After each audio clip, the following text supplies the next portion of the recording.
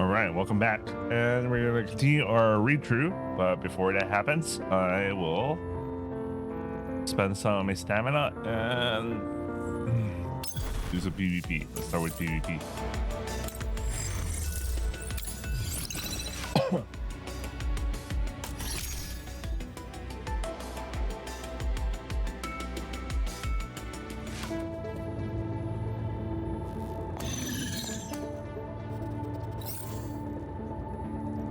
All right, perfect. Target 確認。いないわね。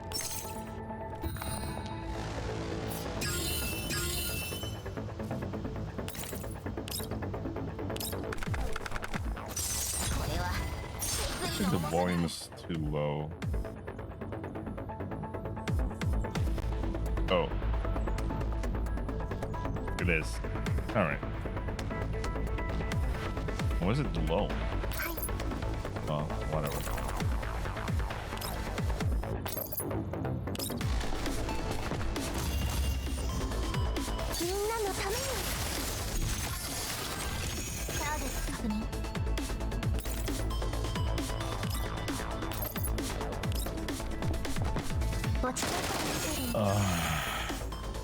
Yes.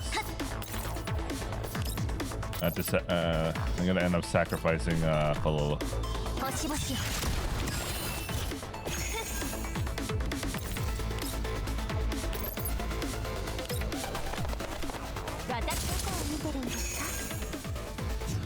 As long as Suomi's dead, it'll make things a lot easier. But yeah, kinda expected.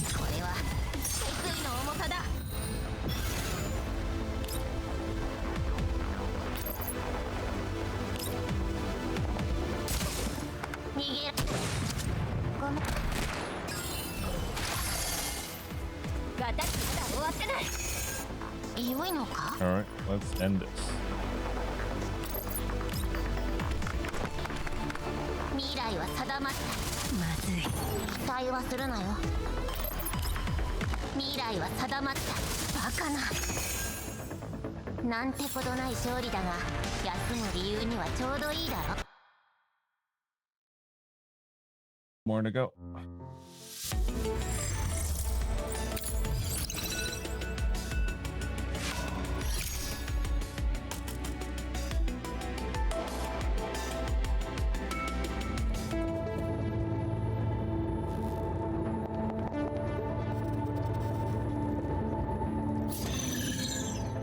KKK. All right. Target 確認。いないわね。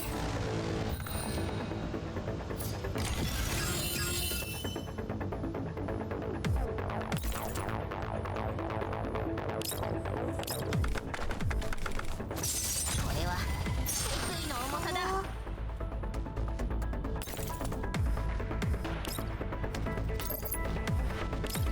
Interesting tactic you're trying to go there. Very interesting tactic you're trying to go there. But considering she's gonna try to get close as much as close as possible. Yeah. Enough of that. 逃がしません。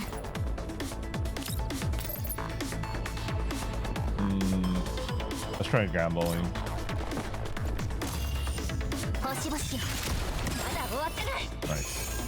And the question is if Macchiato can kill Zoom. 私の方を見てるんですか。ほら、危ないよ。これは決意の重さだ。 That is so far. Okay, I'll try. Yeah, it's not enough.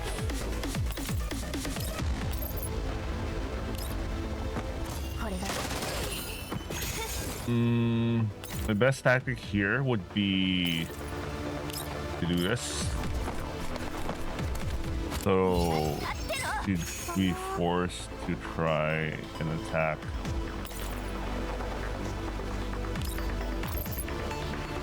No, it's not enough.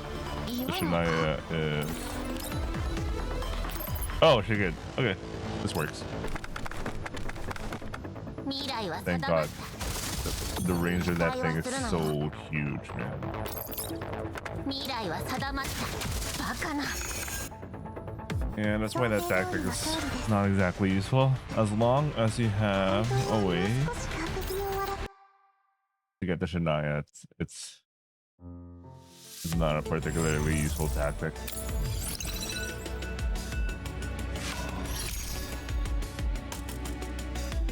Oh, there's a guy. Okay.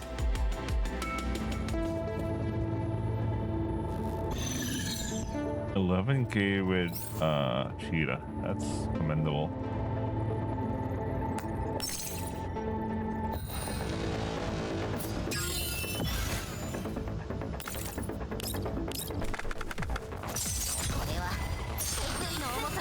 Macchiato should be enough. Oh, interesting. Very tanky. ターゲット確認。 But it all ends here. ゴチ。これで好きなことをする時間ができましたね。 All right. Let me check the cafe. Then we're gonna get started with the event. All right. Let us what? And then we are going to arrange these things. I need to move these things so that they won't accidentally. Right. I need a blue here. Blue here. Oh wait, my bad.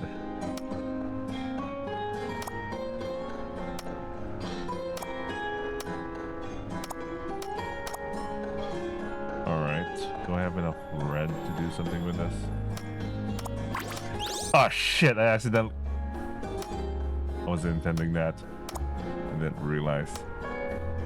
That was a fatal mistake, guys. That was a fatal mistake. I already messed that up. Right.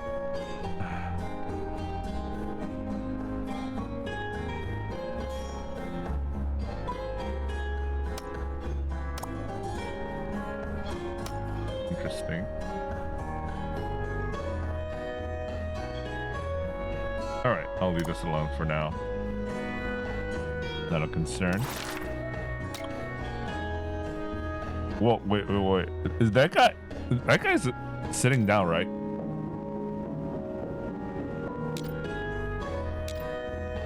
Yeah, this guy was sitting down and he was just sliding through. What the hell? That's kind of cool. Why is Diane staying here? Anyway, let's start the event. Second story. Ooh, this is gonna be a long one, huh? I might need to take a break at around 6:30. It's 5:49, so probably an hour. Just gotta get the rice cooker working and all.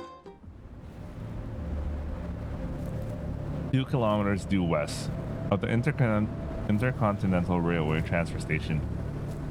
Black-colored IFVs drive out of the mist, the autocannons in their turrets sweeping left and right, searching for enemies.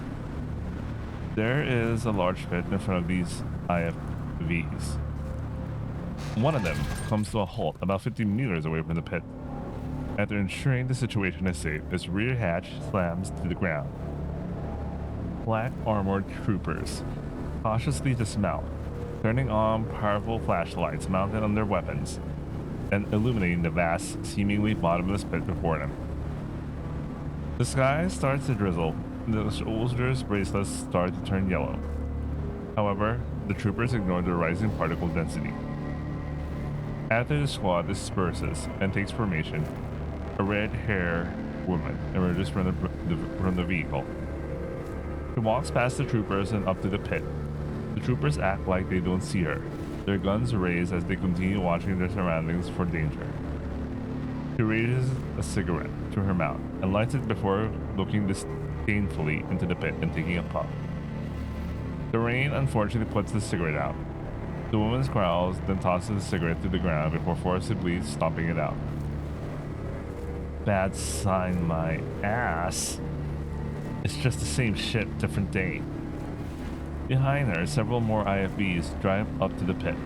Black armored troopers quickly dismount and spread out to scan their surroundings. Soon, they fill up the space in front of the pit.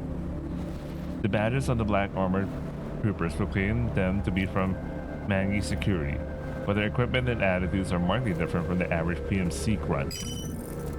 The woman changes the channel on her radio and begins giving orders. Everyone, listen up. This is a hazard level 3 assignment. Charlie, Delta, Foxtrot teams, head underground and carry out Plan C27. Bravo and Echo teams, watch the perimeter. Alpha team, stand by. Now, as for our ROE. She takes out another cigarette and lights it. After taking a puff, she pauses for a moment. Then the woman slowly exhales a cloud of smoke before giving her orders. Kill everything that moves. The black armored troopers are silent. The woman gestures, and the 3 teams of men immediately pivot and head into the pit, while the other 2 begin establishing a defense line around them. The woman continues smoking her cigarette. The soldier behind her waits until she's done before walking up and asking her a question. Agenda Lentine, why are we deploying 6 combat teams on a single level 3 assignment? Because the brass paid to deploy 6 combat teams. Even so, don't you think 6 teams is a little too much? Does the black op this time around really bother the brass that much? Just look. Lentine points at the terminal in her hand, which shows the view from the trooper's helmet camera system. She grimaces in disgust as she looks at the insignia on the wall, then covers it up by lighting another cigarette. Paradeus again. The squad leader shakes his head. They've been way too active recently. It's been making us look bad too. You mean our nickname? Thanks to all this goddamn black op, even the rest of the Mangi security force would rather die than let us help them. I mean, have you even heard the nickname they gave us? Omen. You don't like it? We're the best of the Mangi security. We should be something like Shining Edge, not Omen or whatever. Shining Edge. The woman suddenly laughs out loud, then cuts off her laughing by sticking a cigarette into her mouth. After taking a puff and getting her breathing under control again, she begins to speak. Frankly speaking, I actually like that name. Nobody who hears it is going to have any illusions about what we're going to do next. She points at the squad leader's head. Say, Kenny, when you became a security contractor, did you actually think you'd be keeping anything safe? Of course not. Did you know? I really hate it when people go expecting something of me then end up depressed when their expectations fall short. I keep hearing crowd during missions like, aren't you here to save us? Or, how can you do this? And whenever I do, it makes me think I'm just a parrot in a cage. A parrot? Because everyone thinks you should be saying what they expect you to say. Nothing else registers as proper words to them. It's just noise, like a rooster going ah or something. Kenny is momentarily at a loss for how to respond. Just then, a voice comes in over the radio, and the 2 of them end their chit-chat to check the terminals. Adjutant Lindeen, we're closing on the target area, preparing to enter. Switch off all security cameras, but leave one patch directly into our CON channel. Do not record any imagery from this mission. Roger. Have Delta block off the entrance. Foxtrot will cover you. Use up all your explosives. Roger. Time for work. Lentine tosses the cigarette butt aside and heads for her IFV, with Kenny trailing after her. Once they get inside, the monitors inside the vehicle show the positions of combat team members who have entered the tunnels and the view from their body cameras. On the screen, the black armored troopers are moving from the elevator platform toward a huge smashed gate. They enter the room beyond, covering each other in the leapfrog fashion. The room inside contains several dozen huge culture tanks with human body parts and mesh, with glad tendrils floating in the culture solutions. The power source in their middle glows dimly. We've found multiple samples. The power has been cut off. There might be a contact risk. Stay away from those tanks. Inform all teams that the assignment's hazard level has been upgraded to 2. Understood. I'll let them know right away. Looks like the ritual site is down there. It's not often that there's one so close to a green zone. These lunatics are getting wilder and wilder. Don't let your ethics cloud your judgment. We take money to solve problems. We're just gophers for a small independent PMC. Take Bravo off sentry duty and had to go down there to support the others. Got it. I'll contact them. Kenny keys his radio and gives orders to the combat team on the perimeter. Lentine's eyes are focused on the screen. The images from the camera continue moving as the troopers take plastic explosives out of their backpacks, which they plant in various corners of the room. No life forms detected nearby. Charges have been set, awaiting further instructions. Proceed for... Ah! There is a shout from behind, and the image shakes violently. The viewpoint quickly turns to the rear, where a trooper in the back has been impaled through the forearm by a thorny plant stem from one of the culture tanks. The trooper tries to escape, but the stem burrows deeper into his flesh. Rest in peace, bro. Purple liquid oozes out of the stab area, and the trooper's arm immediately swells up. The man beside him draws a knife from his waist and promptly chops off the wounded man's forearm. The stabbed soldier wails in agony, staggering back from pain and shock. His teammate pulls out a medkit and administers a septic and painkillers. The camera view shifts to the plant that is still burrowing deeper into the severed arm. The white-colored mist sprays in from off camera. Abnormal contact has occurred. One man has been injured, suppressing with liquid nitrogen. The vegetation soon freezes over. Unable to bear the weight of the forearm, it falls to the ground and splinters into many pieces. How many times do I have to tell you not to approach those tanks? Lentine sighs and rubs her temples. Send him up. Will do. Lentine leans back into her chair and addresses Kenny in a mocking tone. Well, lucky for him. For the low price of a half an arm, he gets to collect a big, fat compensation paycheck. That guy who was wounded was probably Maceo.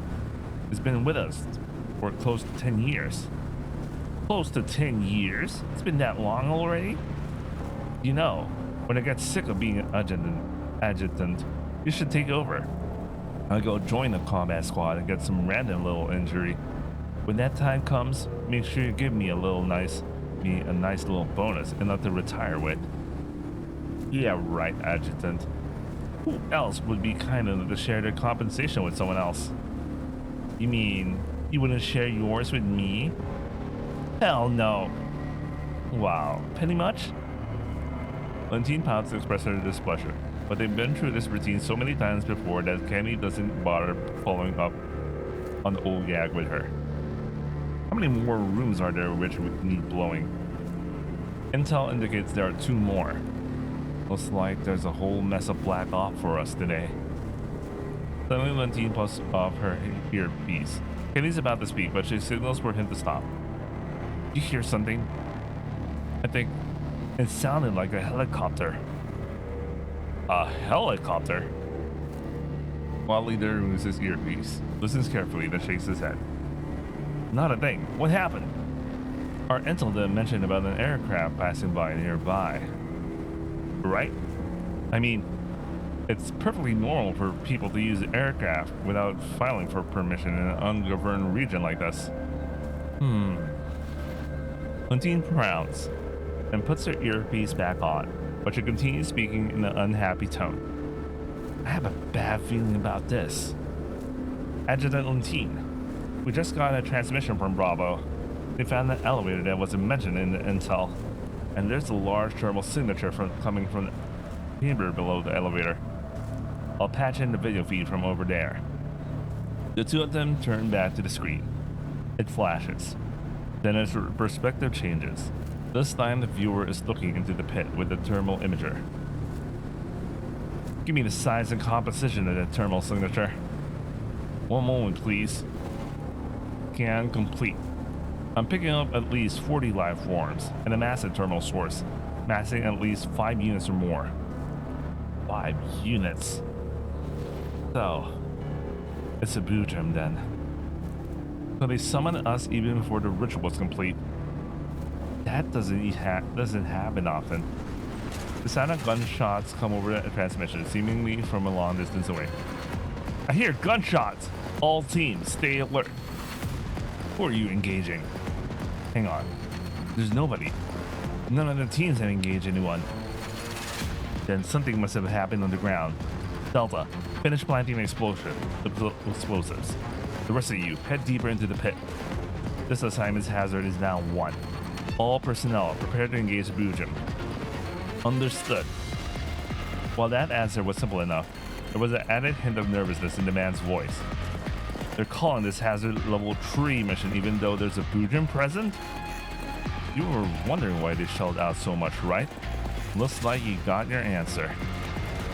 Still, even if the FABN group is in charge of things, a boojum so close to the green zone is going too far. Forget it. This isn't any of our business. Have Alpha prepare themselves. We'll be... Suddenly they hear bullets strike the exterior armor plate of the vehicles, followed by an emergency transmission over the radio. This is Elko. We've engaged unknown dolls. They're attempting to enter the underground chamber. Dolls? How many? Unable to estimate. They have a sniper. 2 of our guys have been hit. We're pinned down. God damn it, Kimmy. Get the IFV over and give them fire support. Why now of all times? Rhino 2, Rhino 3, what the hell are you doing? Why aren't you returning fire? What? Your optics were destroyed. You shower of useless assholes. Must I do everything myself? Kenny climbs into the gunner's seat, prepares to manually control the autocannon for the attack. However, there is the sound of crisp impact from outside the vehicle, and the gunner's monitor in front of him promptly bursts into a sea of static. What? Don't waste your time. We aren't going against ordinary dolls. Alpha, mount up. We're going in to assist. Alright, it's time. I'm approaching the corridor coordinates Miss Dandelion sent us. I see some IFVs here. They might end up being a big threat to us.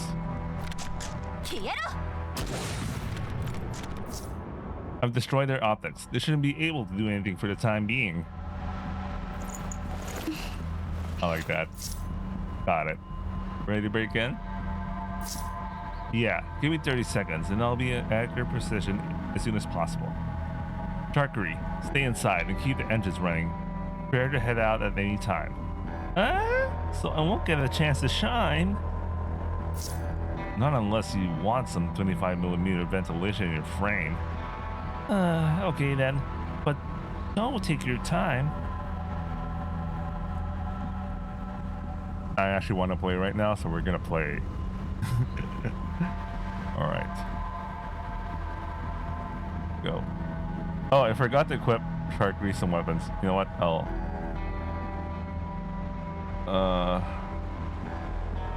We can bring. Yeah, I think we're good.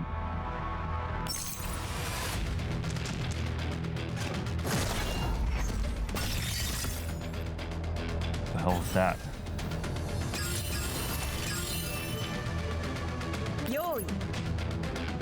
Yo, they're flying.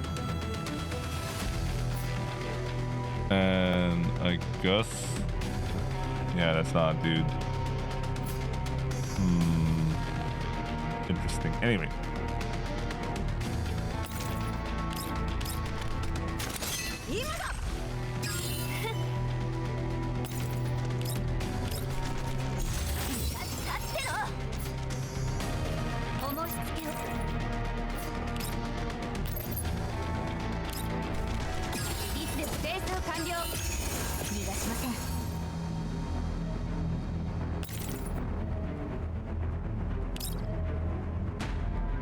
That thing has a huge ass range.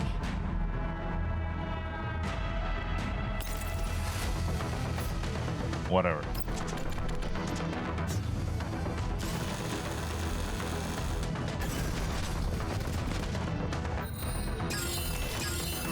Time to end this.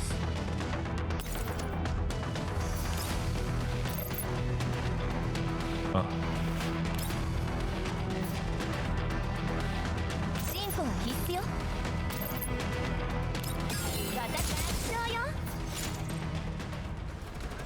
We can't hold him, Adjutant.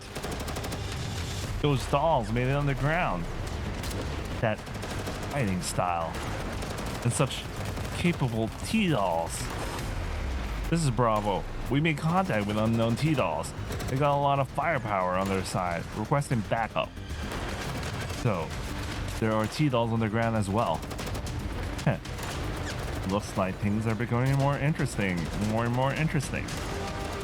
Interesting? Leave 3 people behind to tend to the wounded. Everyone else, follow me. We're going after those dolls. Got it. Meanwhile, on the other side of the pit. How many more enemies are there? There should be at least 50 according to the scans, right? Is there another way? As you can see right now, I'm just a diner. Look, I'm being serious here. In that case, we should be able to solve the problem handily once our reinforcements arrive, right? Reinforcements? Where are we getting reinforcements from?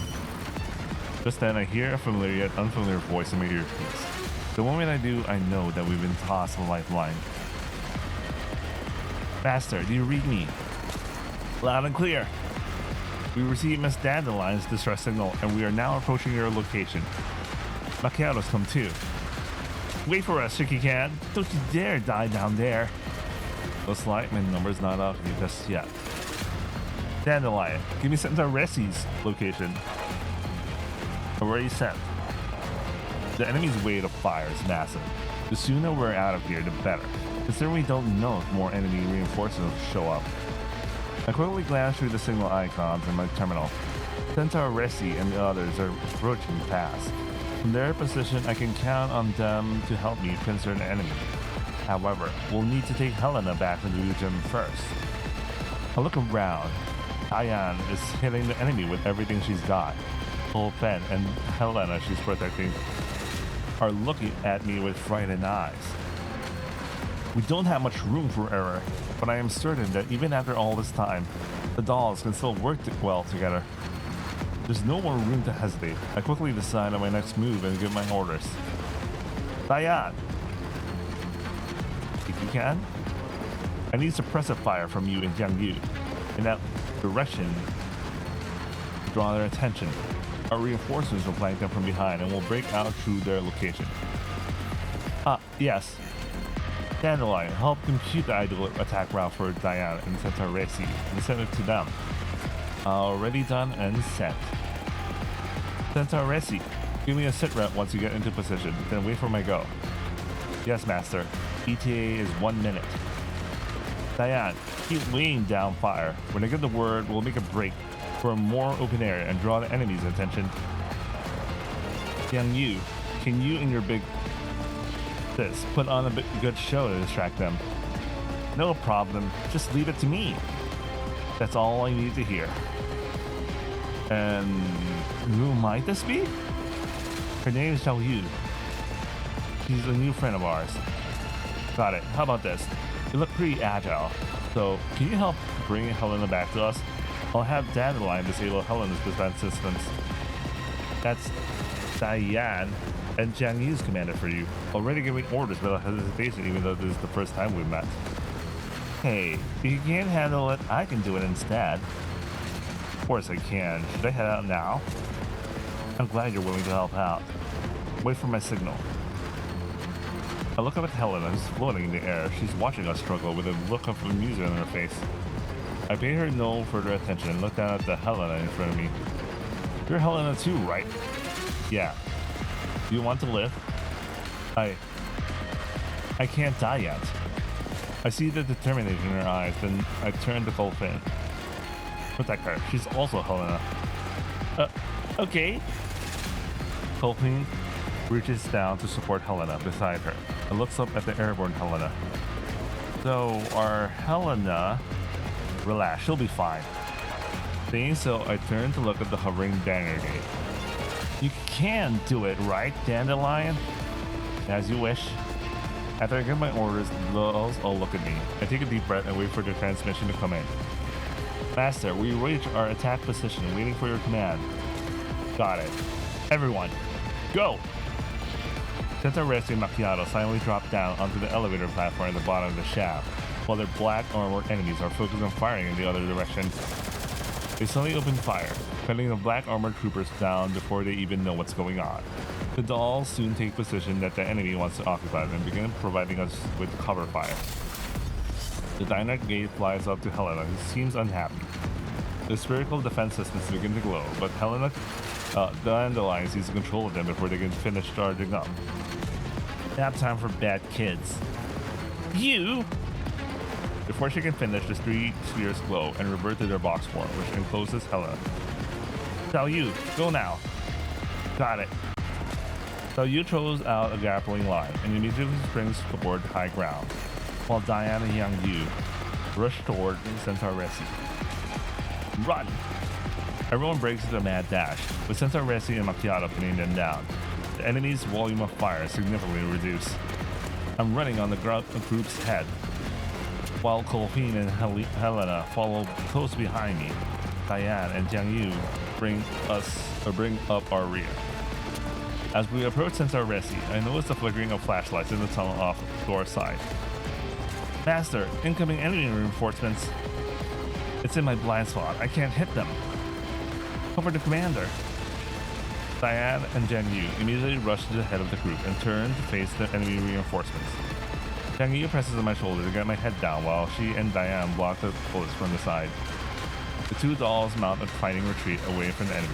Dazzling flashes of light erupt as bullets splinter and fragment against their frames, but they grit their teeth and continue returning fire.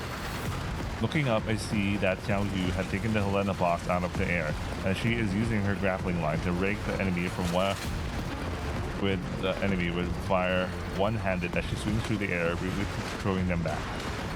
Go now! As the enemy fire falters, we begin another sprint towards Centauressi location. Xiao Yu makes a hard landing beside us, and the diner gate follows closely behind her. Centauressi, use this!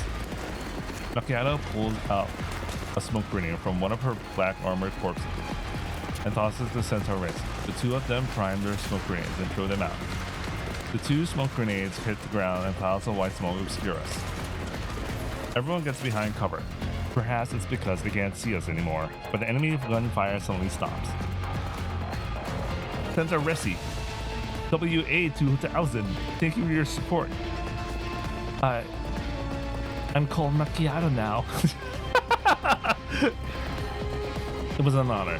Miss 95 and 97, are you alright? We're fine. Our frames are still functional, but we should leave ASAP. I look at the dolls. Diane's shoulder and head are damaged, while Jiang Yu has 2 holes in her thigh. Centauressi and Macchiato held them onto the platform elevator. Colfin holds a panting Helena as they make their way forward, while Xiao Yu struggles with dragging a huge box on her back. I run onto the elevator too. It groans and rumbles before slowly grinding into movement. The dolls keep their weapons pointed the way we came, but no enemies follow us. The thunderous gunfire that surrounded us just now suddenly vanished. The surroundings are quiet except for the noise of the elevator. For some reason, I don't feel the joy of narrowly escaping death. On the contrary, A sense of foreboding fills my mind. Sharkry, are there enemies at the position we entered from? Not right now. Are you sure? This is important.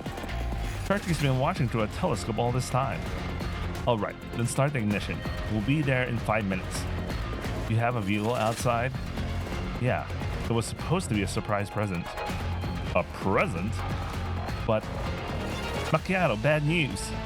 I'm seeing tons of IFVs heading toward your location. How many? 1, 2, 3, 4, 5 of them. Isn't that all the IFVs we saw just now? What should Sharkry do? Prepare to engage. Commander, there are IFVs trying to intercept us. I should have known they wouldn't let us go so easily. Master, I have a plan.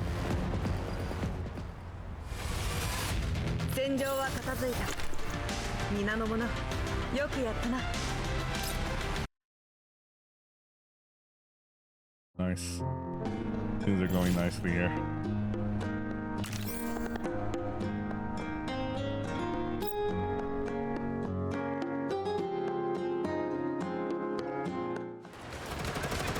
Adjutant Lentine. Look out! The red-haired woman is caught off guard, but the green-clad doll suddenly jumping across her path and forgets to duck. Kenny tackles Lentine to the ground, and the bullets that would have hit her square in the chest instead slant into the man's back plates. The other troopers immediately stop shooting and drag the two of them into safety. The woman gets to her feet and immediately checks on the squad leader's wounds. Kenny, are you alright? Hell if I know. She quickly inspects the place where he got struck and finds a bullet stuck between two of his ballistic plates. Get up already. It's not going to get you pregnant. What the fuck? Okay. The woman kicks the squad leader. After realizing he wasn't injured after all, Kenny scrambles to his feet. Lentine pays him no further heed. Instead, she appears from behind their cover. The smoke cloud has fully spread out. She can't see anything. Adjutant, we lost sight of the target. Should we pursue? Give me a casualty report. We got 12 KIA and 25 WIA. Losses are serious. Bro, that's a lot of people basically out of commission. God damn motherfuckers. After them. I want them all to burn in hell. Calm down, Adjutant. We're at a huge disadvantage fighting dolls at this range. Lentine trembles with rage. She pulls out a cigarette and takes a deep drag from it to calm herself down. After a brief period of contemplation, her reason wins out over her emotions. Bravo, evacuate the wounded. Everyone else from the other teams who can still move, form up into a squad and follow me. We're heading up to the surface to wipe them out. Once we get out of the underground levels, blow all the charges. Yes, ma'am. Kenny, have everyone from Echo who's still alive try to have bees over to block off the exit of those dolls they're using. Stop them no matter what, even if it means having to physically hit them with your cannon barrels. I'll contact them right away. The attack and losses sustained have far exceeded anything she had expected. Meanwhile, it's very hard for her not to imagine what has happened here after looking at the course of the Bujum and the deep pit and that of the woman in black outside it. What the hell am I even fighting for? What am I fighting for? Okay, that's a classic line in fucking fucking stuff. Lentine mutters to herself, a mix of emotions in her heart. Then she casts aside her cigarette butt and vanishes into the darkness of the tunnels with the rest of her men. This is Rhino 4, hailing Rhino 1. We picked up Echo and are heading for the tunnel entrance. The few remaining black armored troops file into their IFVs. The rear hatches close up and their engines roar loudly. 1 copies. We're falling behind you, ready to cover you anytime. Bruh, those are huge, man. Those are huge. Anyway. And I guess she's augmented. Because not only those are huge, even her arms are like fucking big, man. The 2 IFVs stop at the entrance of the tunnel. It is wide enough that they can drive into it side by side. The remaining 3 IFVs are parked outside the entrance, flanking it with their autocannons pointing into the opening. All the surrounding objects are riddled with bullet holes, forcing the crew to pop their hatches and physically view their surroundings. The vehicle's headlights turn on. One of the vehicle commanders signals in advance, and the 2 lead IFVs drive into the tunnel. Rhino 4, let the infantry scout the surroundings. Don't let yourself get flanked in ambush. 4 copies. They're on high alert. The black armored men emerge from the vehicle, guns held at the ready as they eye the area around them. This is Lentine. The enemy's taking the elevator up. Head to the top elevator landing and intercept them. Bash them to bits. 4 copies. Adjutant, you heard her. Pick up the pace. Copy. Accelerating now. The IB picks up speed, crushing crates and corpses underfoot. The black armored troopers notice that crushed corpses have Maggie security written on their gear, but their rapid movement soon carries them out of sight. Stopping at the end of the entrance, the IB's headlight casts a clear glow ahead, while the elevator platform noisily makes its way up the shaft. The spinning yellow lights and alarm klaxons are a constant reminder to the IFV's crew and compliment that the elevator is about to arrive. The elevator platform is stacked high with various crates. The IFVs turn the turrets to cover it as it comes into everyone's view. Open fire! Open fire! Roger, commencing attack. While they can't see the enemy's position, the IFV gunners pull the triggers on their hand stations without hesitation.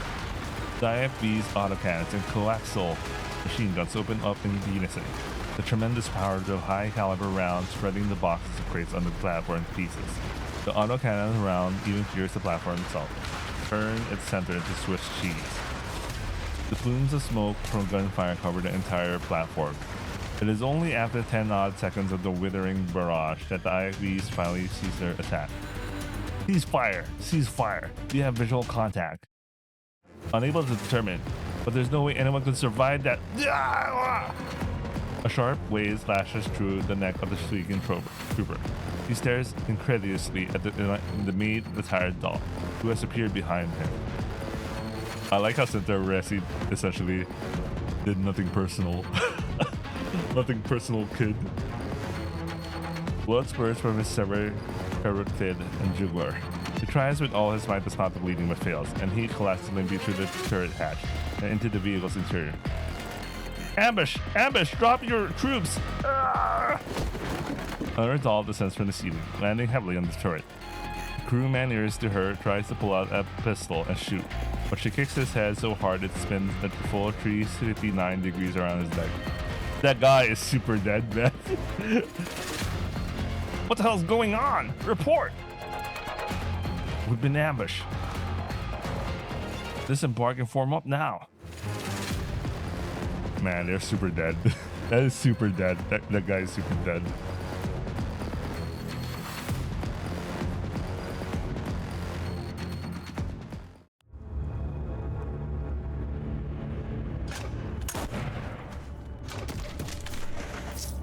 Don't shoot. We'll capture one of the IFBs and wipe out the rest of the enemies. Roger that. Commencing operation.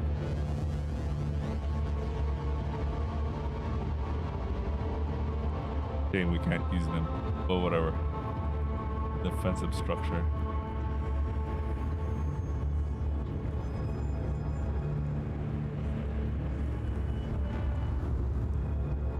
Might be faster to just bring out Subnaya.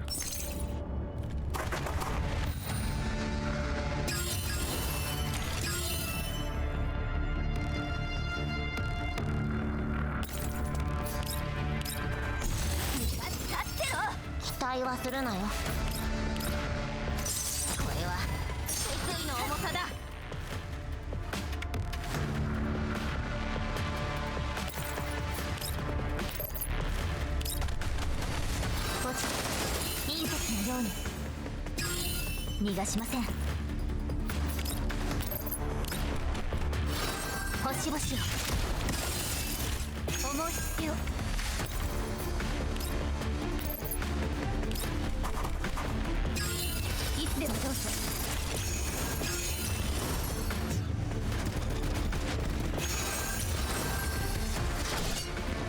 Yo, teleports in front of her.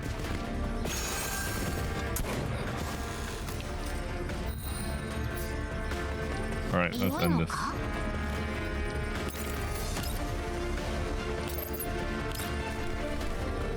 未来は定まった。期待はするなよ。 Thanks, Centauressi. Those auto cannons would have shot us to bits if it weren't for your warning. Climbing up the tiny platform was a piece of cake. Those people were totally underestimating us. Just before the IFBs arrived, the dolls had already carried me and jumped up to the elevator landing, where we hid in a side tunnel, while Jiang Yu and Centauressi lay in ambush on the ceiling, waiting for the enemy to deliver the assault door net. There was no way those enemies would have given up so easily. Macchiato engaged her IFBs when we arrived here, so my guess was that they would have used them to head us off. Heh, you can thank yours truly for destroying their optic systems. Otherwise, they would never have exposed themselves like they did. Good point. We would have had a much harder time if they had buttoned up in their vehicles. Those metal boxes are a real pain. Seeing how proud Macchiato looked, I nodded her direction to show my approval. I like how she blushed immediately right then and there. No, staying here is too dangerous. I gesture for the dolls to gather up so we can begin planning our next move. Thank you, everyone. You were a godsend. Come on, let's mount up. I'll handle the driving. Miss Dandelion, would you mind helping me download some driving software? On it. Centauressi climbs into the driver's seat while the other dolls chuck the corpses out of the vehicles before filling up the passenger compartments. Centauressi finishes downloading the IFB driving software just as everyone finishes taking their places. Just as she begins to reverse, however, a massive explosion comes from deep within the underground complex. Damn it! They must be trying to blow up the place. Hurry! We need to get out of here. Yes, master. Centauressi floors the accelerator in the IFB and lurches forward. The tunnel behind the IFB begins to disintegrate in its wake, and chunks of debris fall from the ceiling like stone rain. Rhino 4, come in. Rhino 4. Echo team, do you copy? I think they're all dead. Son of a bitch. All remaining Rhino units, listen up. Seal out this tunnel exit. The tunnel is collapsing faster and faster, but Centauressi is already driving as fast as the IFB can go. From her perch inside the turret, Macchiato spots more IFBs waiting to ambush us, but there's no way we can slow them down. We can slow down now. Mercury, get over to the tunnel exit right now. We need backup. Go with plan 1. Weapons free. Weapons free? Eh? Is it time for Sharkery's exciting performance at last? Yay! We slam into a wall of lead from the IFBs outside the tunnel, forcing Macchiato to duck behind inside the turret. In front, bullets, cannon shells, and all manner of ordnance throw up the endless rain of sparks as they ricochet off the IFB's armor. Behind us, the collapsing tunnel surges forward to consume us all. Suddenly, a tremor of whirling blades shake the air from behind the IFBs, or outside the tunnel. A helicopter armed with rocket pods had just arrived in an attack position. God damn it, man! It's a chopper! There's an attack chopper out there! A what? Hang on, we're almost there. The black-clad soldiers are running through the wilderness at top speed. The exit behind them belches flame from the demolition charges as they sprint toward the other one. Quick, shoot it! Shoot it! The IVs. Holy shit! Sharkery just destroying everything, man. What the fuck? This Sharkery just fucking them all up, man, with a fucking helicopter, man. The IV's turrets begin swirling, but it's too late for them. Wait, let me take a screenshot of this. Holy shit, man. I'm like, oh fuck. The helicopter hovers midair, and then a volley from its rocket pods turns the IVs into a burning wreckage. The IV from inside the tunnel roars out into the open air and bashes the freaking wrecks inside, trailed by explosions which completely destroy the tunnel in its wake. As the flame chases, the IV carries on toward a small hill in the distance while spewing black smoke. The helicopter gracefully bangs to the side and flies past us, landing on the hill where we're headed. Once we get there, Centauressi puts on the brakes and emerge from the IFB. While I can barely open my eyes because of the downwash and grit, what I do manage to see still shocks me to the core. Nothing could be more familiar to me than the black helicopter before me, except perhaps for the worn but still legible insignia on its side, the shield of G and K. Get to the helicopter! There's no time to admire it though. The dolls pop the IFB's hatches and begin climbing toward it. I help the dolls push Helena and the box into the cabin. In the distance, the black armored troopers have also gotten to the high ground of their own. The woman who leads them anxiously gazes at the helicopter in the distance. God damn it, we won't be able to catch up with them. Kenny, do we have any rocket launchers? We do. Bring that chopper down. Give me a pair of binos. The woman takes the binoculars that one of her men hands her and looks through them at the helicopter. Range is 260 meters. Fire when ready. Through the binoculars, she sees the dolls pulling a human into the cabin. The human takes a seat on the lip of the passenger compartment. Lentine ups the magnification under her binoculars, but when she sees the woman's face, she suddenly freezes. Isn't she from Frankfurt? She immediately changes her mind and gets another order. Ceasefire! Huh? However, the squad leader has already pulled the trigger.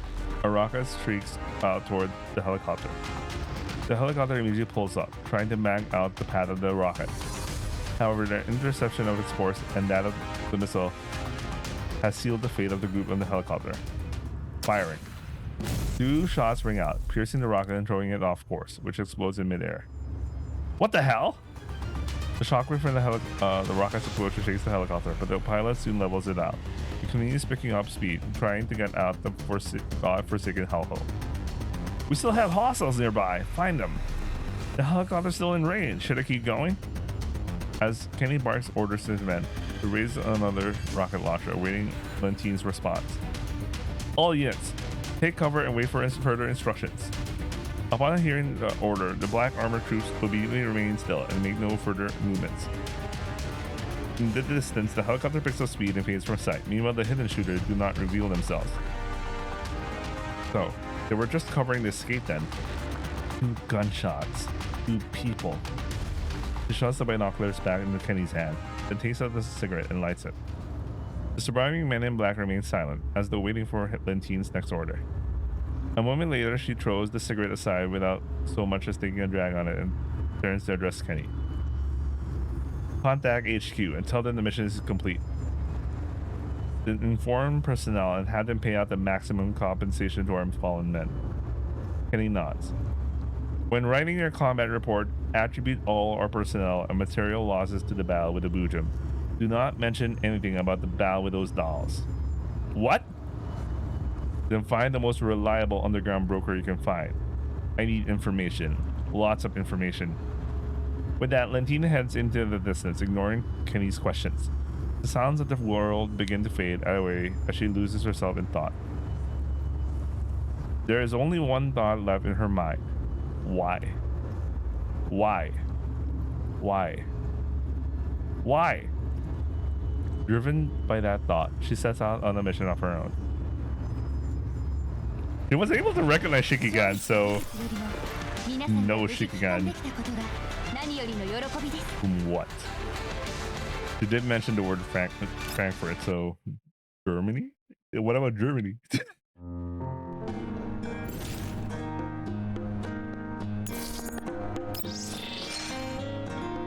Still a long way. All right. What time is it? Oh, 6:30. I have to take a break.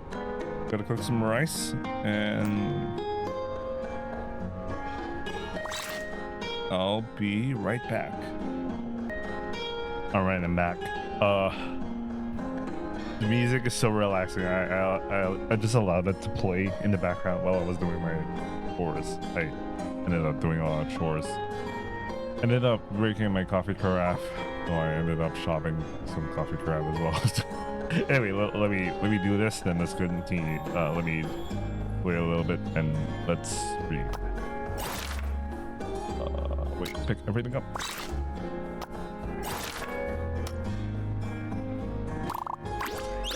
God damn it.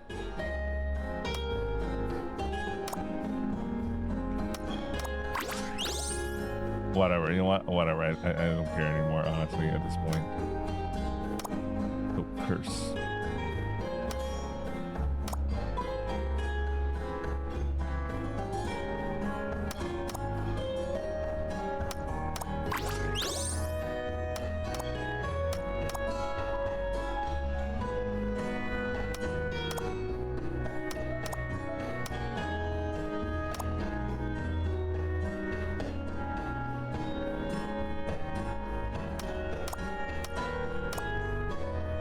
Anyway, continue. Story mode. Oh, this is gonna be a long one. The helicopter rises through the clouds and reaches its cruising height. I get back inside the cabin and close the door, whereupon the active noise cancelling system installed in all Griffin helicopters engages and excludes all outside noise. The silent surroundings make me realize that I left the combat zone. It is only then that I realize that my hands are trembling, a feeling that is slowly rising up my arms. I clench my fist, doing my best to stabilize my heart rate, and then I begin considering the current situation. Based on what I saw just now, the involvement of Paradeus, those PMC troops, and the other Helena are all very unnatural. What on earth is Dandelion trying to pull? Where is she trying to steer all of this? I look at the flying diner gate and think about how to get a straight answer out of her. The missile headed at us clearly did not explode for no reason. From its trajectory and the position where it exploded, someone must have shot it down. In other words, someone secretly saved us. But who could have done that? I pondered the question, but can't come up with anything, since I had no evidence or proof to support it. All I can do is set it aside for now. So, where shall we go next? I'll ask Centauressi and Macchiato later. I'm sure they have plans of their own. Should I continue with this transport mission? I look at the box and the other Helena, who looks just like the one I know, but acts completely different. Once we get to a safe place, I'm going to have a good, long chat with her about what happened before we got to her. After this brief period of contemplation, I look around inside the cabin. This is a standard issue Griffin transport helicopter. Judging by its stability in flight and the normal operation of its noise cancellation, the chopper has most likely been maintained at an active duty spec from 10 years ago. While the fittings are a little old, they're all pretty much standard issue from back then. Even the first aid kits is in the same place. Macchiato heads over to the co-pilot seat and talks to a doll I've never seen before about the flight back. Centauressi takes the first aid kit from under the seat and begins treating the wounds of the dolls who were damaged in the battle just now. The dolls begin exchanging their names and rejoice over surviving the battle just now. I look at Colfine. He's trying to strike up a conversation with the other Helena. The lad does not respond in any way, only looking down at the box. She looks uneasy, but I can tell that she's trying to rein in her emotions. She's been secretly observing everyone since we got on the helicopter and thinking about something. The box had been secured to the cabin floor. Xiao Hu looks worriedly at it, then looks up at the hovering diner gate. Say, this box isn't going to suddenly change back to its sphere form, right? I already assumed direct control over the box authorization. That said, its occupant might be able to take back control. Who knows? Upon hearing this, the girl sign looks up and addresses the diner gate in earnest voice. She is already gone. I can no longer sense the lurking unclean. So she's gone. The diner gate flies in front of the girl's face, its mono eye focusing on her, but the face reflected in its glassy depths does not change. Looks like there's no more danger then. Lucky us. But she has left her burden behind. The box cannot be opened for now. Why? Are you afraid she will replace you? You should not do that if you do not want her to die. After seeing that, the girl lowers her head once again and remains silent, no longer listening to Dandelion's teasing. With a sigh, I look away from their conversation to the dolls. Centauressi had just finished binding Diane's wounds, so I approached them and asked about their condition. Diane, Zhang Yu, are you alright? You don't have to worry, Shikigan. They were merely flesh wounds. Yup, a band-aid or two and we'll be just fine. Diane's injuries aren't particularly bad, but Zhang Yu had suffered a penetration injury through and through to her leg. So Centauressi kneels before her and begins administering first aid. She carefully extracts the bullets and its fragments and fills the wound channel with a packing proxy and applies a synthetic skin patch over the entry and exit wounds. Zhang Yu limbers up her leg, then nods happily to Centauressi in gratitude. Seeing as Centauressi has finished her first aid for them, I decide to ask her the question that's been on my mind. So, what's the deal with this helicopter? Kinda slow in the uptake, aren't you? Shikikan, can't you tell that this is the present that your subordinates prepare for you? The Dandegate shifts its position to directly over my head. I try to look up, but I can't see her. Is that true? Centauressi puts the pools back into the first aid kit, then looks up at me with a smile. Indeed, we heard that you were working in the green-yellow zones all this time, so the Tencho and everyone in Zucchero decided to chip in and get this for you. We were planning to present it to you when you came to the satellite city. However, the situation was urgent and we needed to get here ASAP, so we had to give it to you in this way. You like it, Master? Aye. The sudden surge of emotion leaves me unsure of what to say next. A nostalgia assaults my brain and I look around. I feel like I've gone back 10 years in time. But after seeing the box on the ground and Helena beside me, I realized that I'm no longer in the past. Thank you, everyone. Don't forget to thank Springfield. It took her a lot of effort to acquire this transport helicopter. After Macchiato finishes talking with the pilot, she heads in from the pilot's cabin and takes a seat opposite to me. Did she? And your name now is Macchiato. That's my name now. Make sure you remember it. I will, Macchiato. Is Springfield with you too? Yes. Tencho is waiting for us at CHE-02. CHE-02. It's one of the satellite cities on the escort route. I look up at the Dandegate. It pretends that it didn't notice me looking. We should be safe now. Would you like to contact the Tencho? Yes, we should. Please put me through. Centauressi adjusts the transmission frequency and patches the signal into my earpiece. Soon I hear a familiar voice through it. Oh my, Shikikan. It's been a while since we last spoke. Oh, she's wearing her getup. Nice. Her combat getup. Can't wait to roll her, man. Yes, it has. Sorry for making you go to all this trouble. Now. No need to stand on ceremony, Shikikan. Are things going well on your end? I guess not. You're as funny as ever, Shikigan. Judging by the fact that you're speaking to me over this channel, I take it you already received your present. Yes, although I have no idea how you managed to hold on to it for so long. It's definitely a good gift, though. It's definitely appreciated. That's good to hear. I'll make preparations to receive you at the cafe. A cafe, I see. Speaking of which, I brought a rather complicated bunch of guests with me. Will it be convenient for you? Miss Dandelion has already told me the details of the situation. As for those Helenas, they'll need special care. You may need to make some preparations before coming to the cafe. Preparations, you say? I understand. Oh yes, regarding the Alamo. I explained the situation to Miss Mayling and asked her not to worry. You don't need to worry about the rest. I already told the staff members what to do. Just get some rest along the way. We'll deal with the problems that come up when you arrive at Centauressi. Well, that's Springfield for you. She's already taking into account all the things that were worrying me. I nod and end the call after thanking her. As I take in the view outside the window, a wave of fatigue suddenly washes over me. Apparently, the sense of security I felt from knowing that I was surrounded by my dolls led me to relax unconsciously. I lean against my seat and close my eyes, allowing my consciousness to drift into the depths of my mind. Shikikan. An indistinct voice speaks into my ear. It sounds like Helena. I force my heavy-laden eyes to open and focus my sight on the white-haired girl before me. There seems to be a film of condensation over my field of vision. Helena?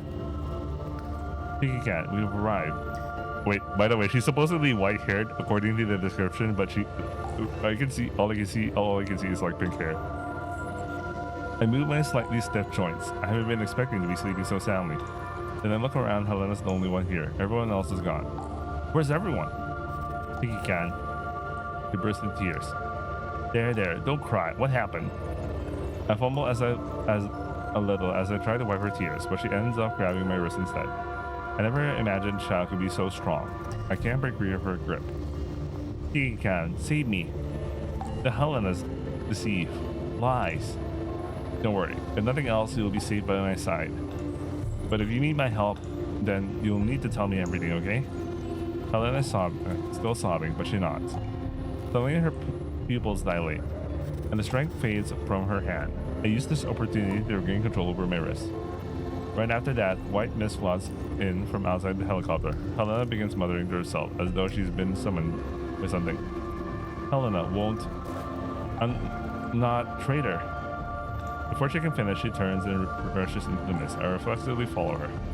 As the mist clears, I grind to a halt as I see an seemingly endless expanse of epitheliums before me. Countless Helenas are walking toward through the flowers. The epitheliums bloom and petals fall like rain. This beautiful scene is indescribably eerie. Helena! My voice shatters the silence of the Helenas. As one, they instantly turn to look at me with vacant eyes.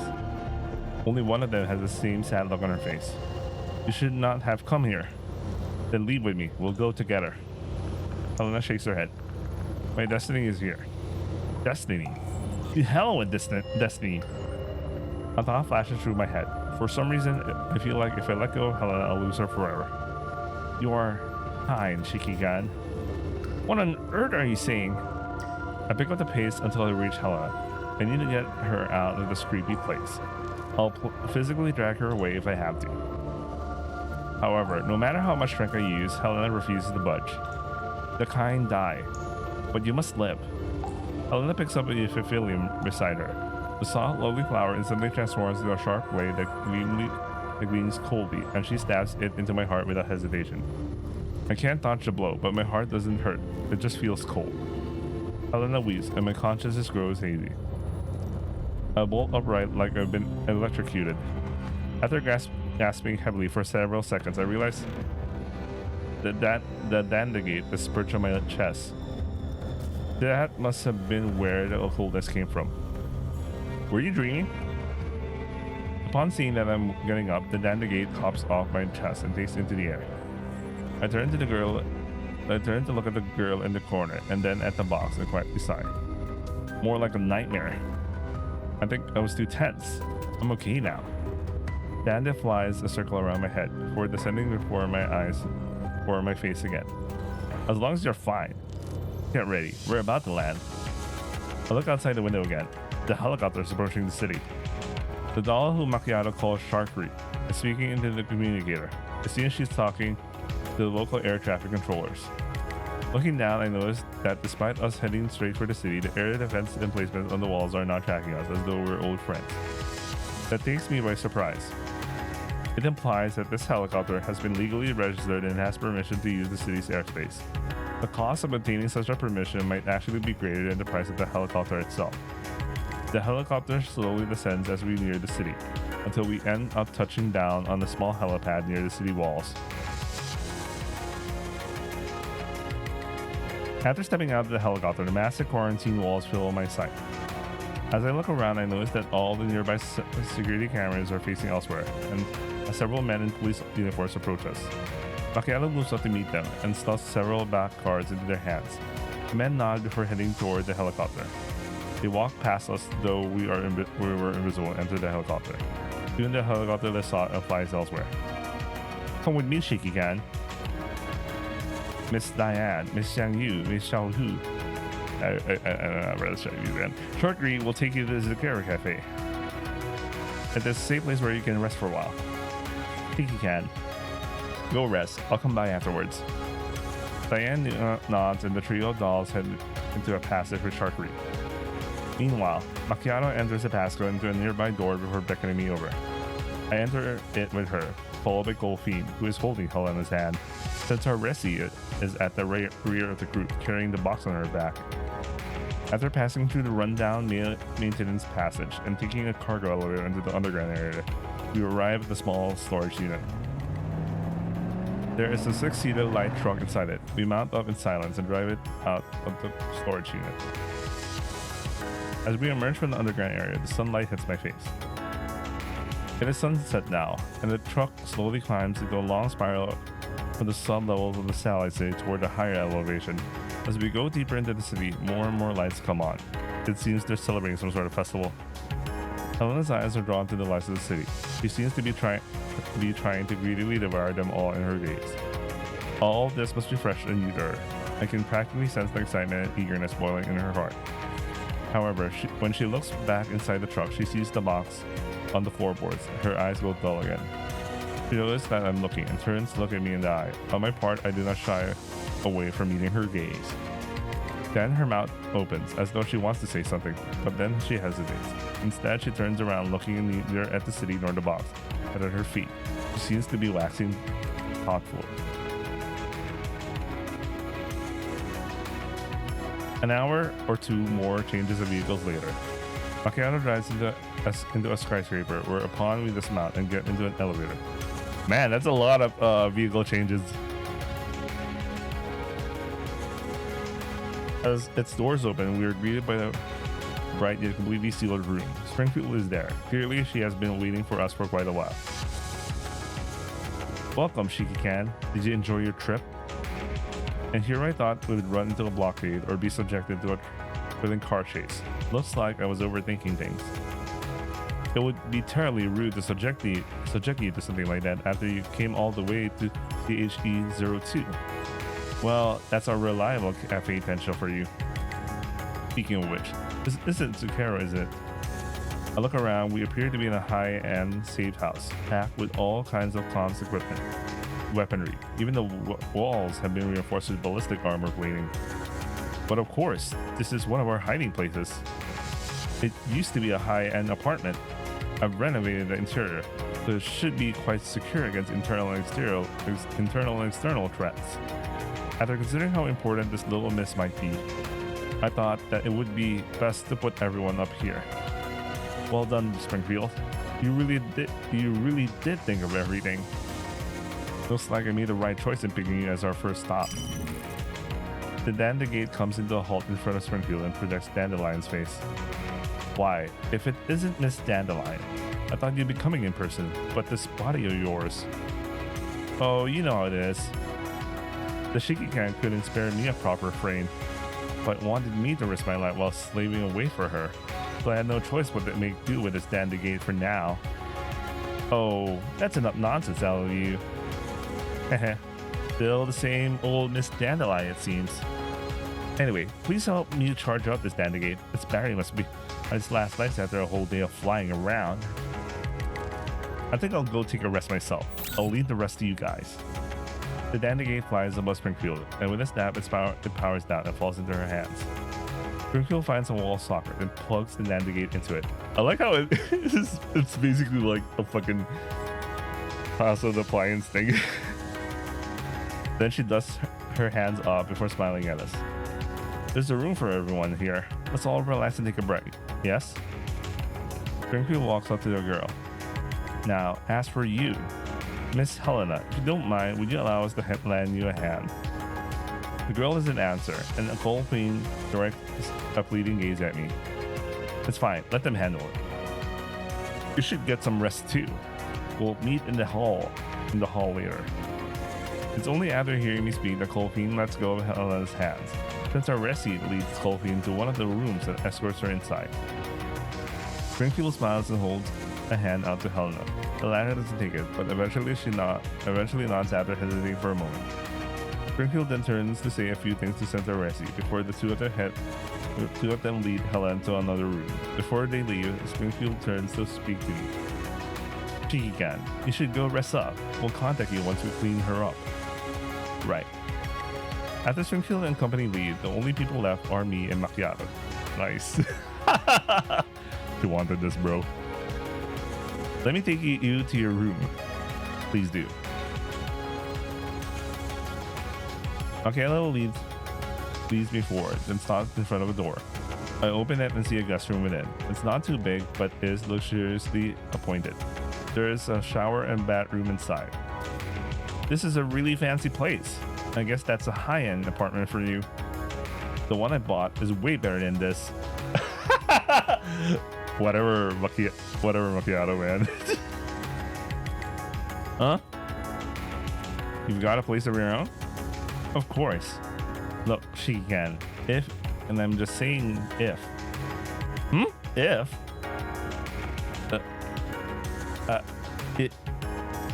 It's nothing. Go bait. You smell like a fire. Okay, I'm going now. Fucking sundeers.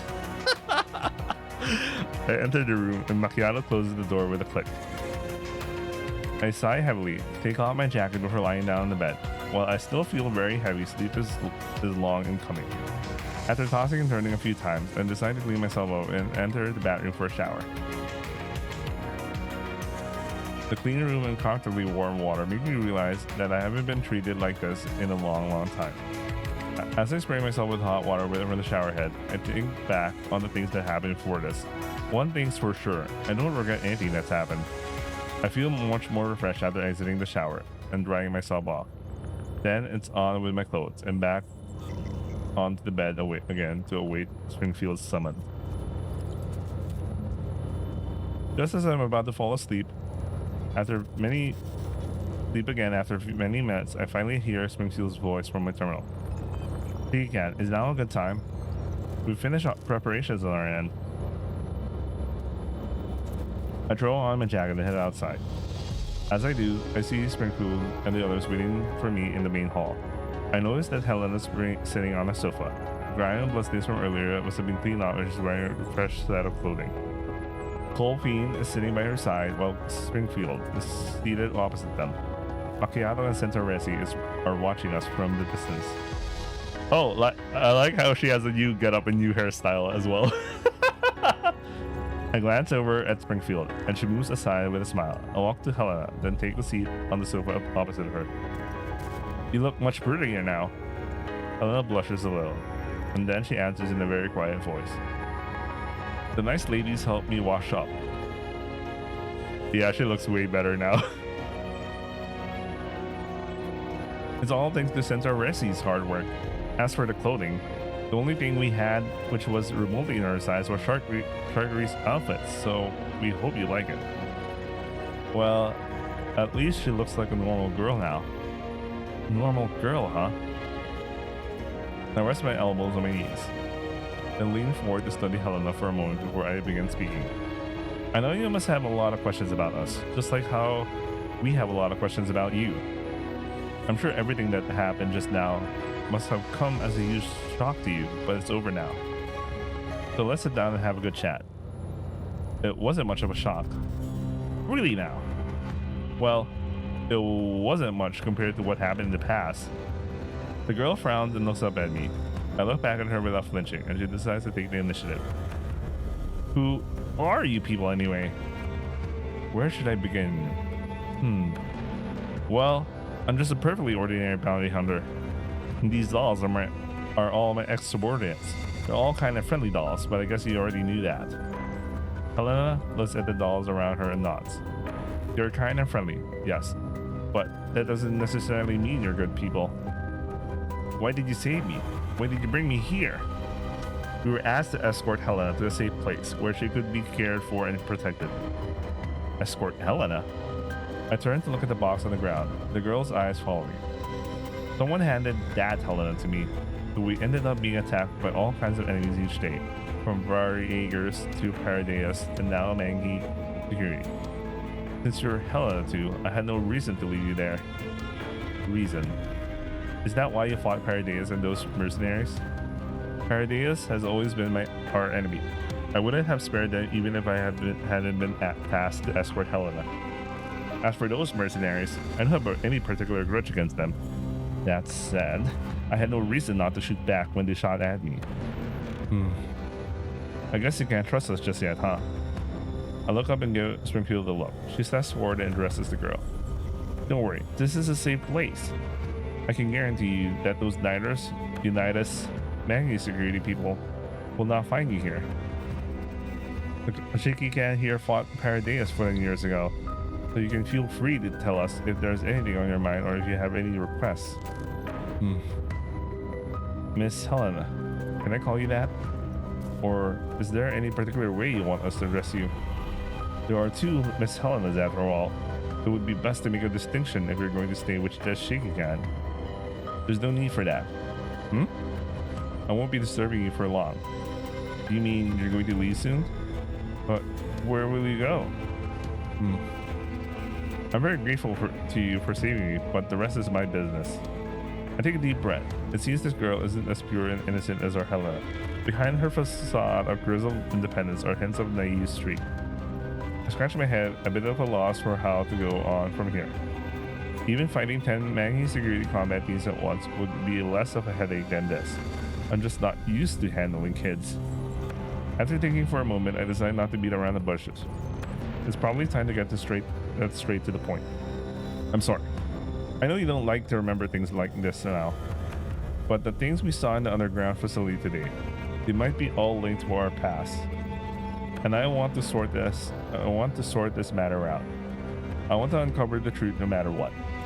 So that what happened back there will never happen again. So, can you tell me everything you know about what happened down there? Why a village full of people would end up being snatched for use as test subjects? Why there was a Mujib and a Niter down there? What kind of ceremony were they conducting? And why Hella, that is to say, you, exists? The girl listens silently as I rattle off a string of questions. She listens earnestly, but shows no indication to answer them. After a long silence, she speaks at last. You shouldn't look any further into this. What do you mean? If you keep investigating, you'll end up like those people in the tanks. You'll end up dead because of me. I'll end up dead because of you? Is that why you don't want to stay here? Because you were worried about that? She falls silent again. There's an anguished look on her face, one that I've never seen on Helena's face before today. Since they look identical, I can't help but compare to the Helenas who've been with us all this time. You look alike, but your personality is going to be any more different. She meets my gaze and practically shouts what she's thinking. I don't know how powerful they are, but you won't be able to get out easily if you get mixed up in this. From the moment I learned Paradeus was involved in this matter, I knew that there was no way I could just stand idly by. Why don't you understand? You knew. I wasn't your Helena back then. Why did you insist on taking me with you? You should have just taken your Helena. I told you before, right? Since you're Helena too. I had no reason to just abandon you there. And even if you aren't Helena, there's no way I'd leave a child in a place like that. Stop pretending to be a good Samaritan. Things surrounding me are darker than you can imagine. There won't be a good end for you if you get involved in this. Too many people have already died because of me. I can't have any more. Do you even understand what I'm saying? I get it, yes. But we aren't going to die because of you. You didn't die. You didn't kill those villagers. And neither did you kill those state sec agents. What? It's not your fault that they died. It's the fault of that cult and the people behind them. If you shoulder the blame for their sins, you'll just be letting the true masterminds get away with their crimes. He's right. Fulfen, whatever, who has been silent all this time, suddenly stands up. Fulfen, the followers of Paradeus. They killed my sister, just like they killed the people in those tanks.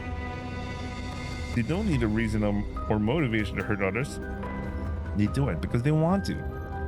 So I can't accept what you're saying. I can't accept how you're taking the blame for hurting others when it's clearly those cultists at fault.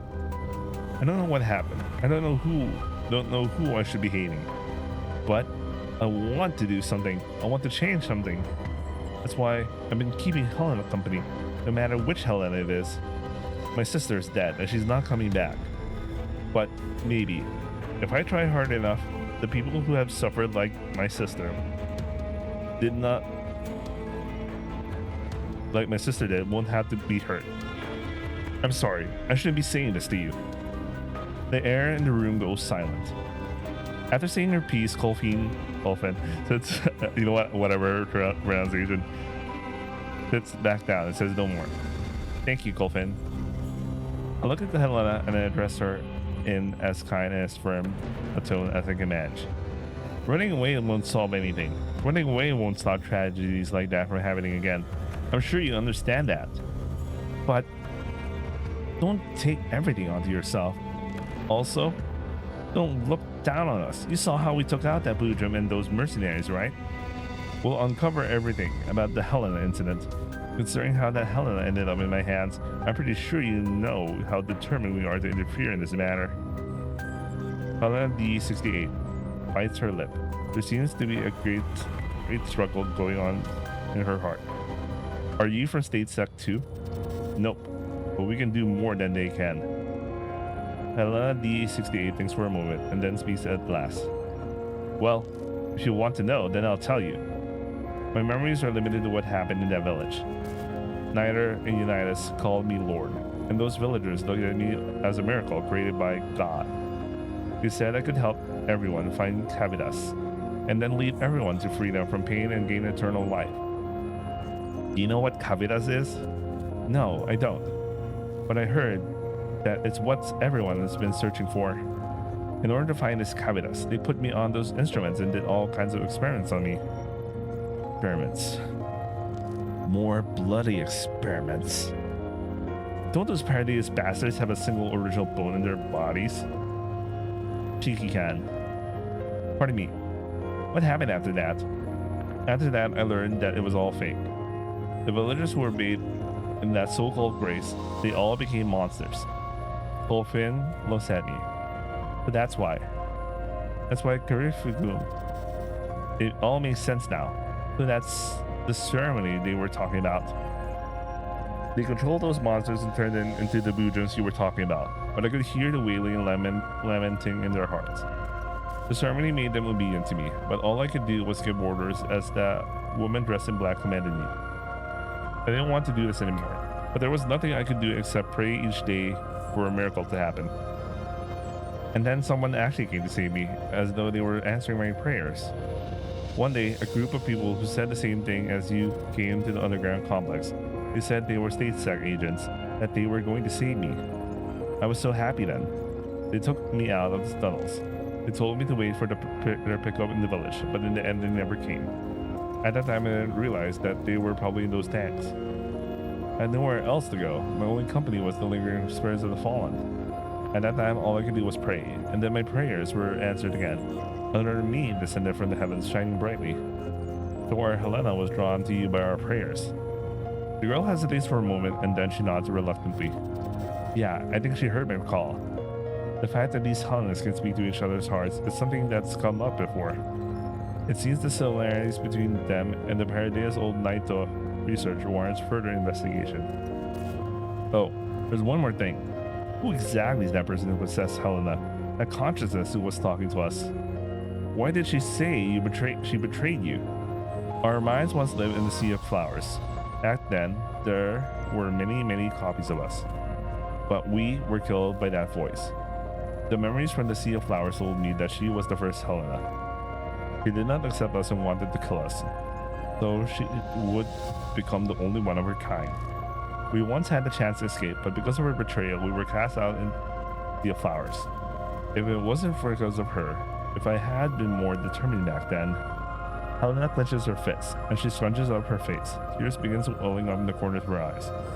I understand. Alright, you said enough for today. Go get some rest. My questions have been answered. What she said indicates that what happened before is essentially the same as what I theorized. Paradise took over a village, tricked its inhabitants into following their damn cult, used them as test subjects to fuse them with plants, which they later combined in the Boojum, then tried to use the Helenas, who used their psychic messages to control them. Meanwhile, Niter and those cultists were responsible for protecting and controlling the Helenas. Mangi Security was responsible for ensuring that the perimeter was locked down. This was a comprehensive biological experimental setup. Well, I don't know what the aim of all those experiments is. It's perfectly in keeping with the Paradise way of doing things. And that also makes me certain that those bastards haven't been completely stamped out yet. Let us handle the rest. I promise you that nobody else will get hurt again. Golfine, stay by her side. And also, we need to check on the condition of the Helen in the box. Will do, Shiki-can. Springfield, please take care of them. We have to discuss our course of action going forward. Understood, Shiki-can. Please leave it to me. Springfield nods to me, and then she turns to the sniffling girl. Miss Helena, you haven't told us how you like us to address you. I think Helena is probably just a code name. I don't think you want to be called that forever, right? I don't. I wasn't given a name. Then, how about you give this lovely little lady a name, if you can? A code name D68 isn't much of a name after a while. You want me to do it? In that case, I scour my brain to try and come up with a nice sounding name for a girl before me. How does Melanie sound? It's not too bad. It's not too bad. Okay, whatever. A guardian of souls. I'm sure those infected villagers must have the lead to protect them, even in the direst of situations. I couldn't do it then, but it looks so bad. I think I understand the meaning behind that name. Please, call me that from now on, Shiki-can. This is an audio clip where the resource ID wolfs a lot of numbers. They will arrive safely. Our missing comrades were confirmed to be there as well, right? Yes, they were killed. But their deaths are not in vain, thanks to Shiki-can's intervention. She's still as much of a busybody as ever. Still, that's just how she is. You don't seem to approve. Her methods are highly inefficient, though they are efficient at times. I don't understand her, but so long as she doesn't interfere with our mission, I won't oppose her. Perhaps that's how humans think. She's just like she was, always so pretentious and very infuriating at times. That's high praise coming from you. However, my assessment is that we haven't gone deep enough. Perhaps we need to establish more direct contact. Very well. Since you're the leader now, I will obey without question out of consideration for the mission's efficiency. Still, don't forget our original objective. Alva.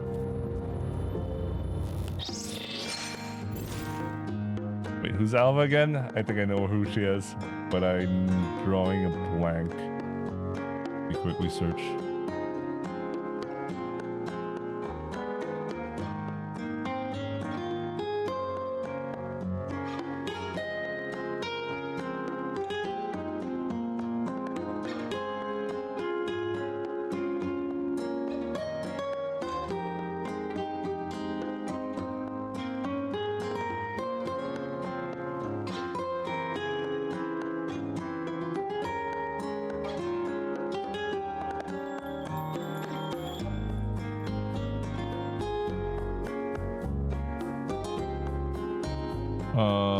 I have no idea who Alva is, so I'm just not gonna think about it too much right now. Let's continue. Wait, let me check some other things. Need a little change of pace.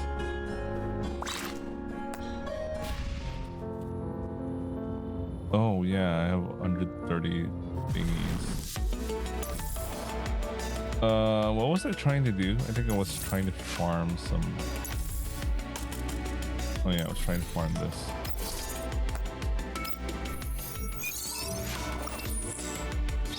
I'm trying to turn them into coins, so I could try to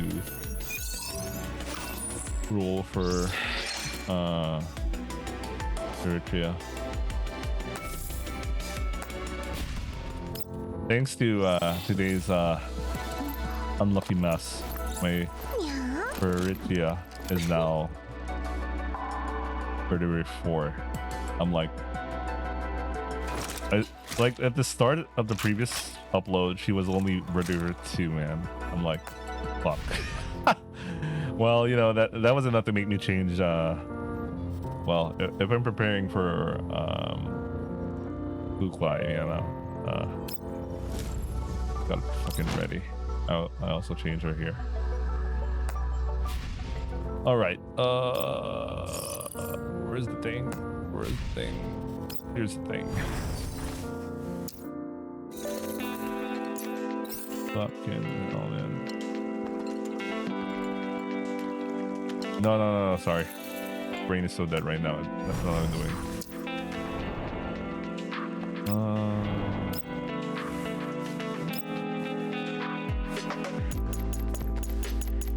Here, we can do a 10 roll.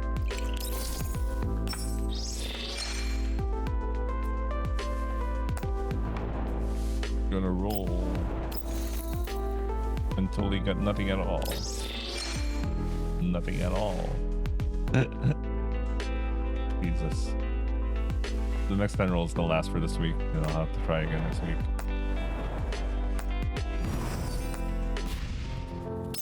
Alright, a little PvP. Then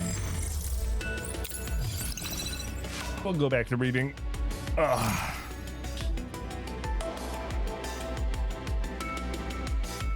Donut steal.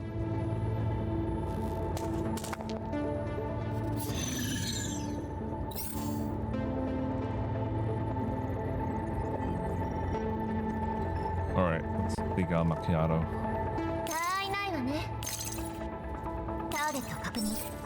After PvP. Oh, never mind. I thought I ran out of water for my humidifier, but it's more like above 50% humidity right now. Raining outside. Thought I ran out of water. That's been a long time that happened.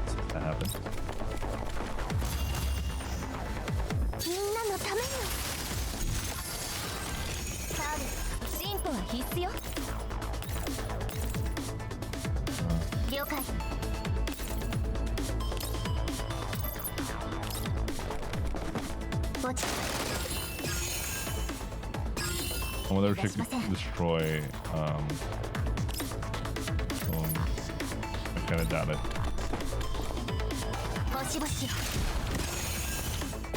Yeah, so annoying. Well, as long as Maki's dead.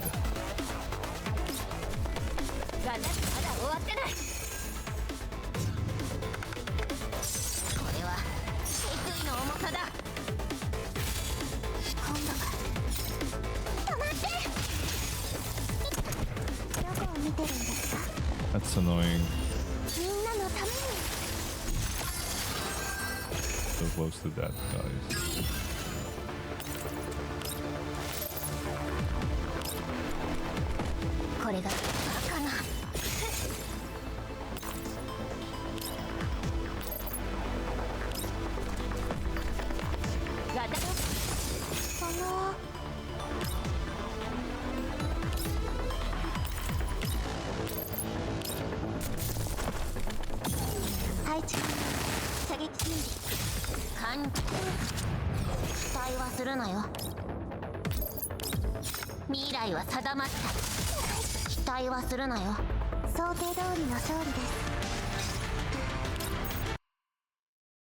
All right, let's go back to reading.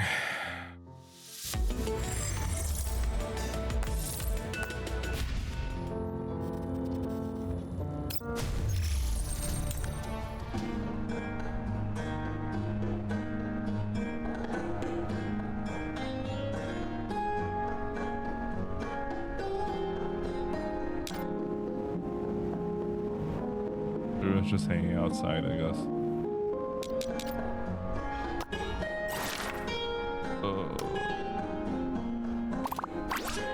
God damn it, I hate when that happens. Oh well.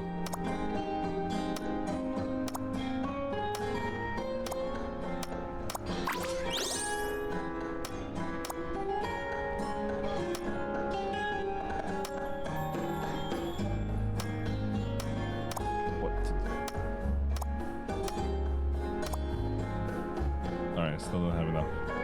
But this should keep it from turning into something.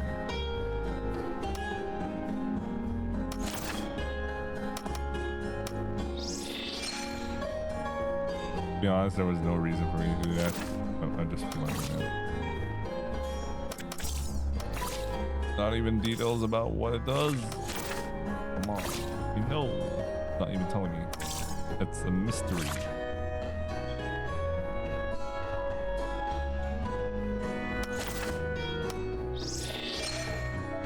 Right.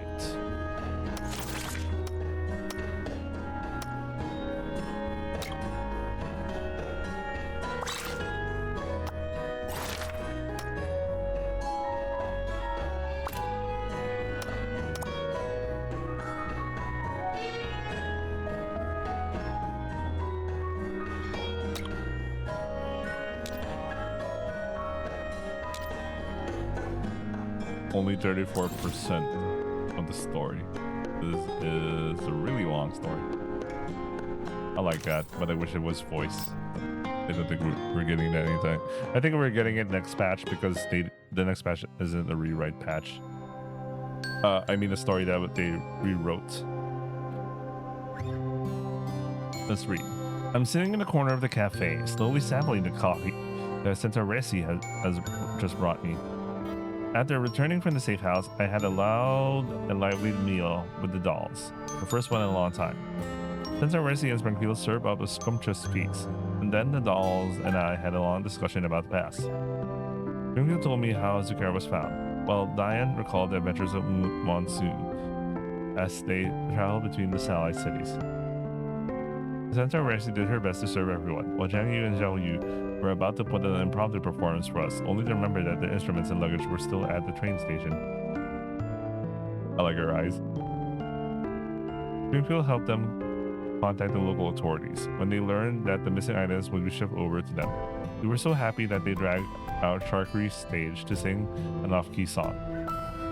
We cleared the tables once we were done eating, or rather they did. I tried to help, but they shooed me away, leaving me no choice but to find a corner to sit down in.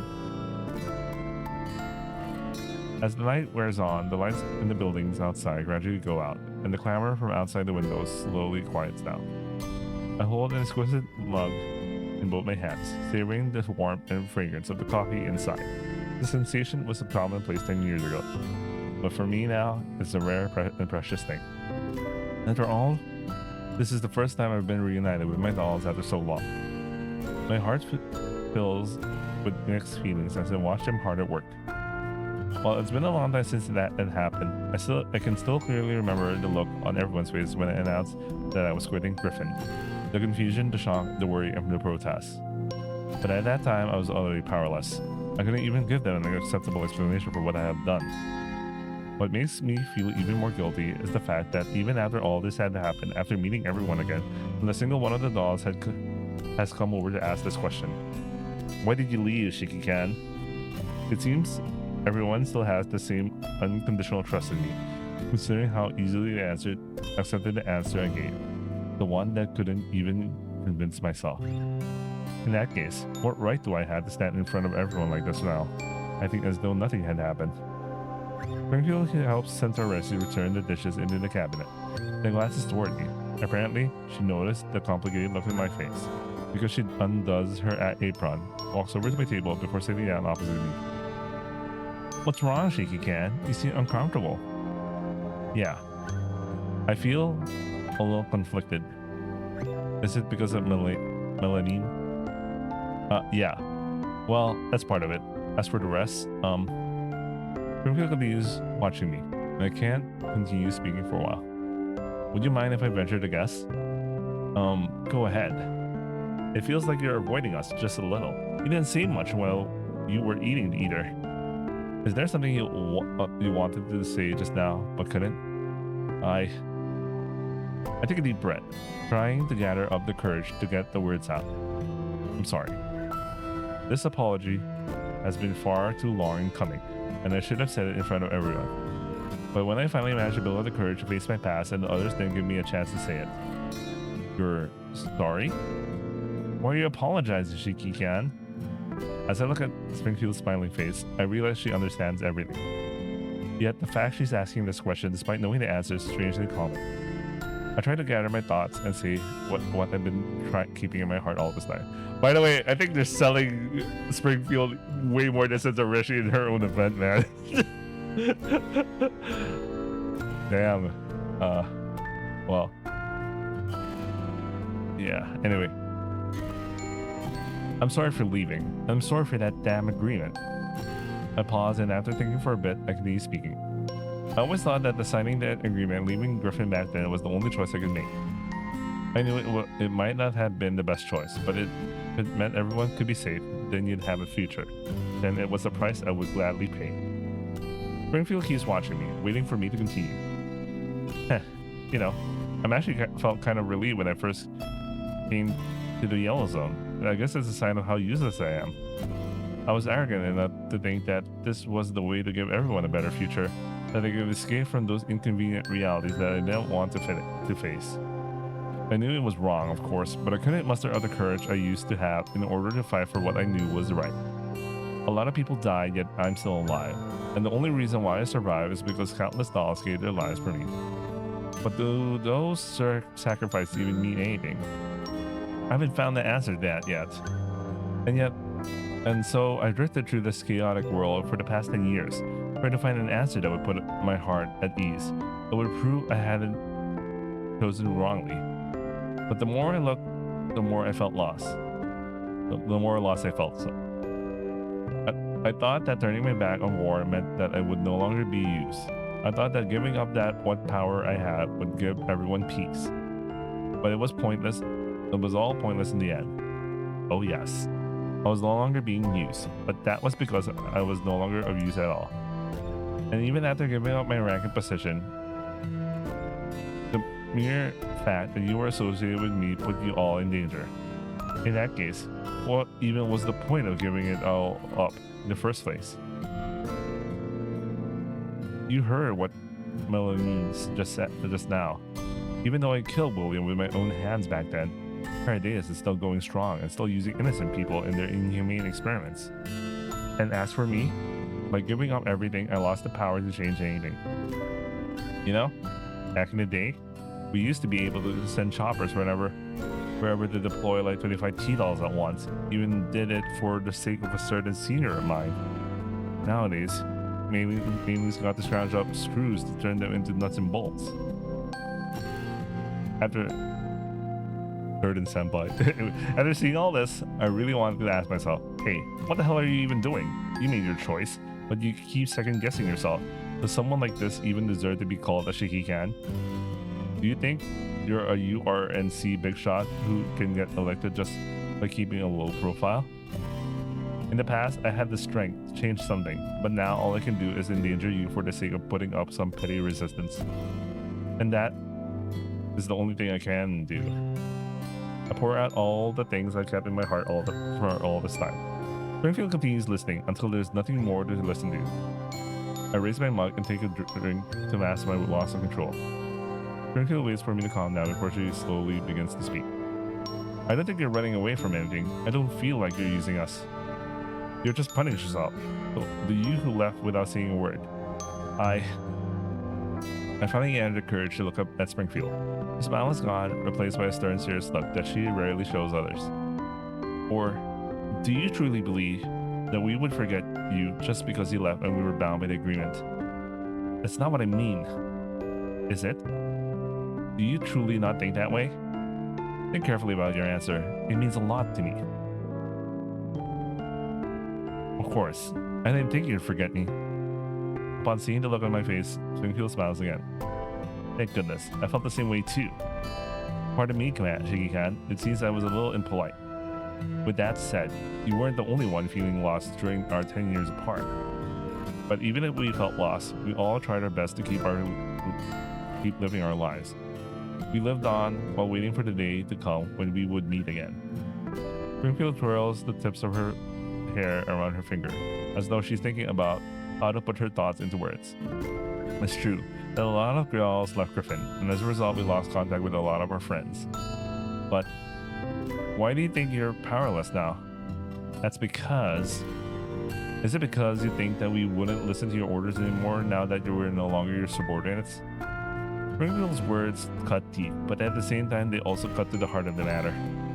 What right do I have to expect them to risk themselves for my personal goals? Indeed, what right do I have to demand that they get hurt in order to protect me?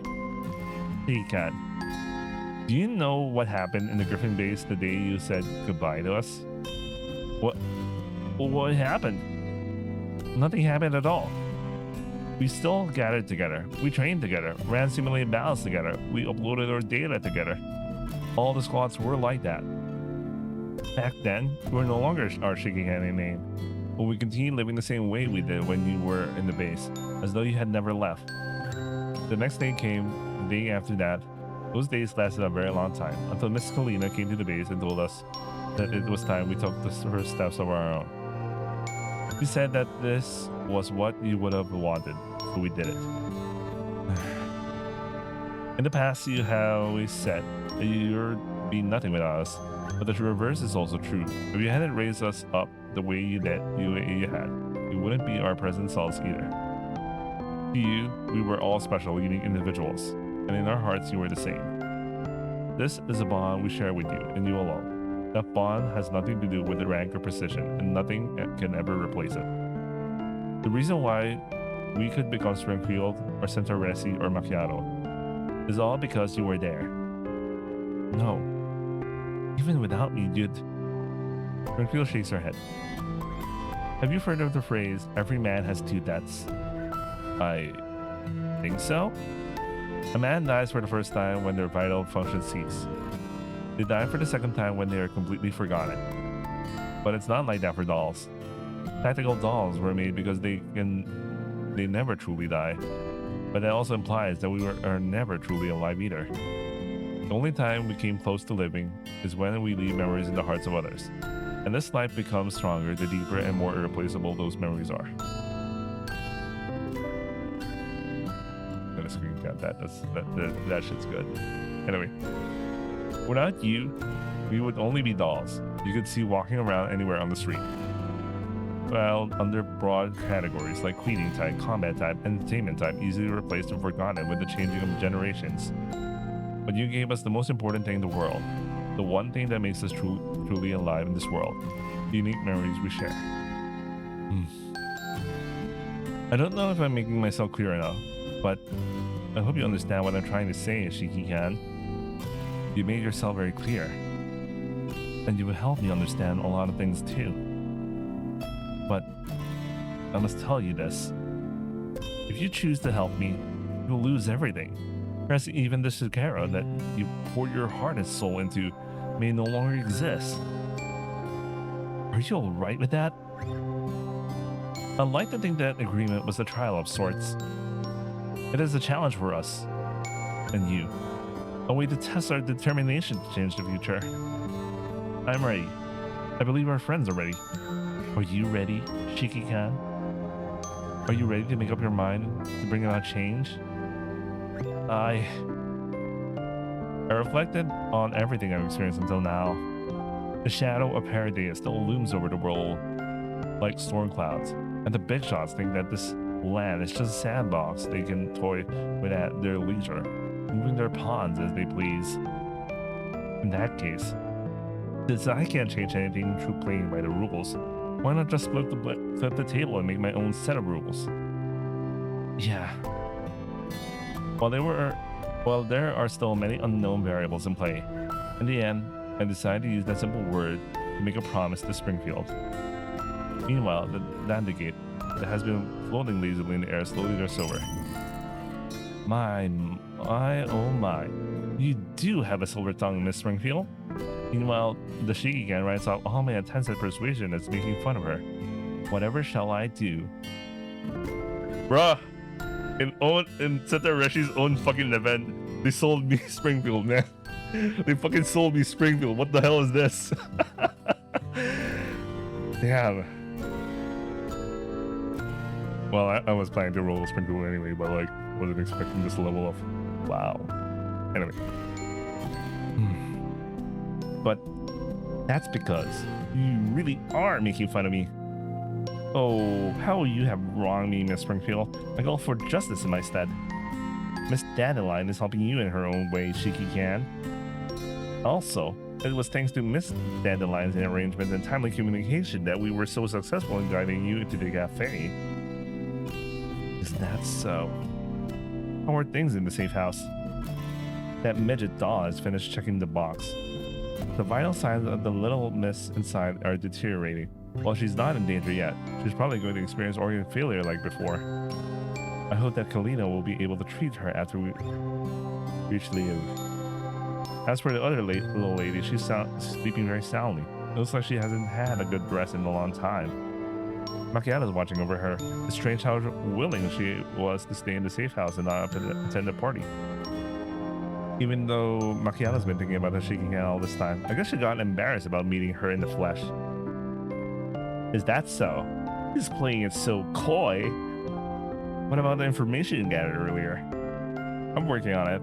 What do you think I've been doing all this time? There's a lot of corporate data in there which needs to be sorted through. I'll let you know when I find a lead. After the dolls cleared the tables, Centauressi serves up a smorgasbord of snacks and drinks. At everyone's urging, I am dragged before the dining table once again. I feel much more relaxed after talking with Springfield, and my conversation with the other dolls flows much more naturally now. The Zagaro's warm welcome is definitely a treat for the dolls' gustatory modules.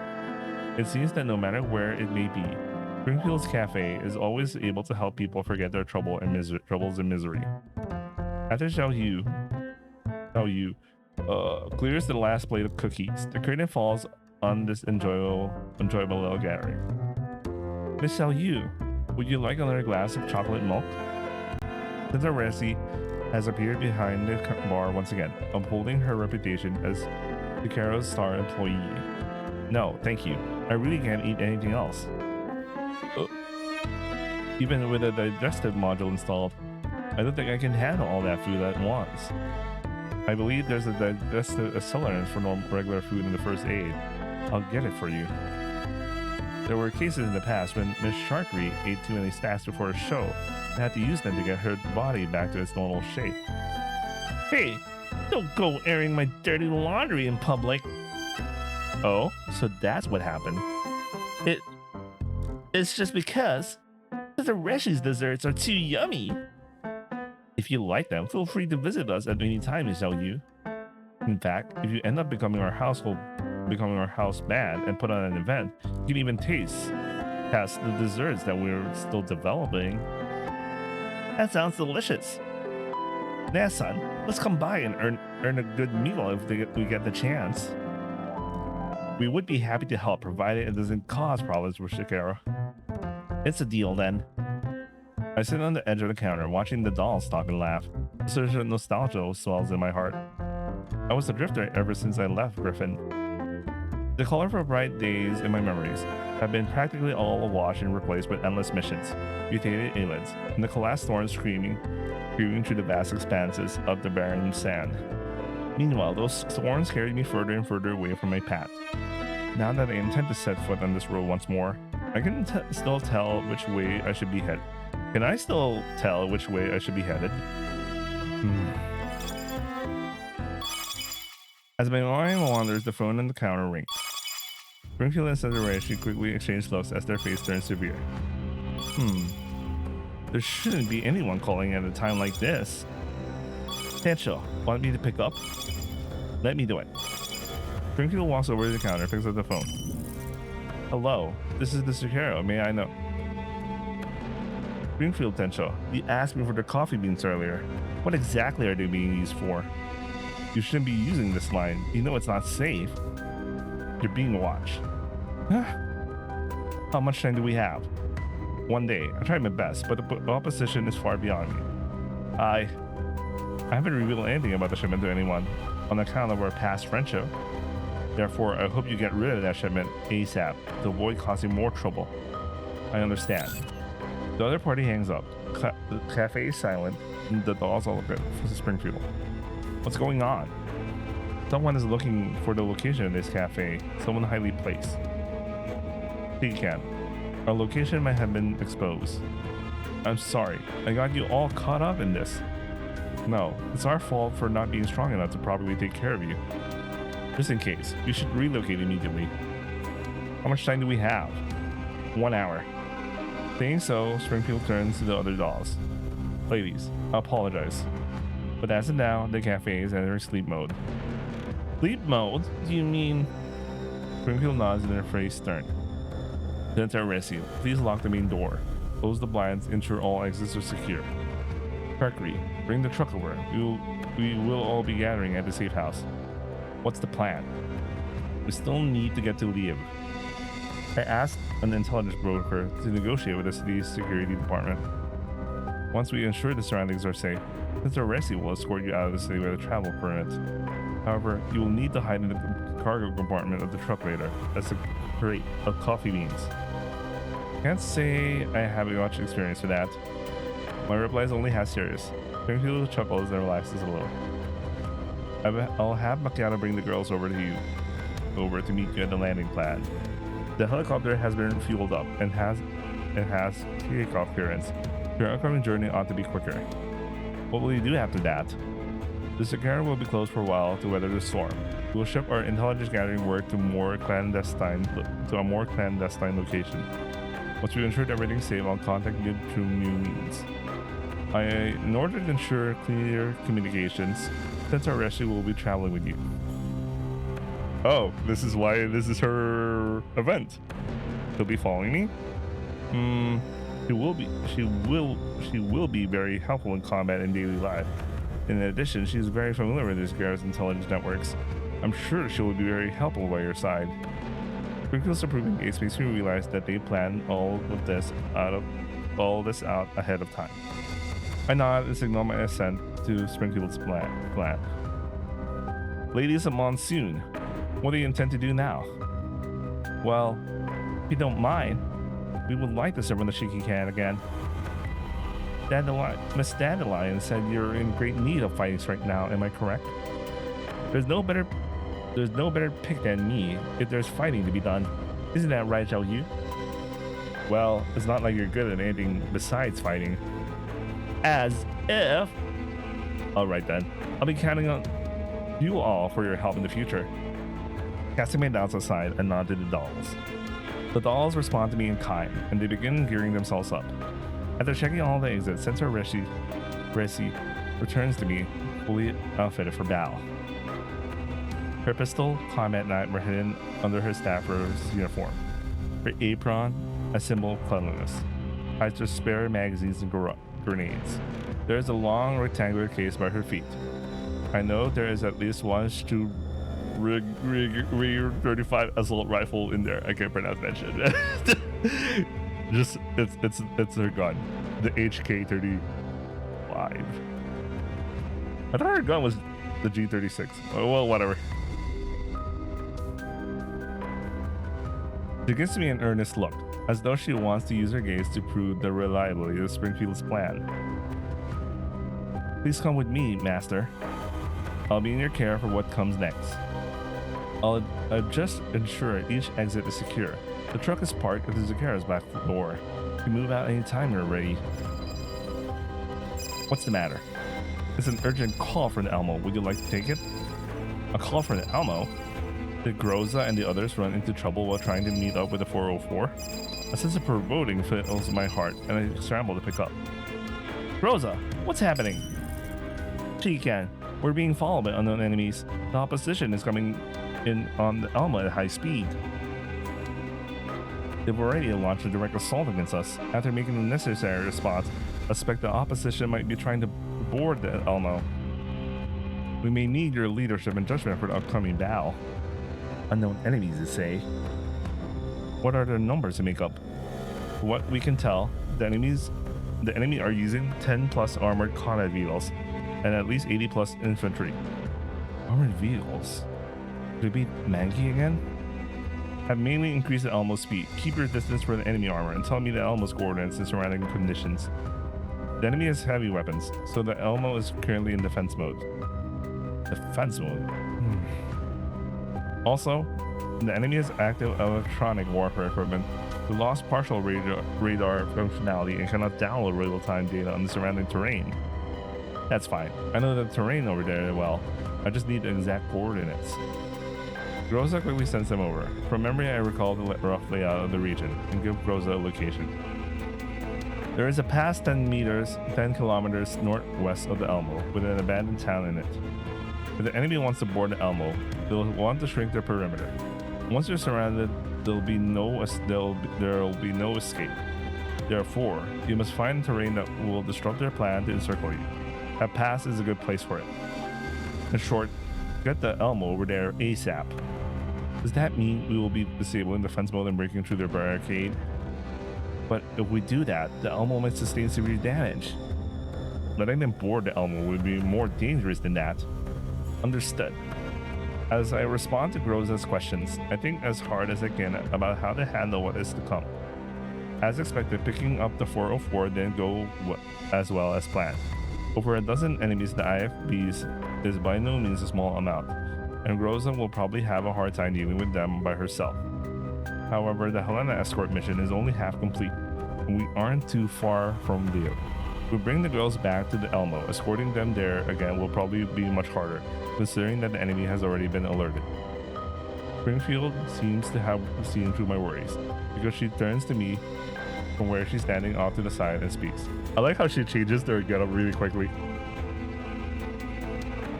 She can. Please allow Macchiato and myself to escort Helena. What? I was plotting a course just now. The route to live from here is covered by the Shigeru's intelligence network. I'm also familiar with the inner workings of the Intercontinental Railway, so Macchiato and I can send that box in a clandestine way. I'm sure Miss Dandelion will help me as well, right? Oh, what will I do with you? I suppose I'll just have to generate flawless fake IDs so you can board the train as VIPs. Please and thank you. You should take the other dolls and Miss Melanie on the helicopter with you. It'll be safer that way. So Melanie is coming with me too? Right now, there's nobody who's more suited to protecting her than you. Traveling with two Helenas will be too risky.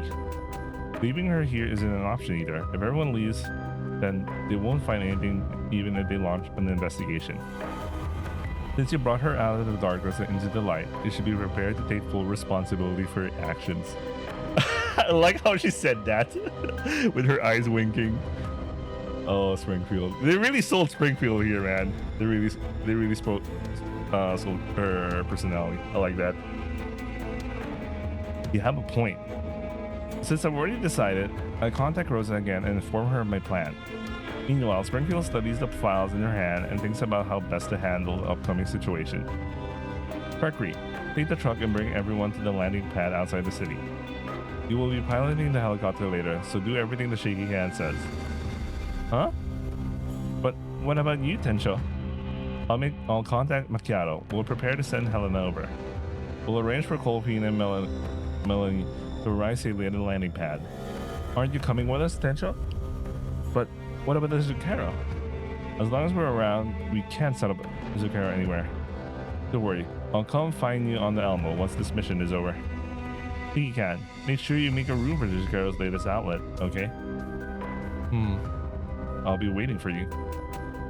I calm myself and look at the dolls with gratitude in my eyes. The familiar sense of security and confidence has returned to me. Thank you. I'm glad you're all here. The girls smile at me by the way of response, and then we swing into action. Centauressi helps me open the door, revealing a truck with the Zucchero logo on it. Stay safe. I'll see you guys on the Elmo. All the best. We'll load up on the truck, leaving Springfield behind. As the rear doors slowly close, I take one last look at this place and the safe house which has sheltered me, even for just a moment. And as the truck's engines rev up, I disappear into the coffee-scented darkness.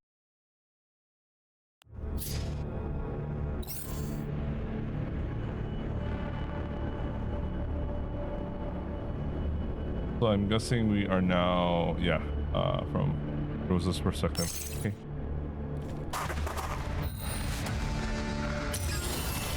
I like how there's some dudes with jetpacks, man. Wait, let's start with this.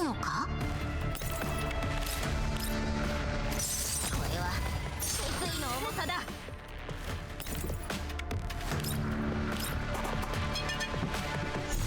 勝ってろ。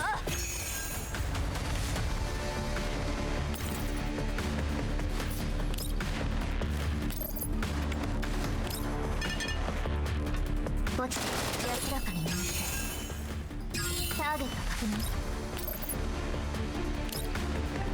星々を裏手地でいつでもどうぞ。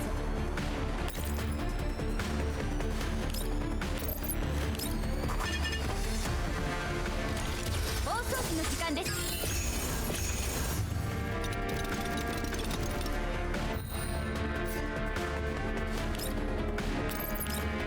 未来は定まった。期待はするなよ。勝利した事実よりも皆さんが無事帰還できたことが何より。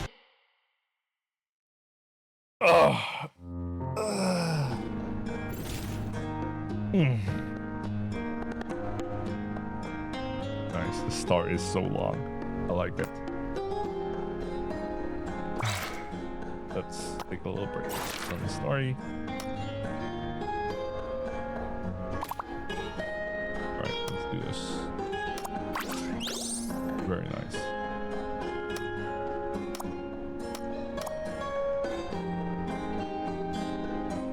Ooh.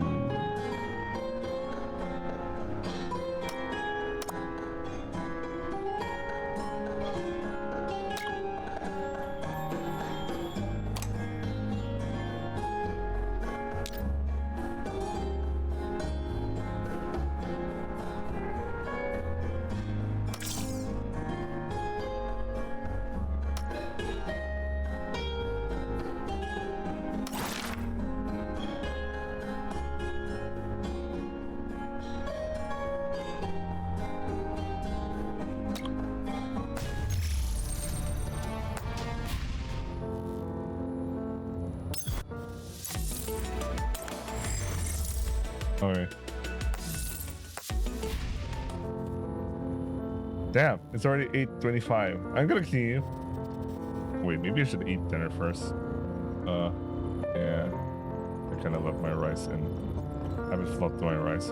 I guess I'll take a break. I'll be right back. I'll just eat some dinner and yeah, I'll see you guys in a while. Alright, I'm back. I got distracted. I ate dinner, but I got distracted by full of things. Watching the streamer play the score game thing. It was a very interesting thing. Anyway,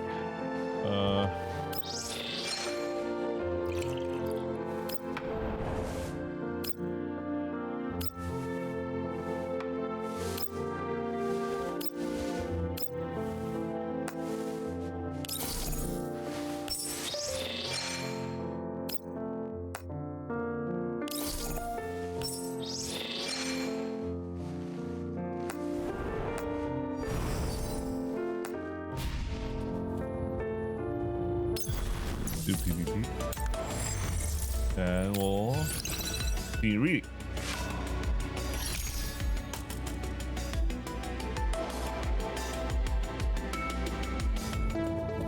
Team setup.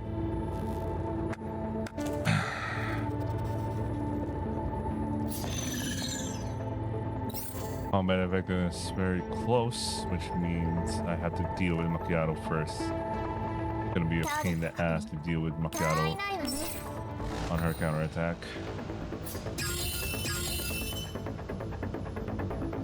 Alright.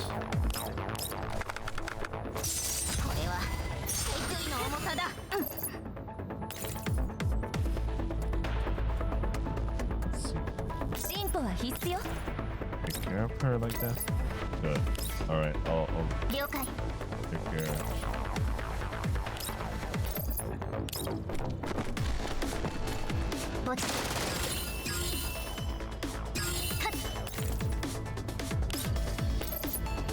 Alright, she's gonna survive this shit now.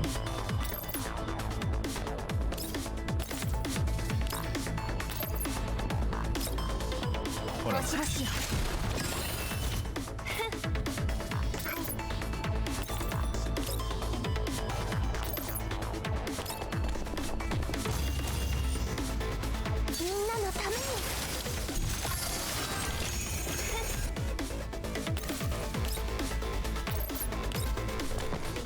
At least the biggest まだ終わってない。 trouble is dead. こ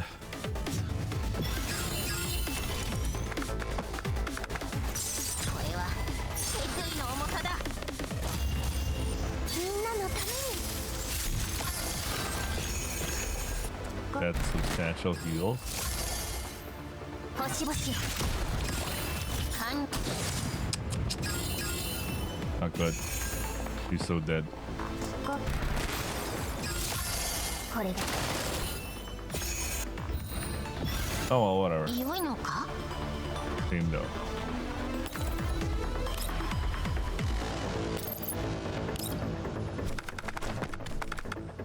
未来は定まった。期待はするなよ。未来は定まった。バカな。ごどこを見てるんですか。私どこを見てる。Cool, cool. 想定通りの勝利です。 All right, let's see where we left off.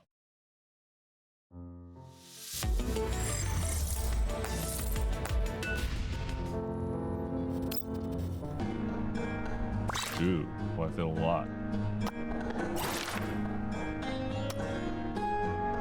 Gotta move this just in case.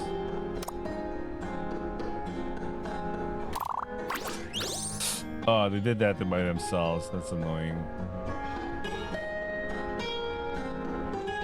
Well, whatever.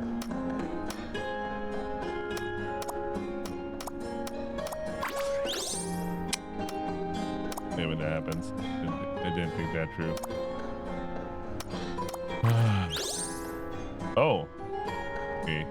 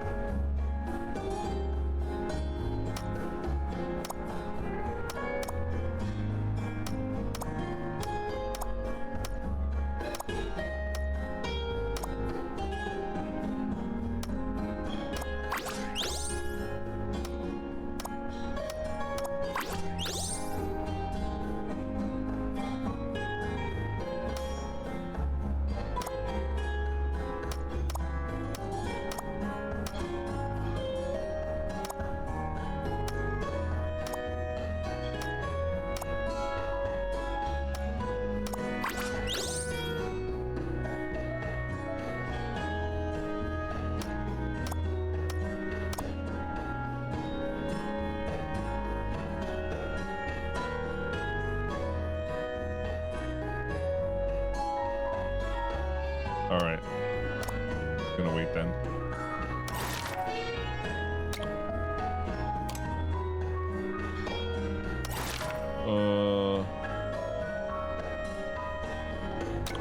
How's the drinks though?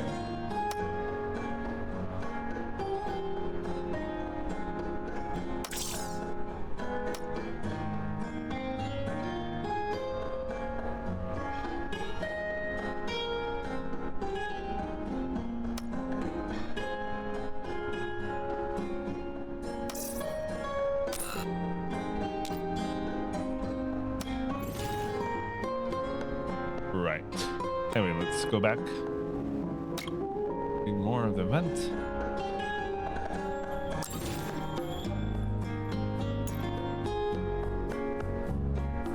Oh, it'll be a while. Oh, we're fighting sextants? Why?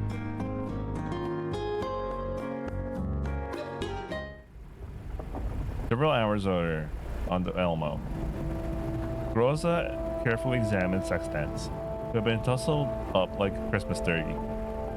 Her frame is in ruins. Half of the synthetic skin on her face is gone, and her body lies limp in a way that can't be described as human because not a single one of her joints is intact. Besides her is Nemesis, who is keeping an eye on her with the gun in hand. Oh dear, you won't be able to go on stage like with makeup like that. I wish I could sock her a couple more times on the right side. That way, her face would look even. Oh, you just don't get it, Crosha. Asymmetry is the latest trend now, like with stockings. I don't give a damn about trends. I'm a professional at beating dolls until they can't get up again. Bentley and Krollik's banter flits past Rosa's neural cloud, not even leaving a ripple in its wake. Clearly, her neural cloud is fully occupied by the matter at the hand, and has no space to store such redundant data. Are you worried, leader? Would you like Beverly to sing you a song? Beverly knows all kinds of songs to liven up the mood. Worried about her? Just look at her. All her core components are pretty much a write-off. I think even rebooting her would be a stretch. My guess is that leader is thinking about how best to sell her off for a scrap. You don't understand other feelings, Crosha. As an idol, Beverly has to be sensitive all the time in order to pick up the fans' feelings. Therefore, I'm sure leader must be worried about sextants. Want to tell Beverly about your worries? Although all of the Elmo's fighters are gathered in the repair bay, Rosa's gaze has never once left sextants. She looks the third generation doll from head to toe for the nth time. And then she unconsciously frowns. While her body should not be able to pose a direct threat to us given the circumstances, it also means we won't be able to obtain any useful information from her earlier, either. Isn't that a good thing? Sounds like you're saying her neural cloud is busted and she can't possibly threaten us anymore. Even if she does manage to crawl to her feet, there's no way she can fight with just one leg. I've seen tons of half-scrap dolls like this in the past. Rosa shakes her head. Since Shiki-Gan entrusted command of Elmo to me, I need to ensure everything in Elmo is running smoothly before she returns. I can't return to the ops room without figuring out just what she was trying to accomplish. Rosa examines Sextant's body again, but it's the same no matter how many times she checks. In fact, some of the more damaged modules are beginning to crack and spark. If only her neural cloud wasn't so badly damaged, we might be able to recover her memory's true state means. But why don't I give her a kick or two? Supposedly it works for fixing broken TVs from the previous century.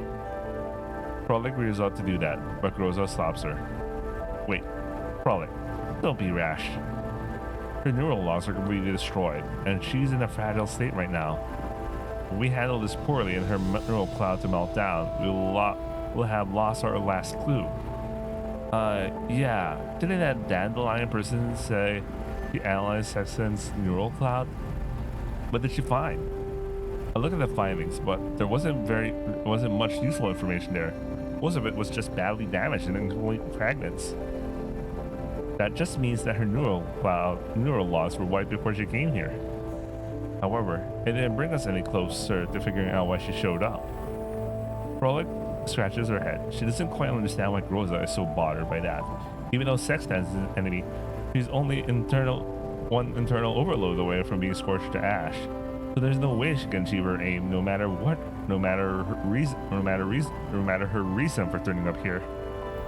Isn't she being too paranoid by having the Elmo camp out in the yellow zone because of something like that? You know, leader, you should just stop thinking so much about things. We could just go pick up those 404 people, then wait until Shiki-Gan comes back to figure out the rest. Wouldn't that work? Like, if you're really that worried, I could just dismantle her limbs, torso, and head into their component parts to the point where not even melee could piece them together again. No, that's not what's bothering me. Rosa does not continue. The other dolls in Elma have no idea what the Shiki-Gan had been through in the past. But how did she, as a former subordinate, end up meeting with Shiki-Gan again? Indeed, why had she been reunited with the Shiki-Gan? Why had it been her specifically? Rosa had never considered that question in detail, or rather, she doesn't dare to carefully examine the reason for it. If the Shiki-Gan simply hides behind her identity as a bounty hunter in the yellow zones, burying that unspeakable past of hers under the collapsed storms and endless expanse of sand, never speaking of it again, then she can continue staying by the Shiki-Gan's side and protect her without a thought, up until the Shiki-Gan no longer needs her. But now that Paradias has risen up again, and is standing in Shiki-Gan's path again, she knows that there is no way he will just simply ignore them. Wait, my Shikigan's gender is she, but now it's a he over here. What the fuck? Anyway. Whether the Shikigan has been drawn into some conspiracy or has actively chosen to intervene in the matter, everything she has desperately tried to protect for the past 10 years will be wiped away in the blink of an eye. And when the time comes, she might not be able to serve as her adjutant any longer. She might even end up becoming a useless burden, or perhaps a ticking time bomb. She doesn't even know a Sextant's presence here is because of her. Leader, were you spacing out? Come to think of it, you've been a little out of it ever since we came back from the red zone. Time for Beverly to take the stage. I'll sing a love song for you, leader. Don't just start singing out of nowhere. You think you're a what is this, princess or something? They didn't bother too much, bro. Anyway, what if you're sad? Singing is the best way to chase away your bad feelings. It's like a magic spell. That's how it always is in anime and cartoons. So in this universe, Disney exists, and they watch anime and cartoons. As the two of them go back and forth, Rosa vigorously shakes her head as she's trying to calm herself. The most important thing right now is to take care of what's in front of her. At the very least, she needs to finish the task that the Shikigan gave her before. Excuse me. Gave her before thinking about other things. Sorry, my neural cloud was occupied by other things right now. In any case, to ensure the safety of everyone aboard the Elmo, I need to check sextants first before making my decision. Frolic shrugs. She doesn't fully agree with Gross's point of view, but she trusts her leader enough to not protest any further. Once again, Groza brings up the analysis report Dandelion left behind in an attempt to learn something from it. Of course, she read it so many times that all she can do now is to try to extract even the smallest scraps of information from any place she can. Just as she's reading the report again, a footnote of a section of destroyed contents draws our attention. It was probably preserved whole because it was not an important part of the neural logs. She opens the document and reads it. Test subject, model something something something, project development unit. Has no initial blah blah dot dot personality present. Has undergone ego growth and has currently developed an independent dot dot personality. No obvious defects detected in blah blah blah. Perceives self as an overall executor of, currently in charge of the transferring of a quasi full immune individual recovery. Performance is excellent compared to other products of the same cohort. It possesses a psyche with the human-like thought patterns. Initial observations suggest satisfaction of the criteria for the dot dot dot experiment. It looks like the person who handed this information was very cautious. Even a footnote like this in Sextant's base layer was thoroughly scrubbed. Even so, Rosa has still gained some valuable clues from this. Satisfaction of experimental criteria. I never heard anything about third generation dolls being test subjects. Test subjects, you mean like that Pinky? Rosa was obviously notified that. However, Helena is a quasi full immune individual, which means that one can still speculate on her experimental uses. However, what exactly is the objective of the experiments conducted on a doll like Sextants? Seemingly interested in Rosa's discovery, Rosa tries to make sense of the message like Rosa is doing. Naturally, she has no idea what this is talking about. What the hell? It doesn't make any sense. Why are her brain pathways so weird? No wonder she pissed me off so much. Still, since we don't know there's something like this in her neural logs, there might also be other things like this in a deeper place. But under conditions, we won't be able to analyze it further, right? The equipment of the Elmo can't manage that level of neural cloud restoration. Actually, there is another way. We could directly connect to her level 3 base layer and obtain her neural cloud information that way. Her level 3? Leader, are you seriously going to connect your mind to someone as scary as her? Indeed. But if you get counter-hacked, I won't. Dandelion has analyzed her neural cloud. If the risk of something like that existed, she would have popped up a warning beforehand. I don't trust that diner gate rider one bit. Well, since the Shiki can't trust her, and it's the only way we have to figure out why Sextant showed up here. Frolic, I'll need help from you and Bepoli to enter Sextant's level 2. I just uploaded the neural back up to the cloud. If anything happens, cut the connection immediately. Alright, leader. Don't force yourself if you run into anything. Don't worry, I understand. Nemesis, you're in charge of minding Sextant's frame. Nemesis nods silently. Alright, let's begin. Rosa reaches out and connects to Sextant's neural cloud. Since the data in there has been wiped, she meets with no resistance when entering. A flash of pale blue light darts through Sextant's eyes. Exposed mechanical endostructure makes their opening and close look a little scary. As a faint spark crackles at the end of the severed power cable, her eyes open again. Nemesis immediately raises her gun and goes to the highest alert level.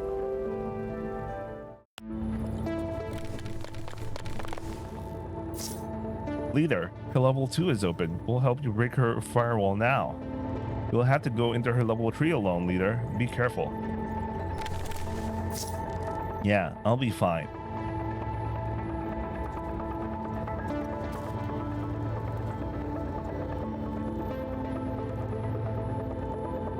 Yeah, I think Sextant will be a rollable character in the future. And she'll be using, well, you can see that she's using a revolver. So she's gonna have a revolver weapon. Anyway, let's end her.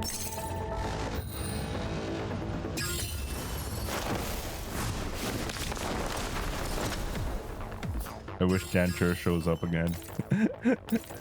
良いのか？これはついな重さだ。進歩は必須よ。立って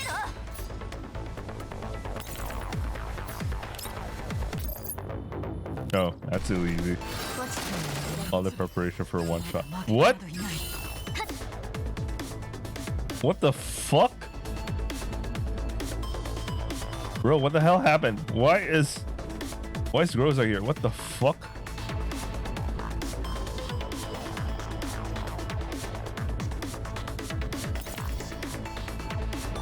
What the fuck? I'm a little confused. Sorry, taking a screenshot. I'm a little confused over the whole thing. Anyway, let's end her.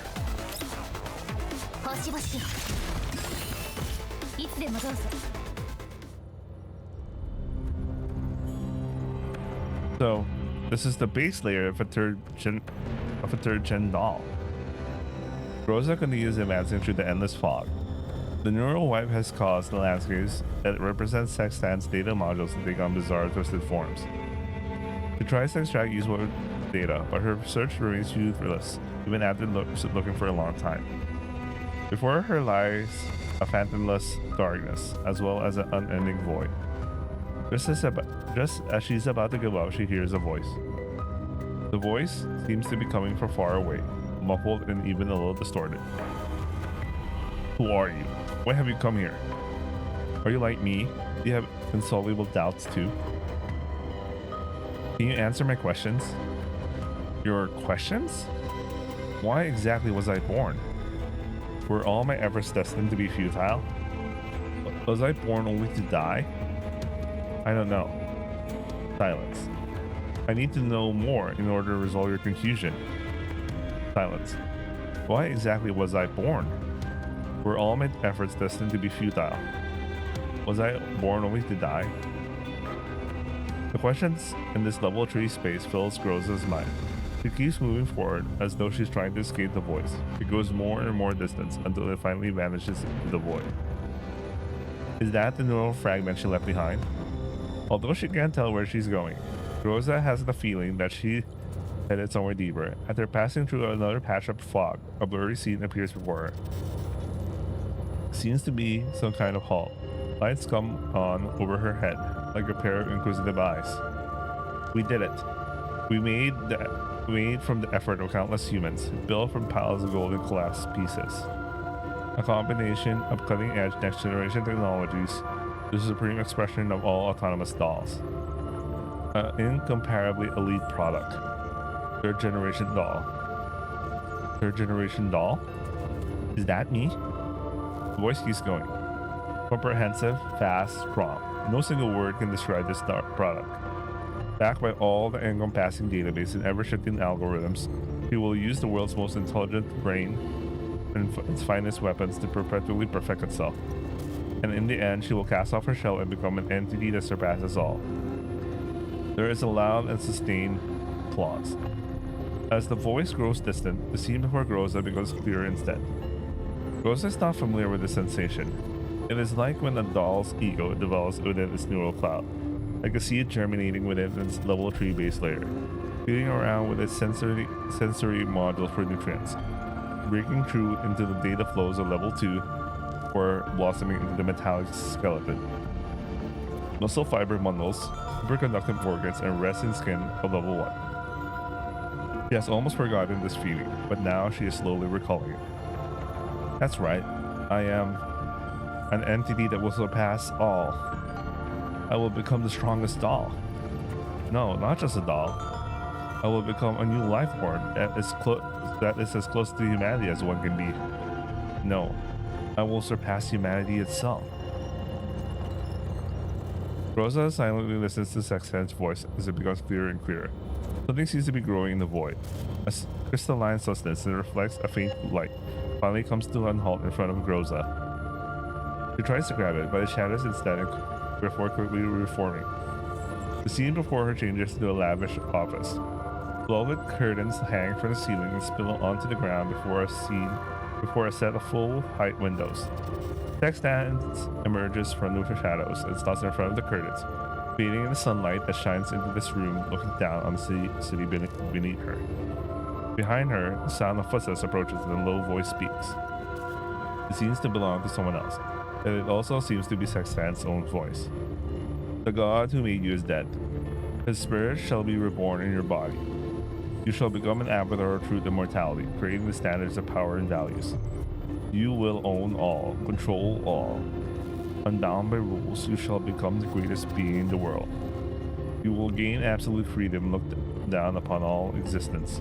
You will endure the purest of pain, and from your suffering shall be forged the most unbending will. You will bear the seeds of infinite possibility and become a grail that can carry worlds. Sextan slowly turns and raises an arm, bowing before that form into the void in her usual way. As you wish, Your Excellency. The room vanishes into nothingness. The object hovering before her gradually takes form, like a ball of light. It connects to the entire void. Rosa doesn't know how to describe it. There seemed to have been something like this in her own base layer, but it was nowhere as clear and bright as what she's seeing now. And the light shatters the void and illuminates everything. I did it. I finally become the most perfect life form in the world. I can transcend the shackles of consciousness, the limitations of intelligence, even time itself. I can surpass all those chains that once bound humanity. No, not yet. This is not enough. Rosa suddenly feels a stabbing pain in her brain. No, dolls shouldn't feel pain, so what is this? No, I don't. Ah! Why? Why am I feeling pain? Why? What are you doing to me? I told you, right? You will endure the purest of pain. Stop it. You can't do this to me. I'll die. Won't dying be worth it if you could become a god? No. No. No. I don't want to become the god you're talking about. Man is a rope stretched between the animal and the superhuman, a rope over an abyss. Now walk this rope and accept your evolution, O Grail. Amidst the pain, Rosa opens her eyes, trying to make sense of what is happening for her. She is inside a lab. 2 lab-coated human researchers seem to be working on something. One of them seems to be leisurely sitting back in an armchair, arms folded and looking at her in amusement. The other seems to be moving between several terminals. With every operation on the terminal, Groza feels a multitude of extreme sensations flash to her neural cloud. This is hell, this is heaven, and it is also the world of men. Increase the output. Are you sure you want to do that? Her neural cloud will completely break down. Her neural cloud isn't important. Even the loftiest grail beaten from gold is nothing more than a container used to hold the essence of the divine. All our experiment needs is this body. They're confused with ... Ah!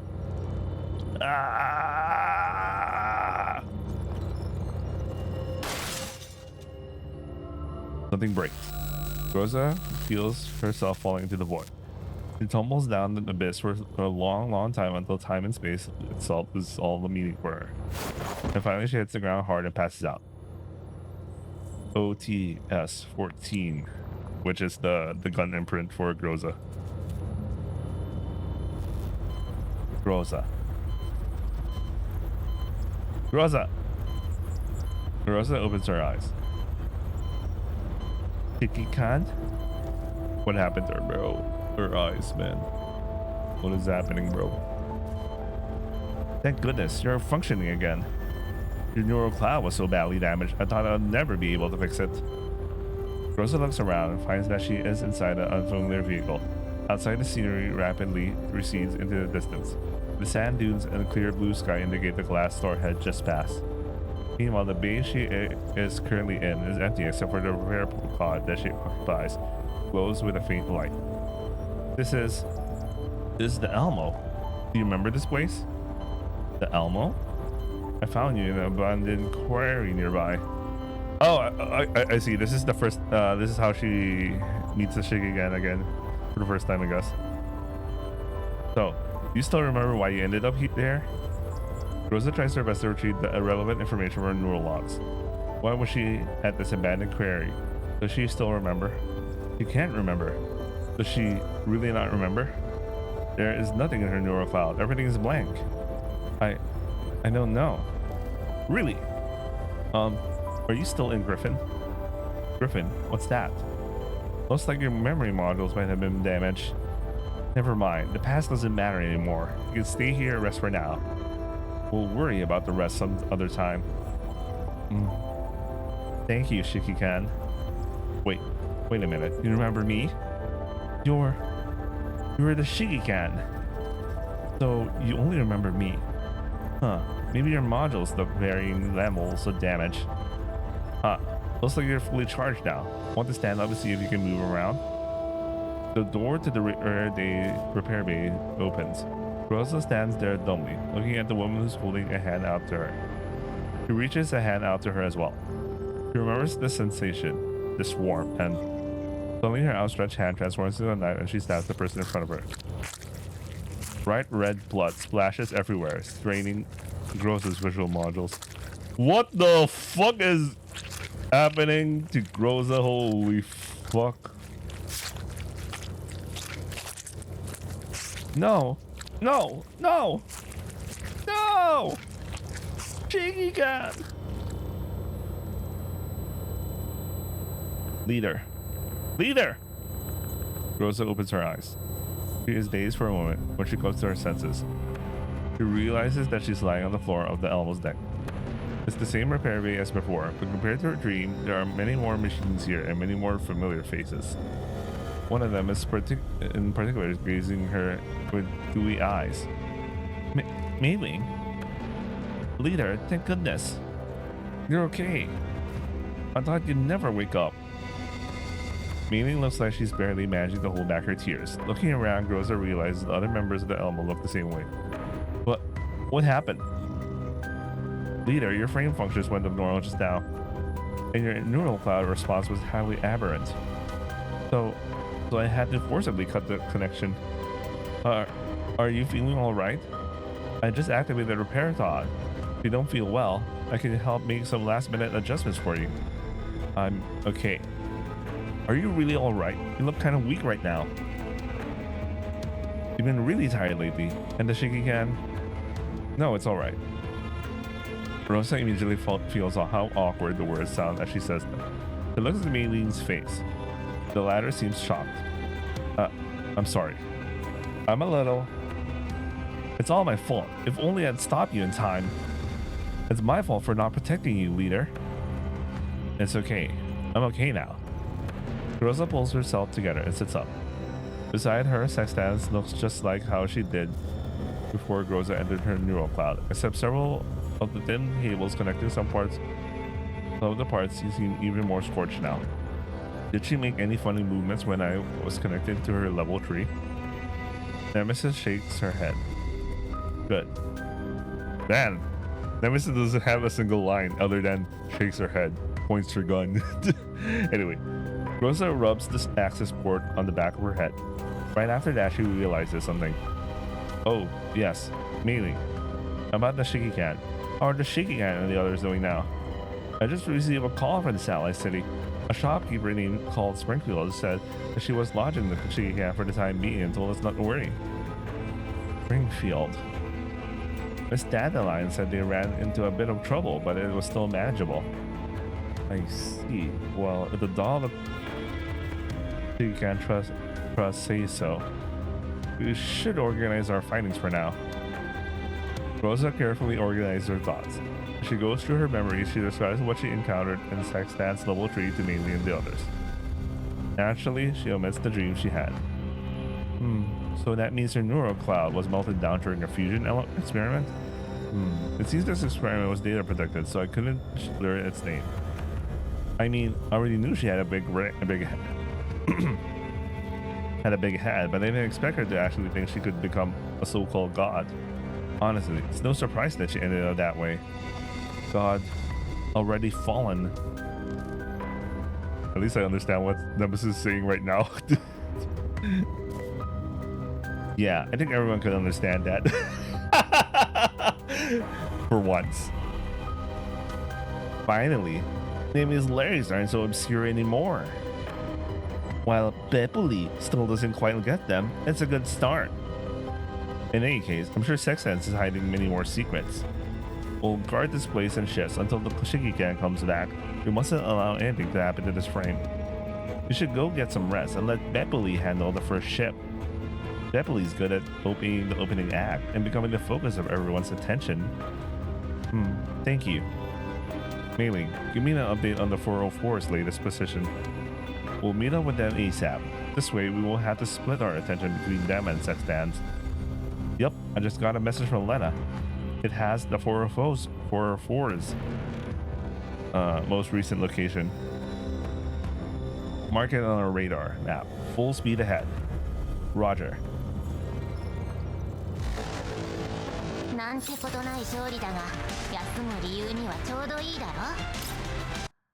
Bro, I was still like, what the fuck? Sextans turned into Groza? What did they mean by this?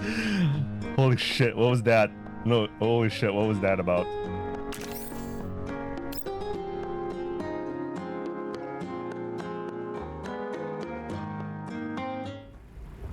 The Elmo advances steadily with Melee at the helm. A long period of staring at the unchanging scenery is starting to take its toll on her stamina. Melee yawns and switches on the Salvo's cruise control. Things are going so well, I'm getting a little bored. Shh, don't jinx it. Ah! Melee hurriedly covers her mouth and looks around. There are no enemies or aliens in sight, not even collapsed particle clouds that usually fill the sky. The only thing visible is the sand carried by the howling wind crashing against the Elmo's windows. Still, it's quiet. Too quiet. Leader, don't you think something's wrong? Rosa is standing by the Elmo's hatch, intently watching the unchanging scenery. Normally speaking, dolls do not get bored, and for Rosa, she can easily deal with that by running simulations in the neural cloud. Yet, she is not doing so. Frolic is right. Things are too quiet, and nothing else. This lack of activity is abnormal, considering they're heading toward 404's position. Maintain Class 1 alert. Got it. The Elmo leads through parallel tracks in the desert. After driving through an expanse of open terrain, they reach several sprawling sand dunes. Just then, Rosa realizes something. Stop. Mainly suddenly breaks, and the Elmo grinds to a halt. The inertia from the sudden halt sends all manner of items flying to the ground, and the air fills with sounds of glasses breaking and metallic objects falling. Leader, what happened? There might be an ambush ahead. Mainly turn our sensors up to the maximum power and begin scanning our surroundings for heat sources. Roger. Mainly does as Rosa commands and maxes out the sensor output. However, before a single IR image can appear on the display, an IFB appears from behind a sand dune. Adjutant, we arrive at the location of the radar contact. Is this the Elmo? Heh, the broker's info was right. She really is here. So, this is the MBBV of that bitch from just now, huh? Let's blow it sky high. Easy, Kenny. This MBB's owner is a tough nut to crack. Get everyone ready for combat. We need to face the upcoming battle in top condition. Roger. The IFB's hatch opens. Why is there an extra E there? Anyway, and the head pokes out. Lentine takes off her helmet, and the shock of red hair fills out as she leans against the IFB's roof. All Rhino units lock on to the target and surround it. 12 IFBs emerge from behind the dunes, racing toward the Elmo's position. Rhino 4, 6, and 12 circle around behind the dunes, flank them and cut off their escape. Rhino 7 engage ECM, protect the flanking team's advance. All other Rhino units raise their tow missiles, engage once the flanking raid team forces the MBB into their kill zone. Yes, ma'am. The IFBs quickly split up and race toward their designated positions. After giving her troopers their orders, Lentine folds her arms and stands on the roof of her vehicle, narrowing her eyes as she looks at the Elmo in the distance. Even if you have a few elite dolls, I doubt you'll be able to hold off a wolfpack attack delivering such heavy firepower, right? The Elmo responds quickly and rapidly selects the ideal route for this engagement. While they do not drive into the kill box set up by their ambushers, the left side flankers move to cut off the Elmo's escape route. This forces the Elmo to change course to avoid the larboard? What the fuck? Convoy's attack. However, upon changing course, the IFB convoy on the other side that had been lying in wait comes into view. The Elmo's driver notices this and once again makes an emergency turn. Unfortunately, the ambushing IFBs are ready to launch their anti-tank missiles. Ute! The missiles streak out of their tubes, tracing a series of trajectories through the air before exploding around the Elmo. While the Elmo's vehicular force field has deflected those attacks, its shielding cannot withstand a sustained barrage at this level. The Elmo takes a few more missiles like this, it will probably be dead in the sand soon enough. There's too many of them. Leader, what should we do? They've cut us off. Rosa studies the densely packed contacts on the radar display. Due to the inactive jamming targeting the Elmo sensors, it can't display the precise location of each IFB, forcing them to determine the enemy position with their eyes. On down. Mainly, switch the Elmo to defense mode. We'll observe the enemy's movements. Okay. Nemesis, in position. Mainly does as Rosa orders as she works on the control terminal. The armor shutter slowly slides down over the Elmo's windows, turning into an impenetrable steel fortress.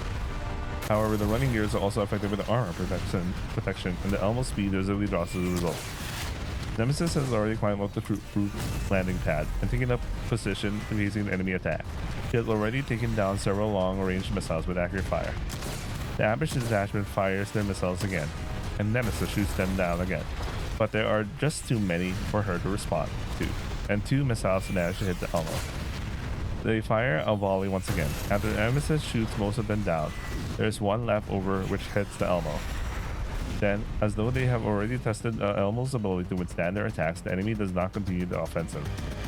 While the radar cannot accurately pinpoint their location, Rosa can still use thermal imaging from the external cameras to tell that several IFBs are slowly circling the Elmo from different directions. Although the Elmo can probably fight for a while with these IFBs, they have a mission to rescue HIDE 404, which means they have no time to waste on the opposition. In addition, they still don't know the enemy's objective and whether they've gotten reinforcements in. Nemesis, see if you can keep them from approaching.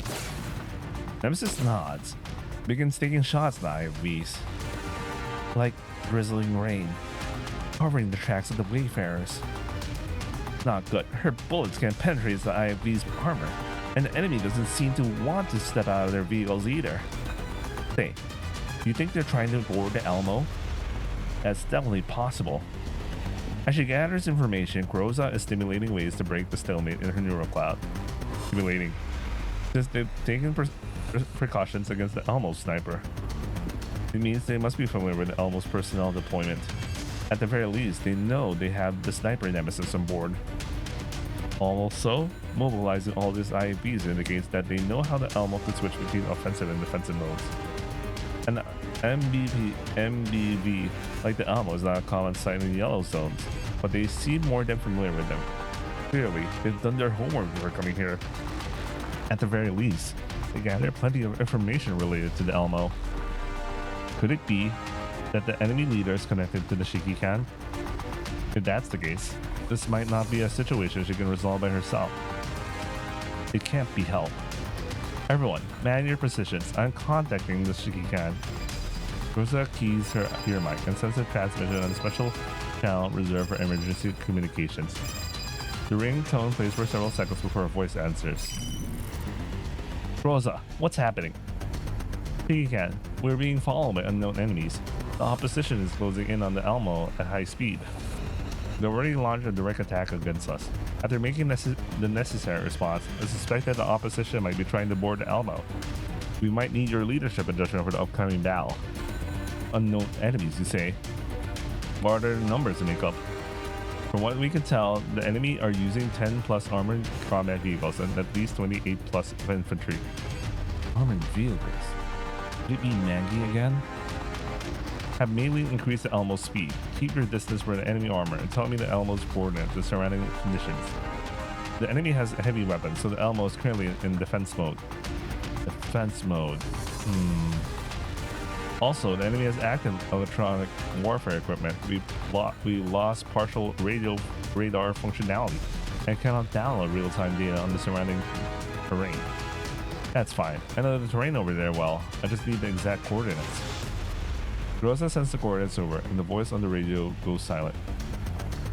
After some thought, the Shikikan issues precise orders. It is precisely these orders that have always put Groza at ease during emergencies. There is a pass 10 kilometers northwest of the Elmo with an abandoned town in it. If the enemy wants to board the Elmo, they'll want to shrink their perimeter. Once they're surrounded, there'll be no escape. Therefore, you must find terrain that will disrupt their plan to encircle you. That pass is a good place for it. In short, get the Elmo over there ASAP. Does that mean we will be disengaging defense mode and breaking through their barricade? But if we do that, the Elmo might sustain severe damage. Letting them board the Elmo will be more dangerous than that. Understood. Someone else seems to be talking on the other side. After the brief conversation, the Shikikan speaks over the transmission again. Think of a way to get the Elmo there and use the pass to block the enemy's pursuit. I'm heading back to help you right now. Shikikan, are you rushing back? But if it's just you and Cold Pen, relax. We met some old friends along the way. We'll be returning to the Elmo with me. Are they ex-Griffin dolls? I'll draft out a combat plan based on the reinforcements to bring back. Rosa realizes she seems to be placing too much emphasis on that last point, so she quickly supplements her words. Fortunately, the Shikikan doesn't seem to have noticed it. Yeah, I'll be bringing back five extra dolls back. We'll be returning by helicopter. Understood. I'll keep the Elmo and everyone on it safe until we return. Thank you, Groza. The Shikikan hangs up. Groza stands in the ops room, both hands on the main terminal, her mind deep in thought. Then she raises her head and stares at the APCs approaching the Elmo. Melee, deactivate the Elmo's defense mode. Huh? But The force wheel is going to collapse at any moment. The Elmo is going to take severe damage if we do that. I know, but these are the shaky hands orders. Change course now. Divert all power to engines and accelerate to maximum speed. Head northwest to a pass 10 kilometers from here. That's our objective. Once we drive there, we'll dismount to destroy the path in our way to slow the enemy pursuit while waiting for the shaky can to return with reinforcements. What we'll do? I'll give it a try. With the Elmo's defense mode deactivated, sounds of machine gun fire, grenades, and cannon blasts wash over the Elmo. The opposition's furious bombardment fills the options with deafening alarms. Rosa is undeterred. Instead, she systematically works the control stick. Her eyes focus on the destination the shaky can has assigned her. She has to get there. She has to ensure the Elmo and his crew are safe until the shaky can gets back. And after that, when there are more people around to protect the shaky can, then this will probably be the final task she performs for her. Lentine sits in her IFB, puffing furiously on her cigarette while she watches the MBV is deploy shield through a plain armored glass. Her forces have encircled the Elmo. The next step will be to close the net and board it and seize control. There are many questions in her mind, and she's eager to have them answered. That thing is harder to handle than expected. What's the status of our missile storage? We had 24 more slots. That's enough. Have the Rhinos cease fire for now. Use them all out when we launch our all-out assault. Adjutant, shouldn't we call our people back if we're trying to board the MDV? With all due respect, the people we have here are ordinary Mangi security troopers. They're nowhere near as well as trained as us. Having them attempt boarding would be suicidal. While I don't really care about the casualties if the mission fails. Have you blown up all the signal markers in the regions designated by the brass? They're all gone. Then that's perfect. Without the signal markers, nobody will be making calls to the outside of our AO. Sounds like a perfect mission completion to me. Also, we have drone surveillance for next mission. Even if someone wants to cut in, we'll have the time to hunt them down later. Plus, it's not like I'm actually going to let those rookies fight those crazy dolls in close combat. Our objective is just to make that vehicle's commander think we're going to board them. Have our people stand by and wait for further orders. Kenny is clearly used to Lentine's habits and doesn't probe further. The assaulting IFBs draw closer to the elbow, while Lentine keeps her eyes focused on the screen, as though she's waiting for something. The charging Rhinos are now 1 kilometer away from the enemy. Still no response? Lentine anxiously studies the position of her IFBs in the elbow, leaving deep prints on her cigarette. Adjutant, the enemy MBV is on the move. The MBV seems to have realized that they can't just keep taking a pounding like this. A moment later, the Elmo's drive systems reveal themselves as the defense mode armor plating rises in the chassis storage. Although the mode switch takes less than a minute, it's enough for the Mangi security forces to launch a vicious attack. At last. Kenny, have the Rhinos launch all remaining missiles now. Explosions rock the IB as Lentine's order is executed. Although the MBV's dolls do their best to intercept the incoming projectiles, the saturation missile strike overwhelms the MBV's shielding and scores direct hits on the superstructure. The unarmored parts of the deck are instantly plot-folded, and high-strength polycarbonate windows begin to crack. By the time the dust clears, the MBV has barely managed to finish its mode change.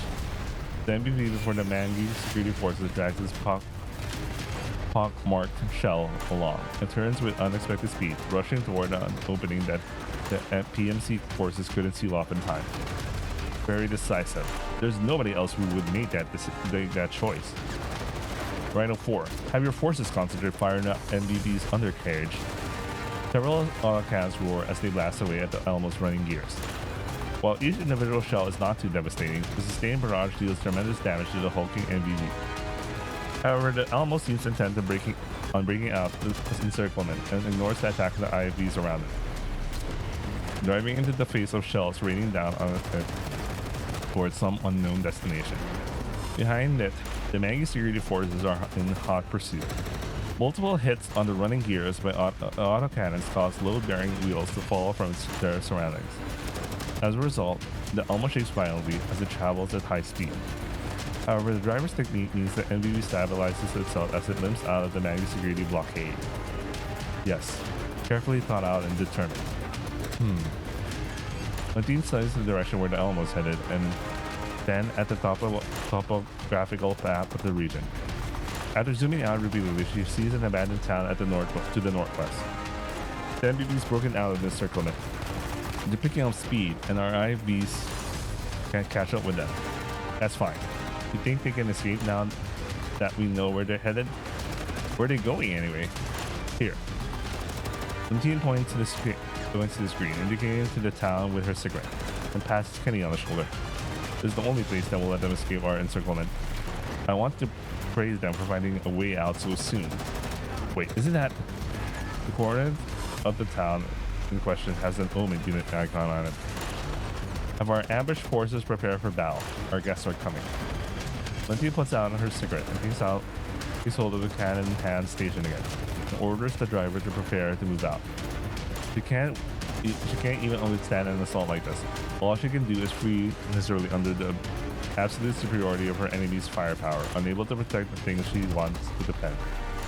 This is the price of abandoning everything and leaving the game.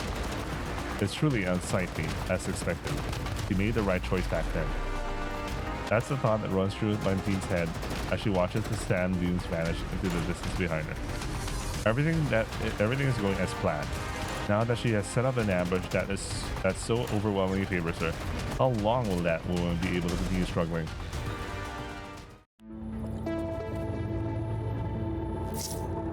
Leader, we're almost at the pass.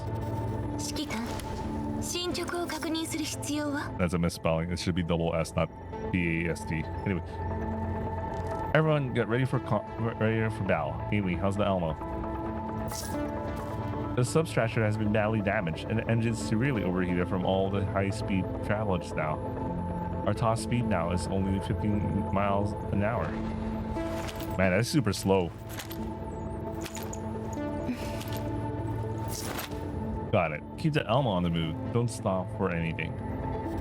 All points. Load up on explosives. We need to jam up the mouth of the pass to shake off the enemy's pursuit. The road behind the Elm was the only thing wide enough to accommodate it. I saw a couple of unstable-looking vehicles on either side of it. We're going to plant charges on their load-bearing columns. Leader, enemies in black are surrounding us. Did they see through us? Change of plan. Eliminate the enemies near the Elmo. Crawling. Try to figure out the numbers and positions of the enemy. Remember, don't let them tie you up. Okay. Nice. Anyway, notice this. I'll send you a topographical map of this area to you. Get to the high ground and fire it well. Thunder rumbling in all directions. Beppeli, you're in charge of distracting the enemy forces on the ground. Give Krollik and Nemesis a chance to break their formation. No problem. Beppeli is the best at drawing everyone's attention. What about you, leader? I like how they have random voice lines right now.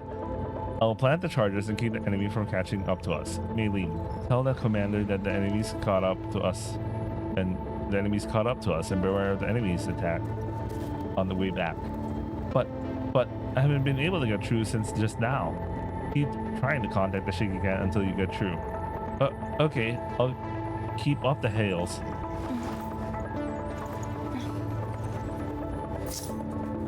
Right. That's our plan then. Everyone, let's go. We're just gonna demolish these guys, bro. I really like how there's some dude with like a fucking jetpack.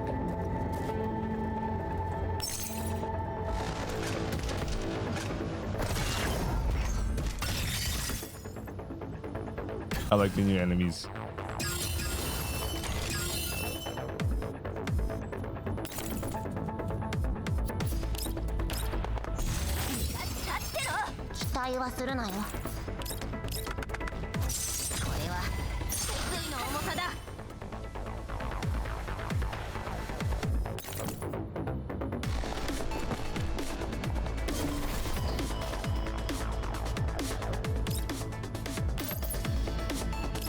安らかに眠って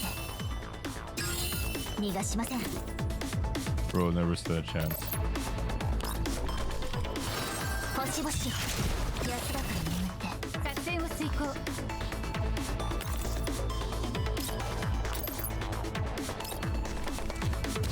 大掃除の時間です。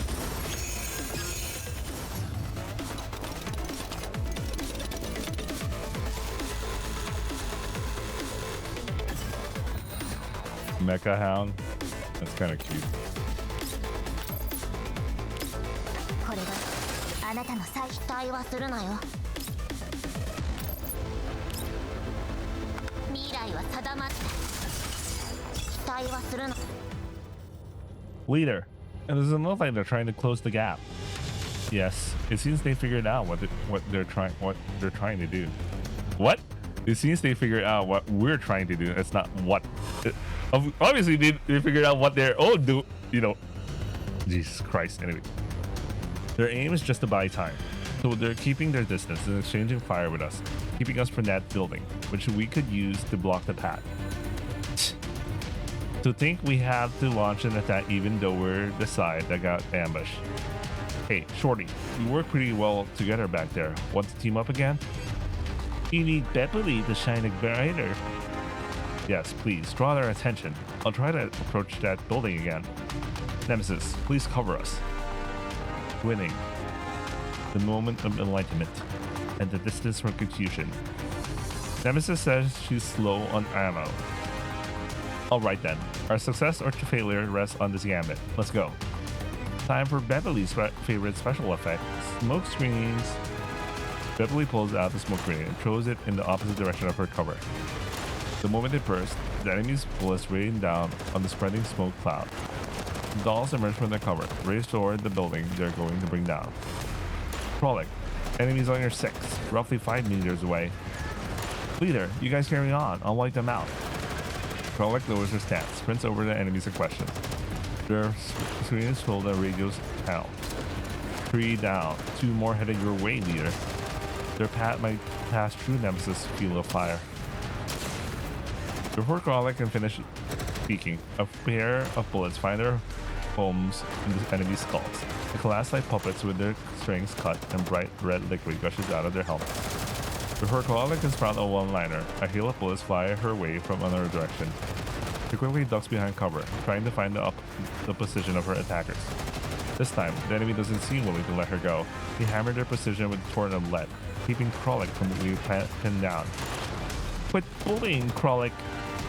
Beverly, go help her! Beverly proceeds to double back to support Frolic. Throws her grenade with all her might. The enemy throws back more grenades in response. How unlucky. Rosa feels the heat and shockwaves from the multiple detonations wash over her back. While she continues running toward, there is a hint of anxiety in her voice as she keys her communicator. Frolic, Beverly, are you alright? I'm okay. I just got hit by a few bullets. For some reason, I get the feeling I should bring a ranged weapon along next time. Bro, this is the hint for her SSR unit. Frolic, SSR. A fucking Gatling gun or some shit. I don't know, man. Flowing sands, running waters recede, then go still at the furthest reaches of sunset. Okay, fine, you win. Now fire out the rest of your rounds and cover us. Beverly thinks the show went too well, but Mr. Pizza will give me strength. The sound of heavy gunfire comes over the transmission once again, and this time it's getting closer to the dolls. Rosa can clearly tell that these black armored troopers are worlds apart from the enemies she's previously encountered. Their shooting technique and tactics mark them as veteran fighters. They clearly understand the terrain. Although their responses are slower than dolls, they can still attack the dolls from multiple angles while hugging cover, negating the advantages in accuracy and reaction speed which dolls enjoy. The Elmo dolls are having a hard fight. Time is not on their side this time. Rosa glances at the explosive in her backpack. So far, they haven't managed to set a single one charge, and the IFVs pursuing them will not give them a chance to catch their breath. If they can't block off a single road giving access to the pass, then it's only a matter of time before the enemy's main force catches up and wipes them out. Rosa squeezes her weapon's forker, thinks about what to do if the worst should come to pass. We fell for it. They weren't trying to delay us. They were just planning to directly destroy us. They're smarter than we expected, using their advantage in numbers and firepower to overwhelm us. Still, they aren't dolls. They'll die when they're killed. Yeah. I mean, I get for dolls, you know, they're backed up by their neural cloud, but like this is like a dumb line in isolation without context. We're taking out so many of them already. Doesn't their Shikigan give a damn about their men? Rosa doesn't know how to respond to Krollik's question. Logically speaking, most Shikigans would do as Krollik said and try to avoid unnecessary casualties. But the enemy's fighting spirit and morale hasn't fallen because of their losses. You can't apply normal preconceptions to these folks. There's no point thinking about all that. Leader, I'll delay the enemy. Hurry and bring down that building. We can't let the Shikigan come back to decide the Elmo in flames, right? That's right. Please, I'm counting on you. Rosa ducks into the target building and packs enough explosives to bring this building down several times over before wiring them up with detonators and setting up the initiation sequence. However, the sounds of IAP vehicle engines come from nearby. Rosa looks up and her hands stop moving as she sees the scene below before her. The IAPs that had been engaged in the Elmo just now are heading down the road, going straight for the Elmo. Rosa's heart fills with a despair she never felt before as the unending streams of IAPs rumbles in. No matter how fast she works, there's no way she can finish planting all the explosives on all the building's load-bearing columns before the convoy passes by. Time seems to slow to a crawl, and in Rosa's eyes, everything outside takes place in slow motion. In an instant, she remembers many things. Her life after parting ways with the Shikigan, the scene of her reunion with her, the first time she downloaded her neural backup into this frame, that strange feeling from back then. She clearly promised the Shikigan that she would protect everyone on the Elmo. No, she can't give up yet. She needs to complete her mission, and besides, she still has her last resort. Rosa lays the explosives on the ground and quickly reconnects them before loading them onto her back. The circuit ends at the detonator, whose time delay has been removed. Rosa takes it in hand, discards her weapon, jumps out in front of the first APC. The driver quickly reacts. His autocannon and his coaxial machine gun immediately begins tracking her movement, but the doll's dexterity and rapid reflexes allow her to easily avoid the attack. Immediately following, she throws herself into the side to go under the... Oh, that's so cool! Did she essentially make a sticky bomb of sorts? Krollik, take charge in my place from now on. Bring everyone back to the Elmo. Oh, she's going for the suicide attack. Upon hearing Rosa's words, Krollik's reply over the radio sounds frantic. Leader, what are you doing? I will keep the enemy vehicles from approaching the Elmo. Everything seems to be happening in slow motion. As she watches bullets kick off plus the sand that's around her, she suddenly feels a strange sense of liberation. Neural upload synchronization command selection stable. Warning. This command entails a high degree of risk. Please reconfirm to disable order. Leader, talk to me. What are you doing? You can't. Not again. Confirm. Command confirmed. Neural upload synchronization disabled. Wait, why did she disable her neural cloud upload?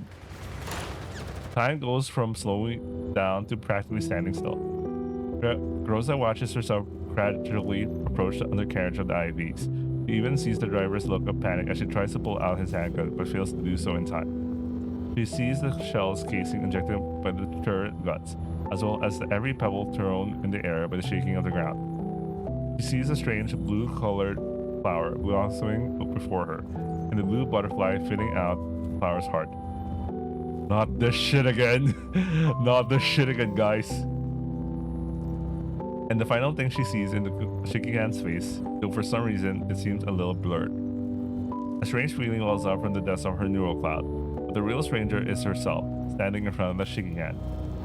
That self wears a completely different uniform from her, and has a completely different expression on her face.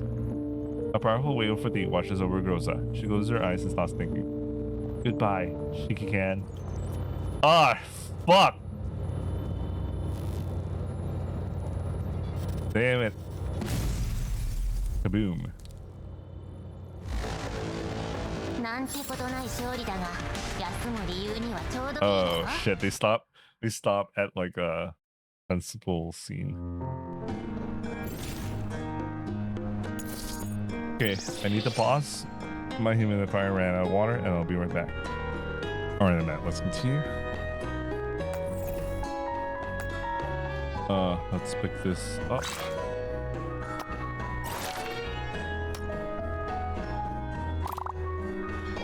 Alright. What can we do?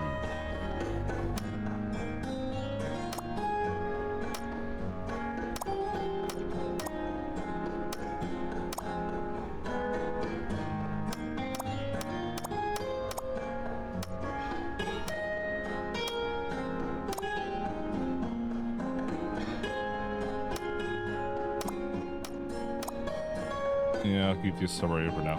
Anyway.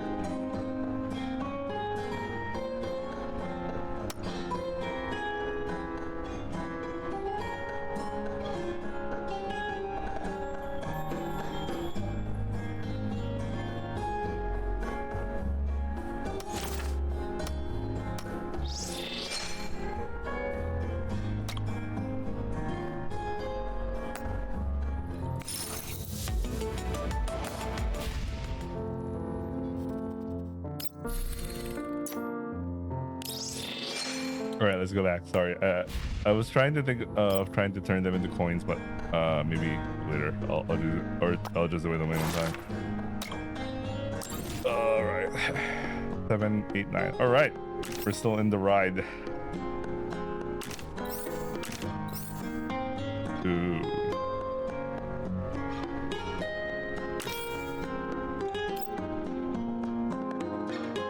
Story's been interesting. Nice. As the helicopter races through the jet black sky, it slowly descends and emerges from the cloud cover that prevents others from noticing it. I can't help but worry as I look at my reflection in the window and back at the terminal in front of me. The terminal displays a connection loss icon.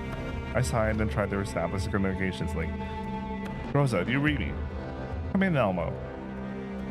However, the only thing I hear from my earpiece is the hissing of static. I've been trying to contact them throughout the entire flight, but I haven't been able to get through so far. I clench my fist and glance unhappily at the hovering Dandy gate. Didn't you say you could maintain comms with the Elmo no matter the distance? That would require the local signal markers to be intact. So the nearby signal markers have been all destroyed. Considering the scale of the enemy attack Rosa mentioned, that's definitely a possibility. It also means the opposition prepared their ambush well. While they're going up against the Elmo, I can't underestimate the reaction speed of black armored Maggie's security troopers. I look out the window at the ground below. The path I told the Elmo to head toward is right below us. I head over to the cockpit, where Sharkery and Centauressi are sitting in the pilot and co-pilot seats. Sharkery, descend 200 meters and then maintain altitude. Okay. Oh wait, Sharkery's gonna encounter Beverly. Oh fuck. Anyway, have the helicopter's rocket pods been reloaded, popped up and ready to go? Good.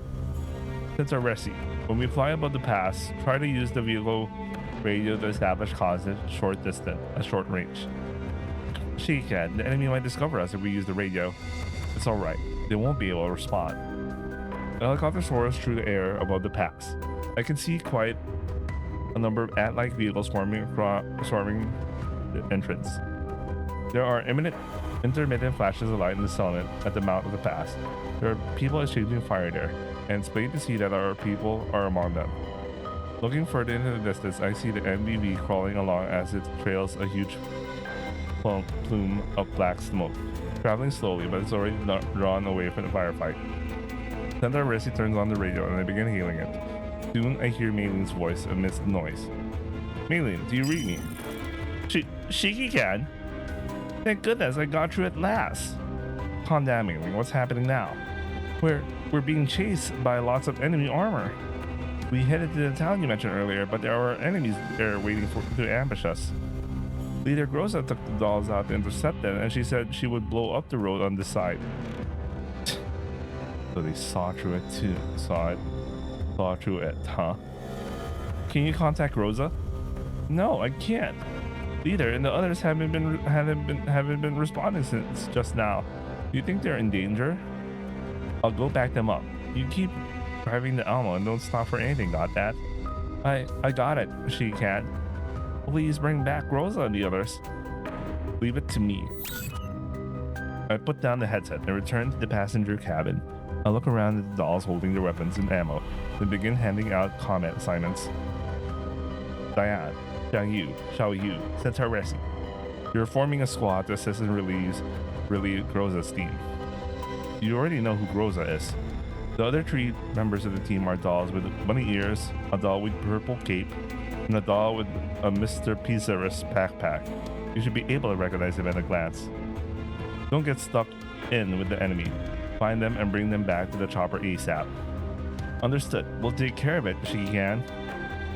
Time to show you the power of an elite doll, she can.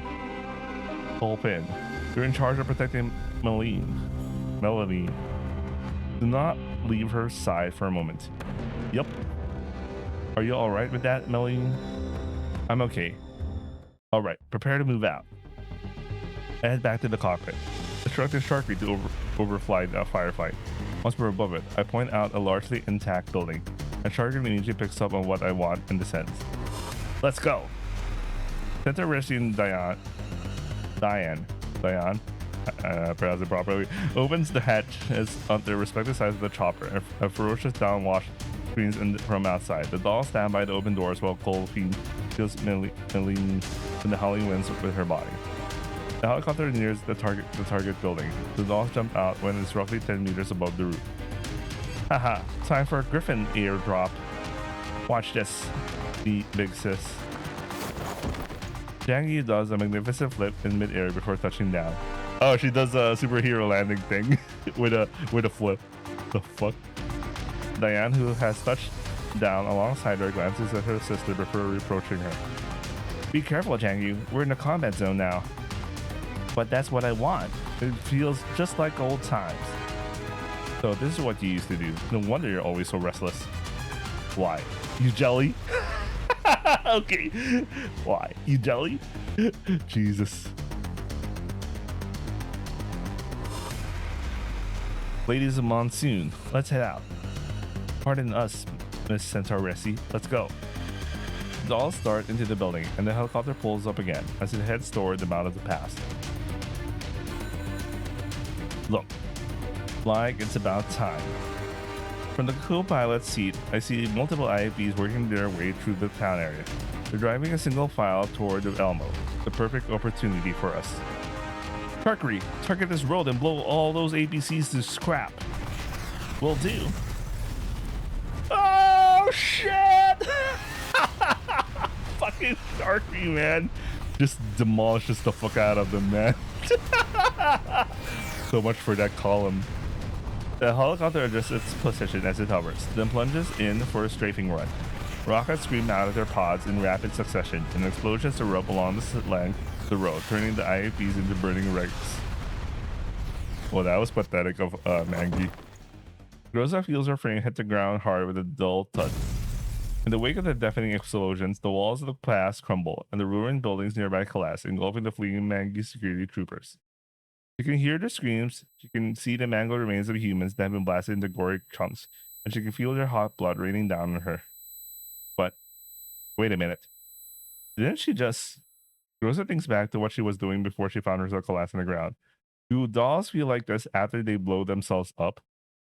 It doesn't seem any different from normal. She recalled a time when scientific advancement in this world was still limited, and humans believed that after death they would become something like ghosts, entities left behind after one's death. Then, is she some kind of data ghost now? Groza lies motionless, trying to clear her head. In her recollection, she was trying to prepare to press the button on her detonator, but the IAP before her suddenly exploded, and the massive shockwave sent her flying. Groza looks down on her right hand. The detonator is still there, but she did not press it. Then, what was that explosion just now? Before she can think about it, the sounds of more gunfire and explosions come from the other side of the rubble. Boom. Looks like the opposition hasn't given up. Yeah, they're trying to blast a hole in the debris and fallen rock blocking the path. so the troops outside can get inside and continue fighting. Once again, there is another deafening explosion. Rocks and debris fly everywhere, and the blocked passage shows signs of clearing. Another one, and kaboom. The rubble blocking the path is completely blown away. You can hear Maggie's troopers approaching, so close that she can see their gray helmets through the breach. Is this the end? No, not yet. Bullets slowly fly past her, accurately striking the Maggie troopers in the head. Shocked, Rosa looks back and sees the dolls rushing out of the smoke, running to her side. Oh, that's very dramatic.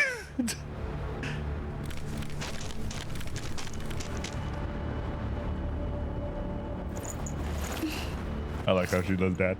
Miss Groza, are you all right? Oh, that's a lot of expression there. Holy shit. Are you the reinforcements sent by the Shiki Can? Miss Groza, do you not remember me? Yes, I am. Master sent me to help you withdraw. Where are the other dolls? They're behind me fighting in the streets. They're engaged with an enemy. They need backup. Understood. Miss Diane, please take the Monsoon Squad and reinforce the other dolls. I'll help evacuate Miss Groza. Understood. We'll lead these things on this side to you. Please stay still, Miss Groza. You sustain severe damage to your frame. I'll drag you out of here. Out of there. I like how they now have story segments in this kind of in the 3D sections. Nemesis, what happened to your cover fire? Departure, lost and hidden friends. Bro, I like how Nemesis is just standing there and there's another dude just standing there. They're just watching. What do you mean you ran out of ammo? And now of all times. Get it together already. Are there dolls approaching us from over there? They're fast. Are they enemies? Don't shoot, we're friendlies. Are you dolls from the Elmo? Yes, we are. We're from the Monsoon Squad. The Shikigan sent us to back you up. We'll be covering your withdrawal. So the commander sent you, but Leader's still out there. Our teammate will bring her back. Let's take care of the enemies in front of us first, shall we? Sounds great. Time to give those bastards a spanking. All right. Let's go.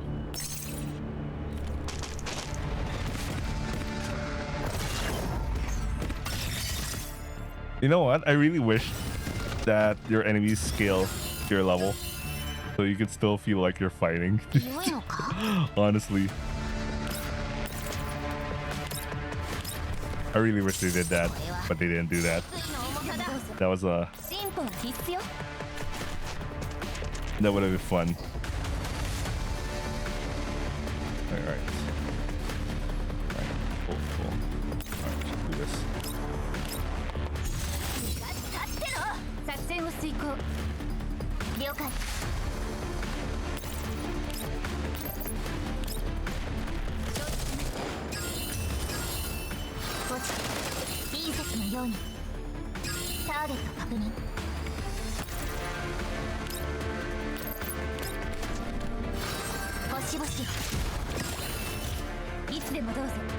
Yeah, so we survived this.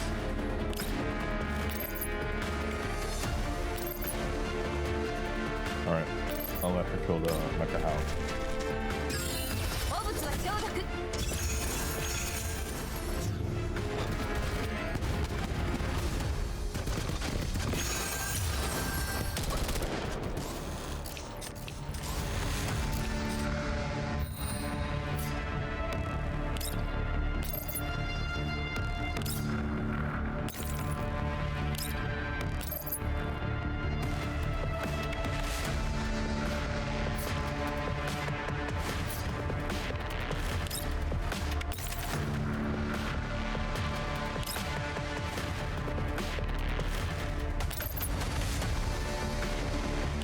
I'd rather have her eliminate these guys.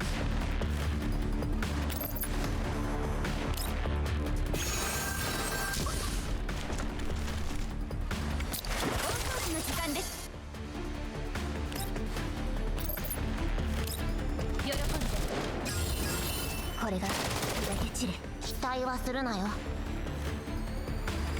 Alright, one more dude then.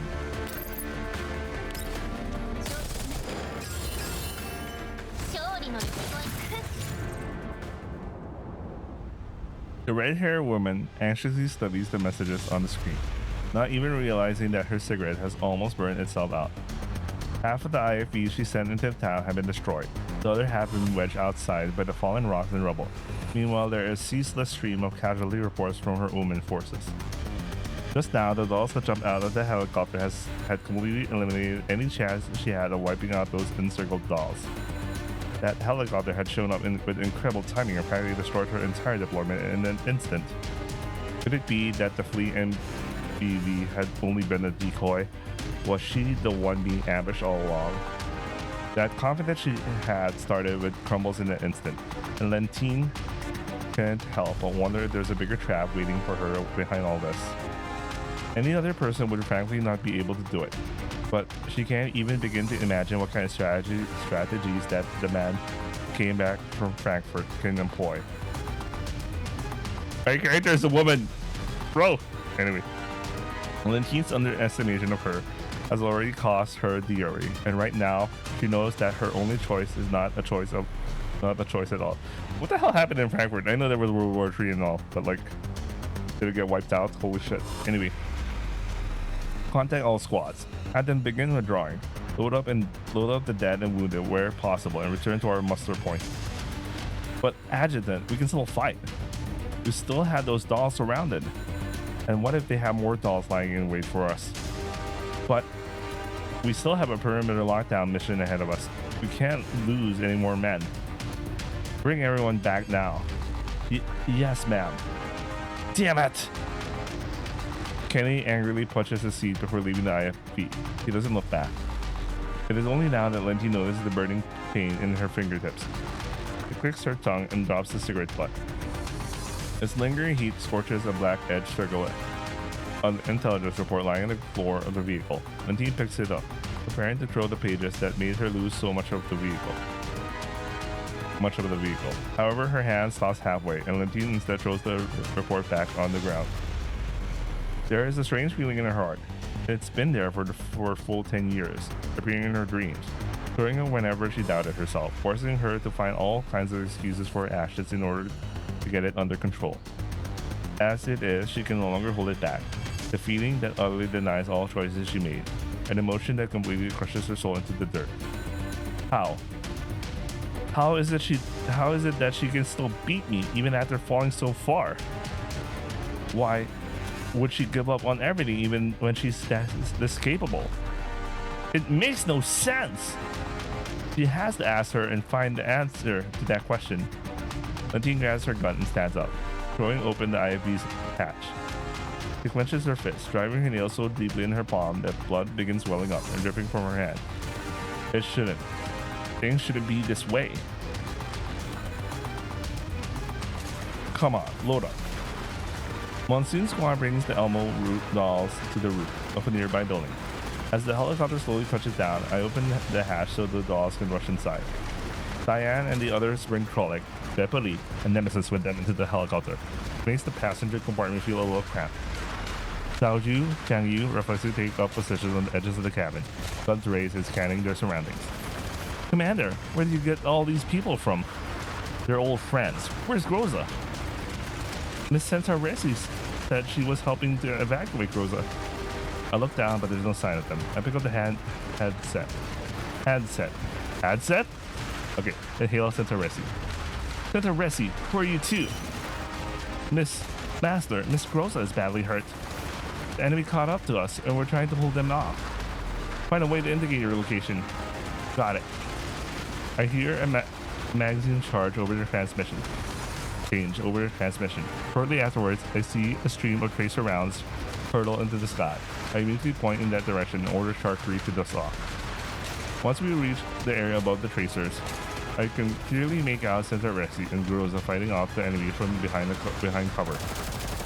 Chang Yu and Tao Yu immediately rake the enemy support weapons, with gunshots and suppressive fire from the distance to ease us off. Centauressi looks up at the helicopter and takes advantage of the lull in the shooting to grab Groza and head for the nearest roof. Wah!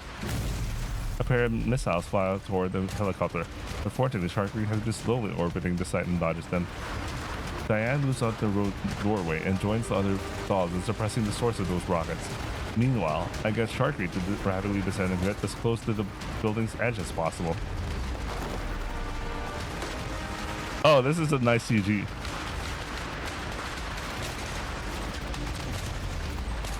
All right, this is truly the shark the Centauressi event. Just as the helicopter levels out, Centauressi appears on the roof carrying Groza. She widens her stance and picks up speed, jumping off the roof with Groza. The two then slam into the helicopter like a cannonball. Fortunately, the other dolls help them soften the impact.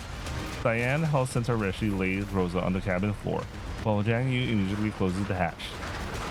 Seeing that everyone is aboard, Sharky immediately climbs into the air, beating a hasty retreat while being pursued by more rockets. The helicopter flies toward the Elmo. Fortunately, the roof landing pad isn't too badly damaged. Sharky lands the chopper on the Elmo. The dolls dismount, waiting for further instructions.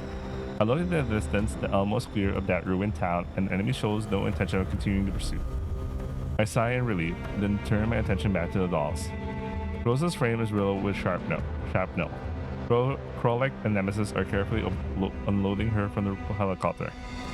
Rosa, are you alright? I'm fine. I'm sorry, I almost failed to complete my mission. It was my fault for coming back late. Don't speak, you need repairs. Rosa nods and closes her eyes. Was she smiling while she closes her eyes? Wow, that's kind of cute. Anyway, I hear the chime of the hangar elevator nearby, and Maylene rushes out as the door opens. Shigegan! Leader, are you okay? Rosa shakes her head, but does not respond. Maylene, you've done a great job. Now I need you to do a little more. Got it. I'll start fixing Leader right now. With Maylene urging them on, Krolek and Nemesis help Rosa to the repair bay. Will Leader really be alright? I hope it's just surface level damage. We'll have to wait for Maylene to finish running the diagnostics. Speak of diagnostics, why don't you give Melanine checkup? After that, we can get her a room to rest in. Alright, come with me, okay, Melanine? Melanine glances at me, then immediately follows Colfine down the stairs.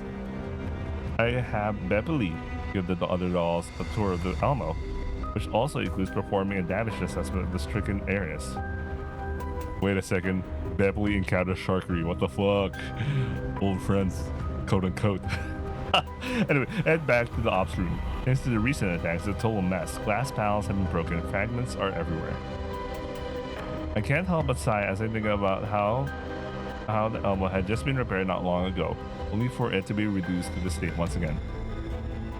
I sit back down in my chair. Who would have thought so many things would have happened in the course of just one day?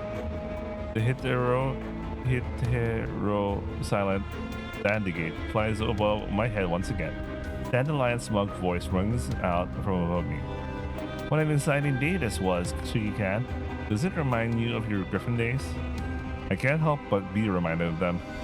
I reach up to grab Dandegate above my head, but it nimbly evades my grasp. The Dandegate lies before me and projects Dandelion's face again. She is yawning and stretching lazily. Why does she look different again from the last time we saw her? So, were the day's events a coincidence that you arranged to? How could that be?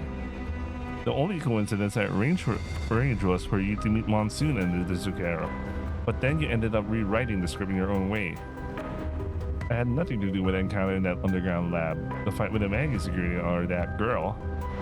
Oh, really? Anyway, about that data you found in that underground lab, have you learned anything yet?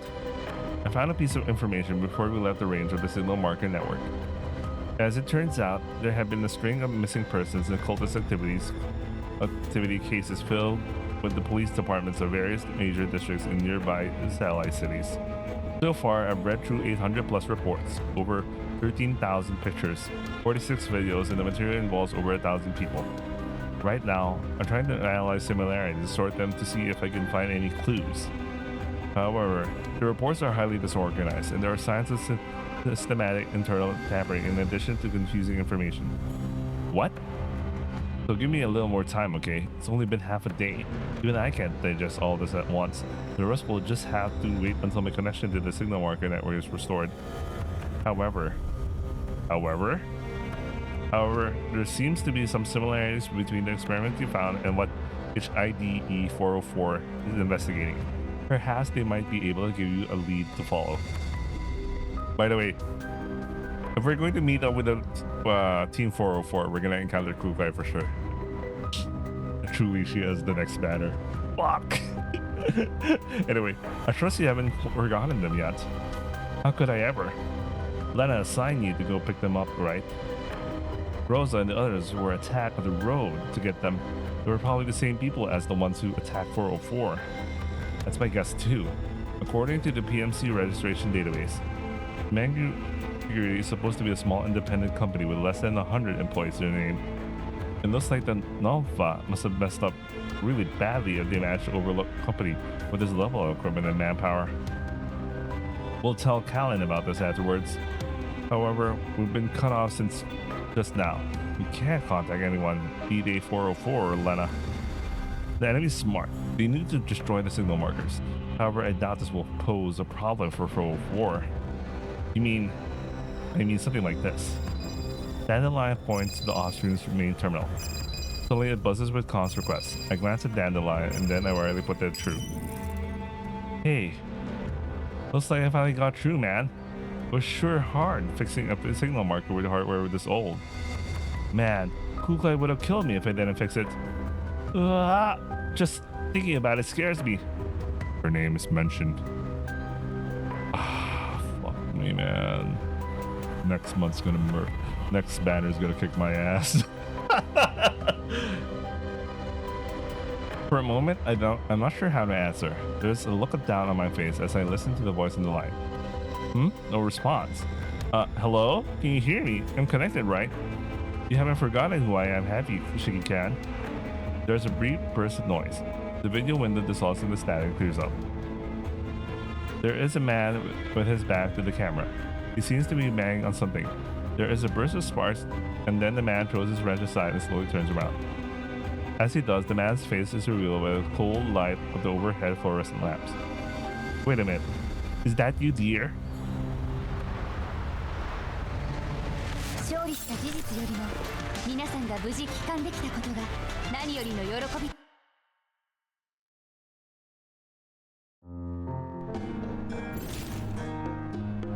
Oh, we still have 2 stories. Just gonna keep going, man. Close to the finish line.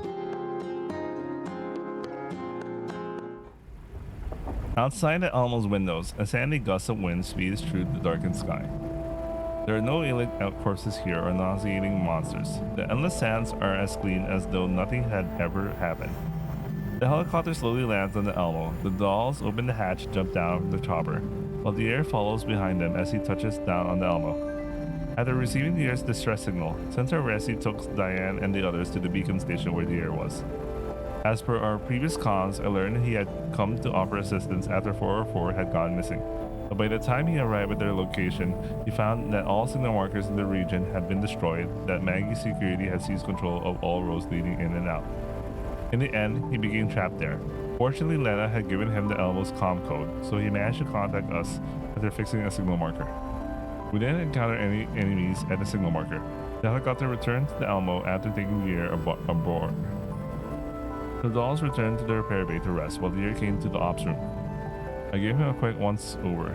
I can't help but feel unfamiliar with his look. What's wrong, Shiki-kan? Why are you looking at me like that? Well, it's been a long time since I last saw you. I didn't expect you to grow up like this. Because, well, I am a human after all. Our looks are different from dolls. We grow up fast. Yes, of course I know that. That said, what's more interesting is that you're still helping out Squad 404. Huh? There were times when I asked myself, why am I even putting myself through all this crap? But hey, in for the penny, in for a pound, right? Besides, I heard that the Alamo would be helping them out, and I always wanted to take a look around the Alamo. Is this thing really that interesting? Of course it is. After all, it's a cutting-edge IOP product, the final glory of the NSU's heavy industry. A one-of-a-kind model whose like will never be seen again. Yeah, it sounds pretty awesome. Honestly, you don't even know how valuable this thing is, do you, Shiki-can? All I know is that thanks to its workshop bills, I had trouble getting enough water to drink as it is. Hey, you get what you pay for. Would you mind if I upgraded this comm system over here? Be my guest.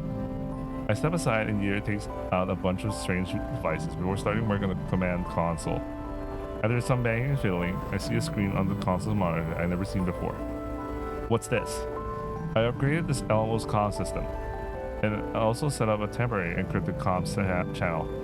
I'm sure there were cases in the past where your transmissions were leaked outside of the outside world, right? Why do you ask?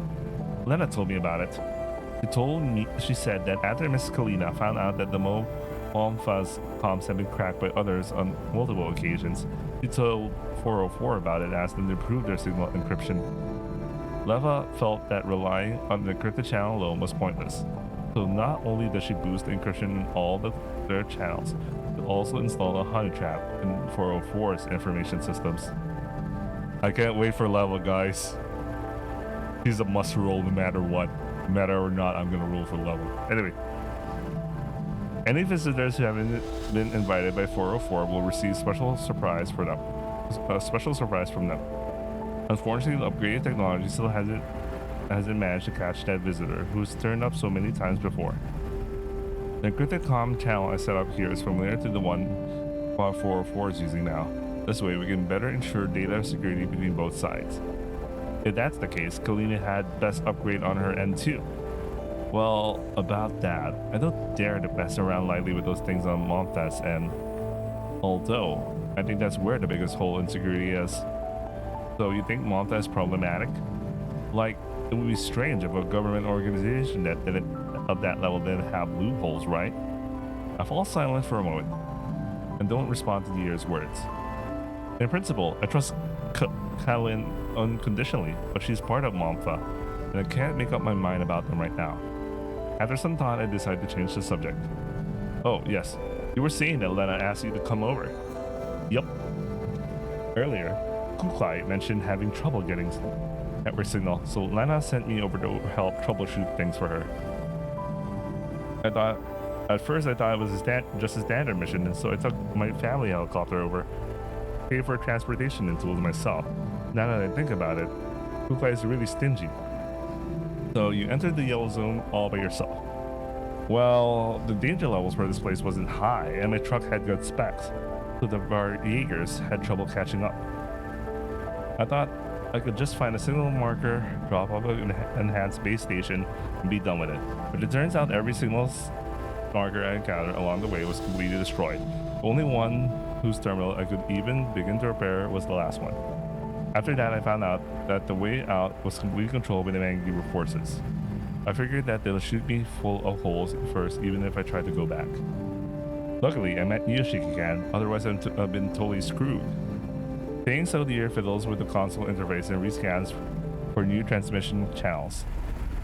The moment the rescan finishes, a shining point immediately appears on the screen. What's this? It's a transmission-based station. It's broadcasting right now. Can I connect to it? Yes, do it now. Yer connects to the transmission. A rapid, loud voice speaks over the channel. 3762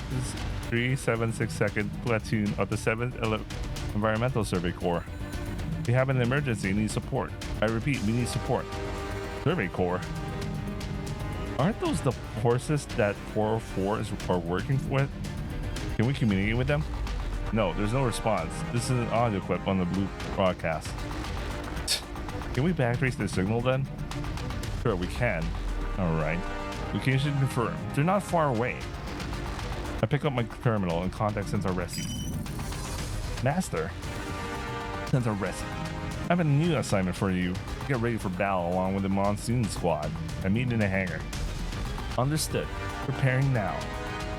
I had the air send the coordinates to the dolls and look out at the night sky, as dark and mysterious as this mission. This might be our break in finding HID 404. Can I just go for Squad 404? Anyway. Oh shit. Who did this? Okay. Deny. Let's go back.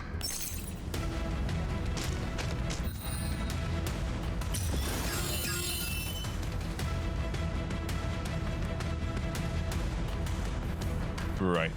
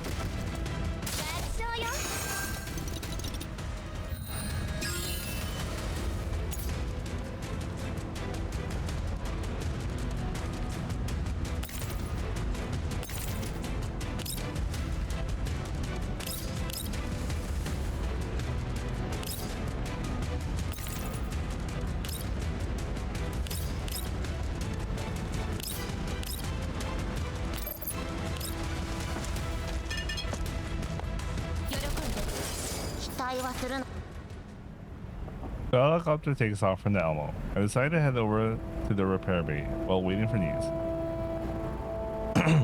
I leave the ops room after telling the Dandegate to keep an eye on the Elmo's status and its surroundings. The Eric follows me down too, where we enter the repair bay. We see Mei-Ling performing the final adjustments on Groza, while the other dolls keep her company. Shikigan, you're here. Yup, how are things? Mei-Ling says things are okay, but just now, leader. Frolic immediately shuts up when she realizes what's going on and pushes Nemesis and Bepuli out of the room. Right, we're going to check on the rest of the Elmo. You guys have a good chat, Shikigan. After the dolls leave the room, Groza sits up on the diagnostics lab. Groza, are you alright? Shikigan, I'm fine. Thank you for sending help. Yeah, things were really close out there. Mei-Ling, how is leader's frame? I was startled when I first saw her, but when I ran my diagnostics I realized there weren't that many penetrating injuries. Fortunately, most of the wounds were caused by a shrapnel. While it's caused a certain amount of damage to her limbs, we can fix them with replacement parts. That's good to hear. After seeing that Groza is alright, I managed to calm down at last. I step aside to make room for Deer and introduce him to Groza and Mei-Ling. This is Mei-Ling, she's the Elmo's chief engineer. Groza is the leader of the Elmo's doll squad. Deer nods to them. Mei-Ling returns the nod, a little timidly. And Deer, I guess you could call him 404's. Just call me 404's technician. I'll do everything I can to help out during the upcoming operation. Nice to meet you. Oh, alright. Why is she like, oh, alright? As if she's sad or some shit. Groza nods to Deer. For some reason, Groza seems to be acting strangely. Suddenly, Deer's eyes light up. He excitedly rushes over to the slab behind Groza. Puzzled, I follow his movements with his eyes and see him practically skip over to where Sextance is lying. Sextance's frames has been badly damaged. Just about all her exposed skin had been destroyed, and her body is also badly deformed. You even have a third generation doll? You know this is a third gen doll? Of course I do. This is the latest tech developed by the Orlong conglomerate. Even the core collaborator companies who are working on it need to wait in offline for 6 months just to look at the relevant files. I can't believe you've gotten so rich and powerful after not seeing you for so long, she can. Oh, I just picked her up by accident. By accident? A third-generation doll costs as much as a skyscraper. And that's just the financial cost alone. This isn't the sort of problem you can solve with money. Well, it's a long story. We found her during a previous mission, and then she suddenly showed up near the elbow. We dragged her on board after we smacked her around for a bit. To think you actually managed to beat a monster at that level. Most likely you've been lying about your combat strength, Shiki-can. Well, not really. There seems to be something wrong with her when we ran into her. Both her perceptions and memories were confused. Maybe you could help me take a look at her. Happy to help. So, in her current state, well, the materials for repairing her would cost an astronomical sum. I copped the hideaway when I offered this. Is there a cheap way to do it? Cost aside, the main problem is that my understanding of third-generation dolls is service level at best. Frankly speaking, I don't have much confidence in doing it. Well, you got a chance now. Yeah, I think so too. Well, I got a chance to take a crack at this. Don't mind if I do.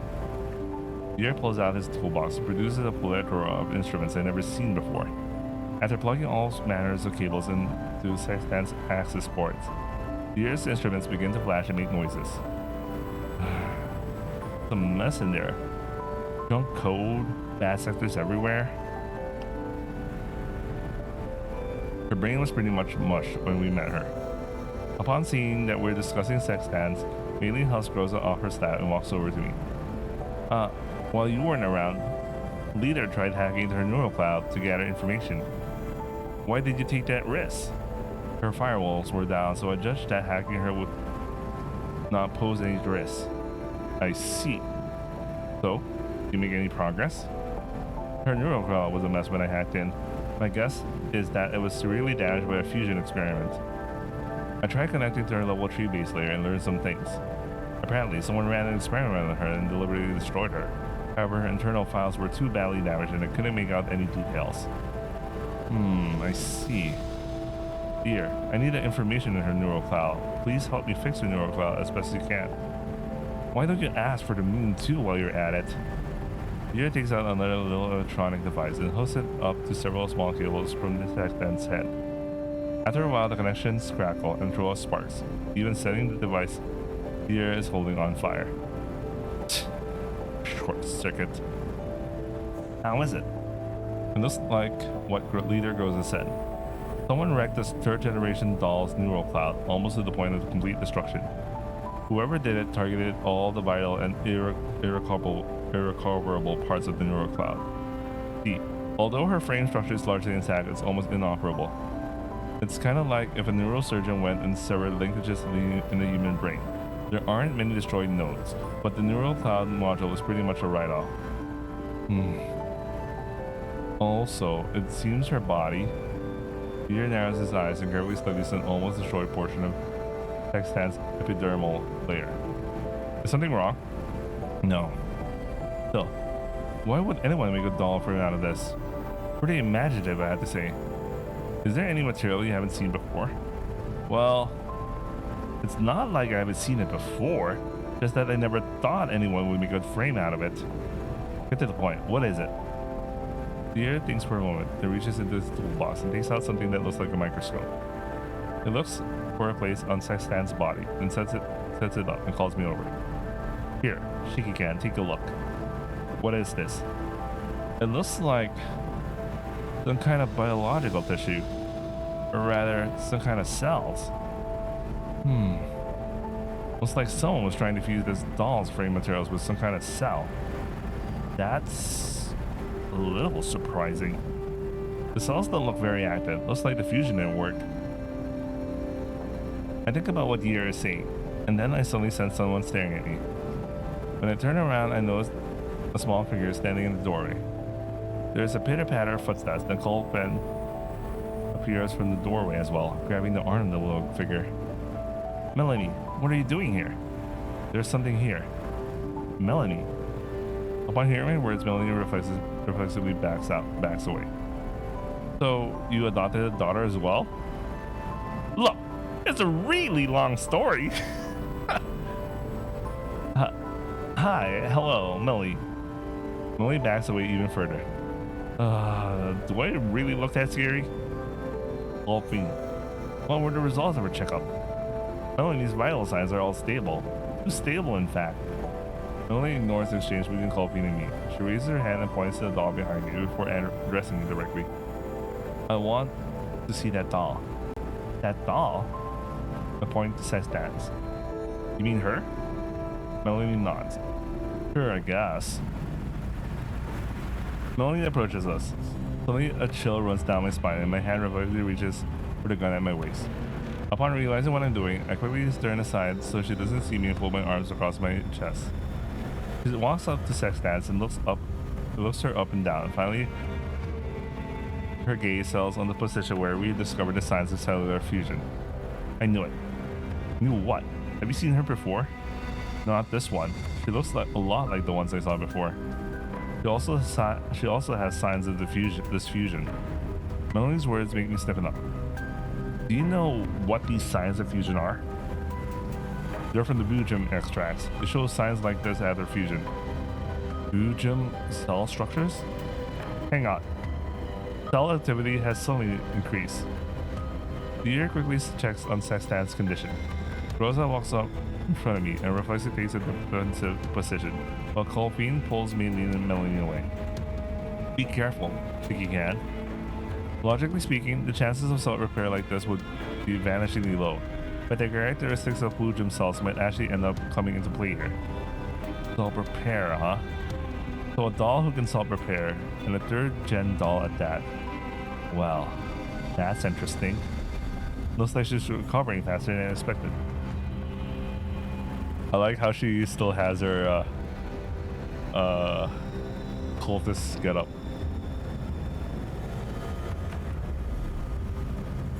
Her neural cloud is rebooting. The bad sectors are actually accepting connections. The air stares incredulously at the instrument he's holding, while Groza warily raises her gun and points it at Sextans while shouting into Colby. Get Melee and that girl out here. Okay. Colby drags Melanie outside. Melanie keeps looking back as she goes. After Colby closes the door behind her, I return my attention to Sextans. Can you repair her neural file backup logs while we're at it? I'm doing it right now. Reboot successful. Local neural file backup activated. Backup failed. Reboot successful. Local backup neural file backup activated. Now connecting to remote database. Remote database connection failed. Reboot into local mode. System online. Now loading affiliation data. Affiliation ID failed. Sextan opens her eyes but remains still. She looks at me, her eyes fill up with confusion. Are you my master? Well, welcome back, Fate's Day Knight. Shit, this is fucking lying, man. Your master? Sextan walks towards me and extends a hand. I reflexively reach out to take it, but Rosa blocks me. Again, she poses a huge threat. You mustn't lower your guard. The ear quickly works on his instruments, and then he suddenly chuckles. Heh. Again, looks like you might actually become her new master. What do you mean? Well, her affiliation and authorization data have been completely cleared out, and her systems are back to their default state. If you like, you can take ownership of her. Does that mean anything? Of course it does. That way you can easily retrieve those neural logs you wanted. I mean, the only human here who can do this is you, right? Shaking hand. I glance at Groza. She doesn't look at me. Her gun is still trained on Sextans. If it will aid your mission, then you should assume ownership of her. Oh! I nod and the air immediately begins tapping away at his touchscreen. Sextan's eyes greatly flash. Soon the air puts his instruments down and confidently addresses me. Done. She won't regard you guys as enemies anymore. Her neural cloud is reconstructing itself. Also, I found something neat. Something neat? She has an IFF key on her database. Do you know what that means? Are you saying that anything the key regards as friendly is actually an enemy to us? That's right. See, all the combat logs from nearby have been transmitted to our neural cloud. My guess is that these friendly coordinates show the movements of Mangi security forces. There's no other PMC with so many guys in the shitty part of the yellow zone. So, the third gen dolls are also linked to Mangi security. I mean, this much is obvious, right? Third gen dolls were the product of the conglomerate to begin with. Yeah.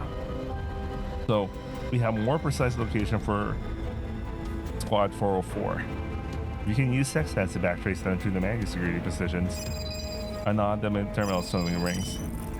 Hey, can. Do you read me? Loud and clear. Go ahead. We found the coordinates, and we ran into a small detachment of Mangi security personnel. There were few in number, and we have already eliminated them. We found a couple of Survey Corps troops during the airfight. One perished, and the other is very badly wounded. Can you send him back to the Alamo for treatment?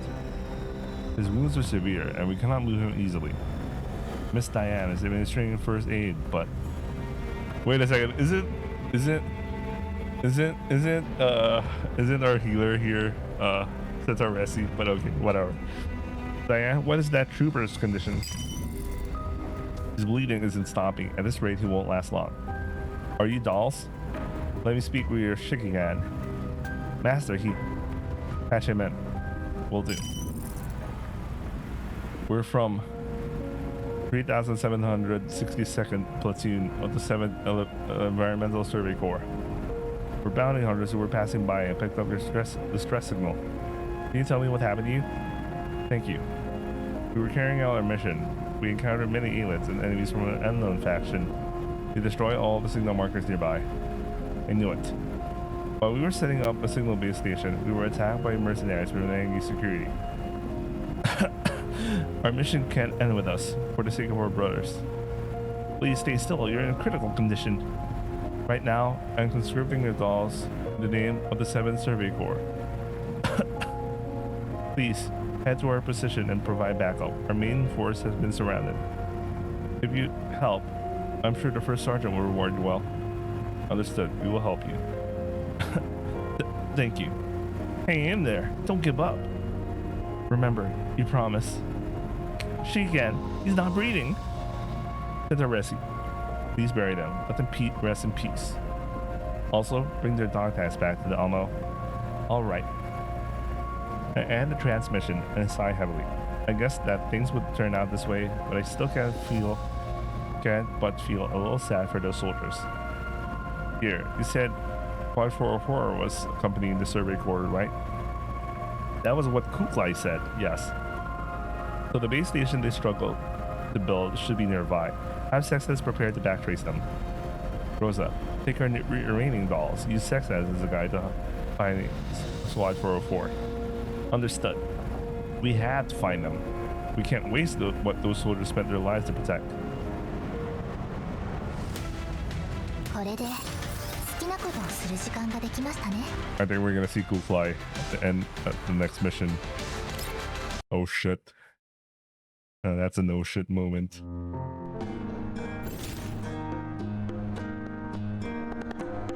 Alright, last mission.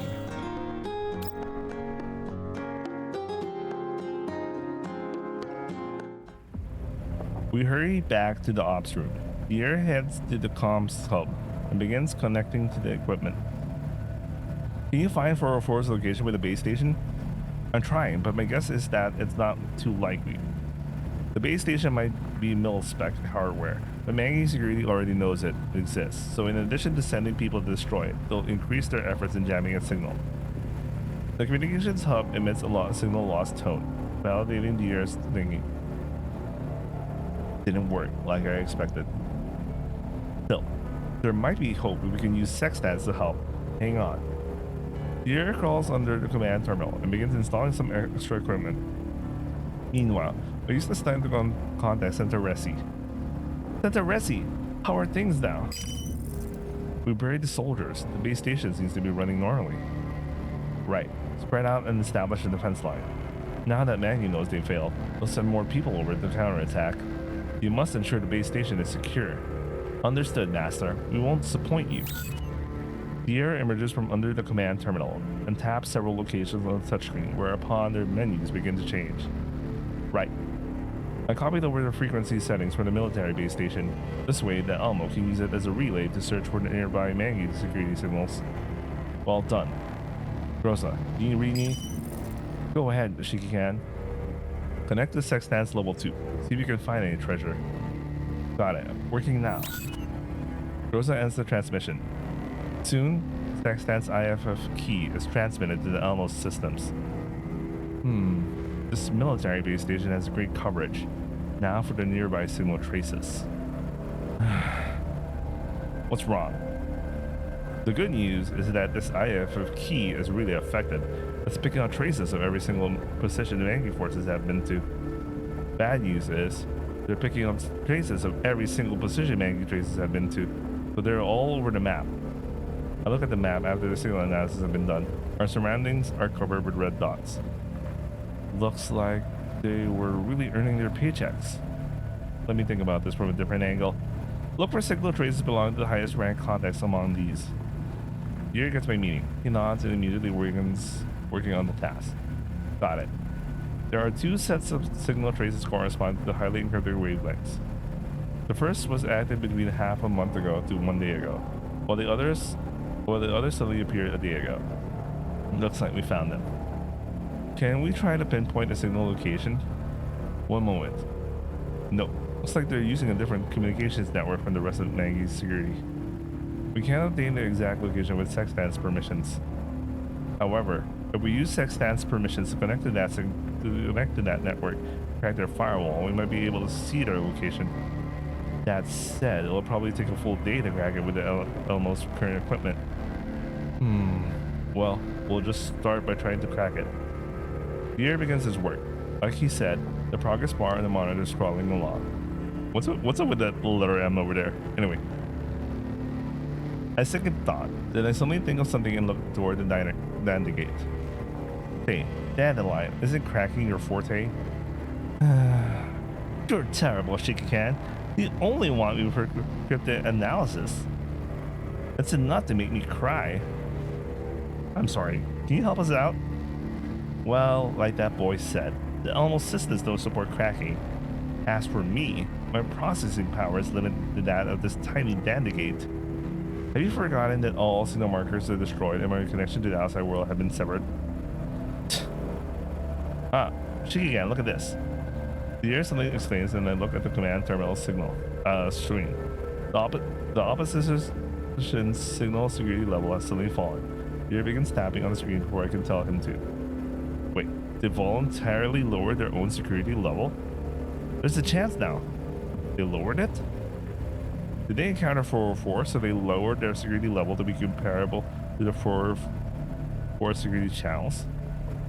That means we don't have much time to do this, given our current speed.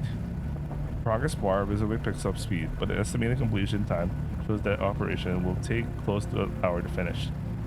Damn it, we're still too slow. Then Dandelion flips up the screen, and its mono eye flashes, and Dandelion projects her image, smiles smugly as she speaks to me. Well, if they lowered their security to this level, I might be able to do something about it. However, I can't handle encrypted signal at this level alone. Tell me, what do you mean? You know me so well, Shiki-can. Can I borrow those cute little dolls of yours? You're not going to do anything dangerous, are you? Relax, I'll return them in one piece after I'm done. I'll set myself up as a relay, so even if the offensive barriers trigger, I'll be the only one melted down.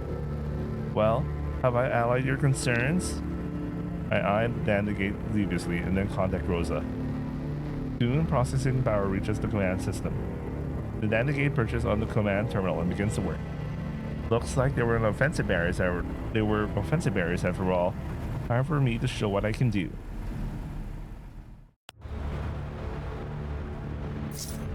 Everyone, I need to focus your forces on the weakest part of the enemy protocol.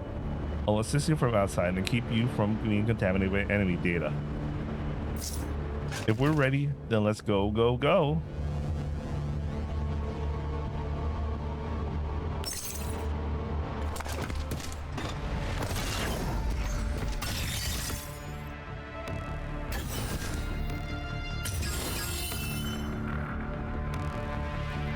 良いのか？ Thank God this is the last one. We're retired now. 決意の重さだ。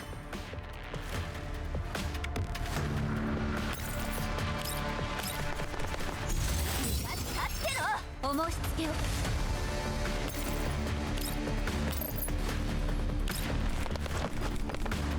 汚物清掃完了。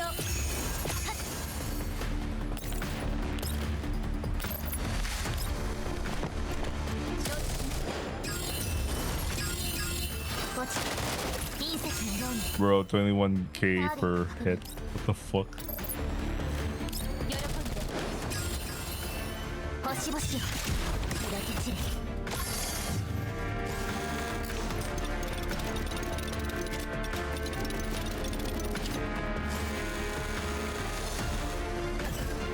What is that small thing doing, man? 良いのか？ Anyway, whatever. 未来は定まった。期待はするなよ。未来は定まった。作戦を遂行。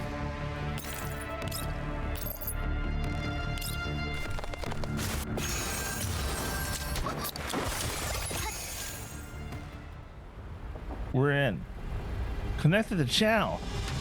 The system indicates the cracking was successful, and the ear begins eavesdropping on them. After some cracking noises, a couple of voices are clearly audible on the channel. I am here now. Velka. Destroy the amplifier. 404, cut all comms now. Oh, this is Kuklai, and the other person was Velka. Nice. That's Kuklai's voice. So they can encounter each other already. What should we do? Should we contact 404? No can do. They're gone silent. Using a magnate frequency to establish comms would be too risky. Can we obtain their position from the transmission just now? Sure can. Alright, and send it to Groza. Groza, we got an approximate location for 404. Sending it over now. Head there ASAP. Also, take Sextance with you. Use her to correct your course along the way. Must we? You can perform course correction from aboard the Elmo. The opposition's permissions outrank Sextance, so it might be another third gen doll right now. She's affiliated with the Elmo, so having some extra firepower will help out with the upcoming op. Understood. I'll lead Nemesis and Colpine here to defend the Elmo. Everyone else, go help Squad 404. Roger that. I'm counting on that. I'm counting on you. Rosa ends the transmission and prepares to head out. As for me, I pause to think before sending a transmission to Centauressi.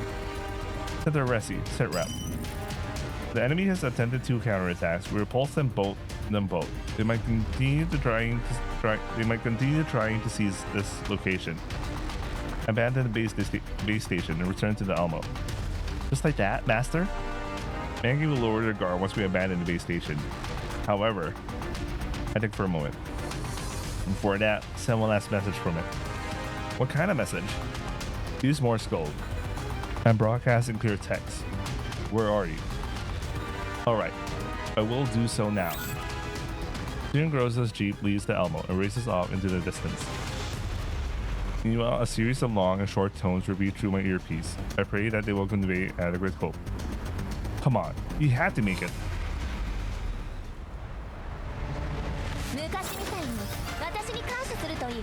Alright guys, next banner. Our wallets are fucked. Unless you've been saving and never rolled for a single $2. Alright, I'm done with the story. That was a really... I would say the quality of the story really improved. But like, I really wish there was voice acting. But I know the rewrite was so recent. Like, I think they only released it in the Chinese servers like a month or 2 ago. So obviously they don't have like... They wouldn't have enough time to voice act it. I mean, it's not like... It's not like... I should really not leave it and do that. Whatever.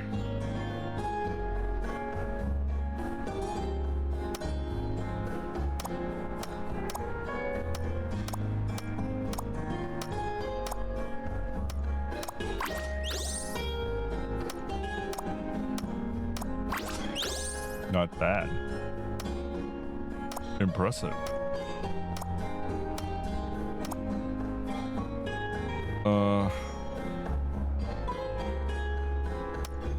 Okay.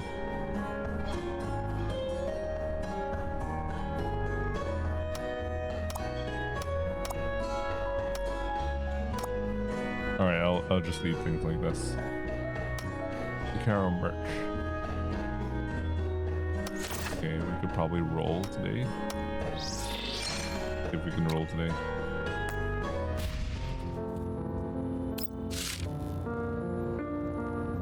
What?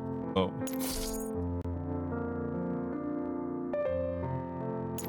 A fucking t-shirt, man. Alright. Public area. Not this one. How am I doing?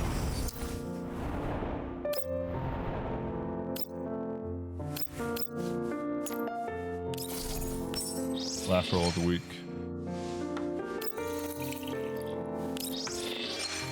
Yep. Well, hopefully when I get Coolfly, I already have her at V6. Bertria. I'm gonna farm for equipment. Alright. Let's do one PvP and I'm gonna end recording. Story's good. Story's good. I mean, it's fast improvement over what I've encountered so far.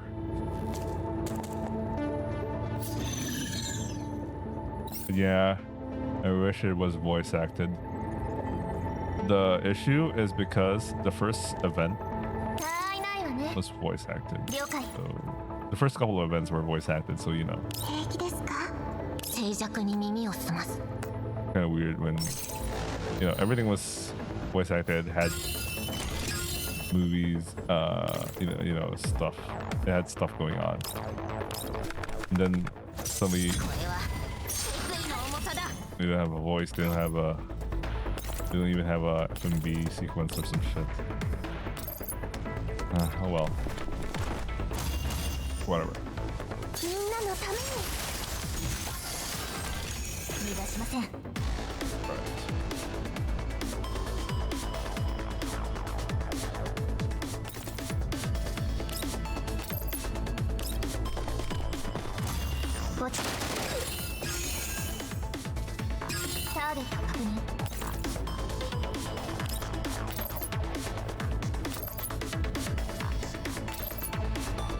Right.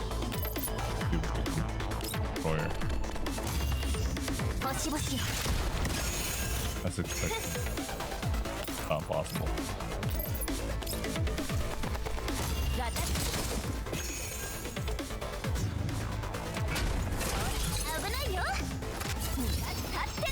Is that as a Samasek? Yeah, I think that's a Samasek.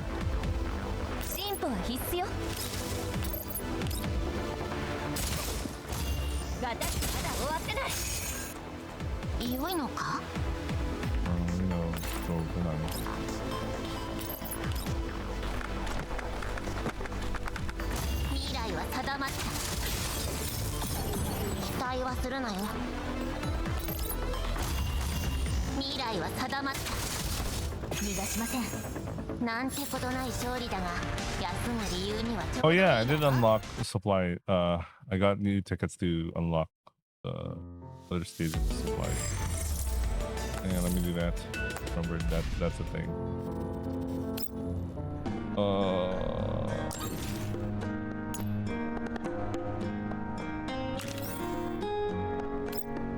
I'll just let this do auto. I'm really tired, man. Full 35. Oh shit. Yeah, I'm just gonna leave this to auto, man.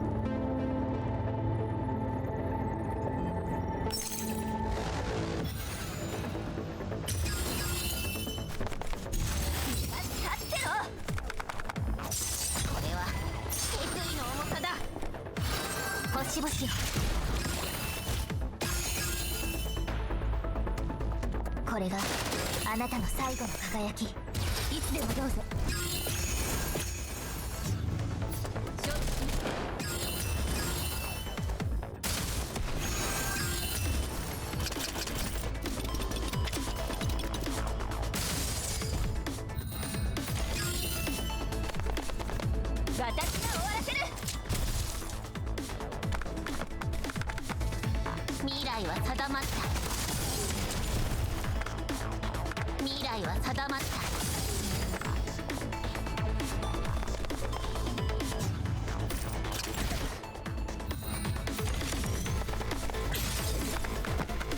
未来は定まった。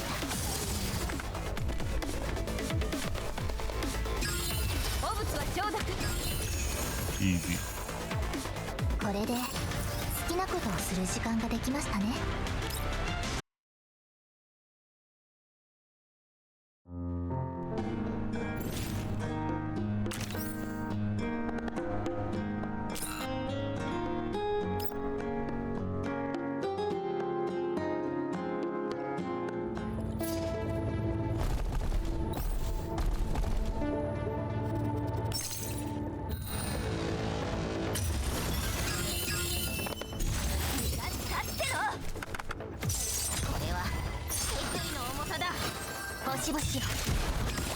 I like how augmented PMCs are technically much more harder to fight than fucking full-blown robots, but I think it kind of makes sense as well, I guess.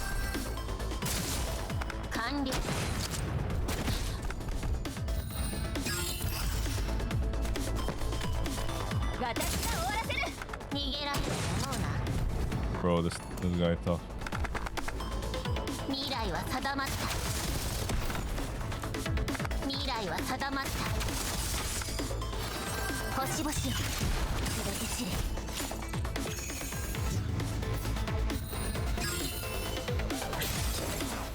Reinforcements? Really? 今よ。星々を。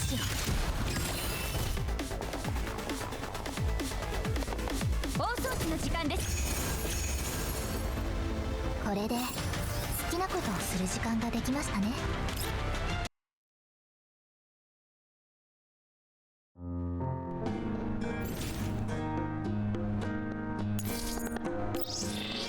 Oh, I have to deal with this thing tomorrow. I have to do this manually.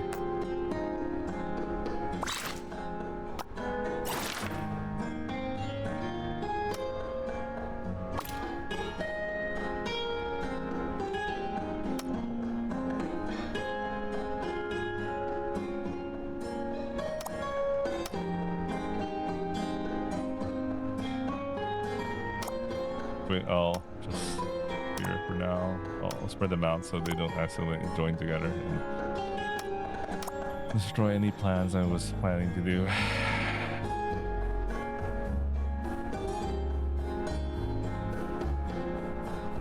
Yeah, I don't think there's anything else I can do for now.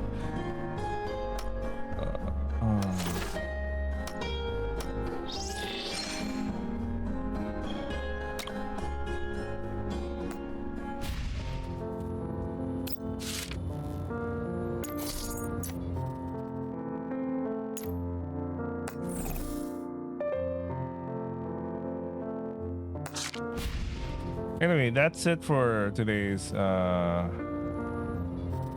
Frontline 2 Exilium, and yeah, I can't wait for the next event. From here on end, it's just going to be Gunsmoke, and I guess 11 days from now we'll have the first X mode of expansion drills, so that would be exciting. Anyway, I hope you guys enjoyed watching, and I'll see you guys on the next upload. I should be going back to reading visual novels, or I still kind of like to play Mecha Break, but we'll see how that goes. Anyway, I'll see you guys. Ciao.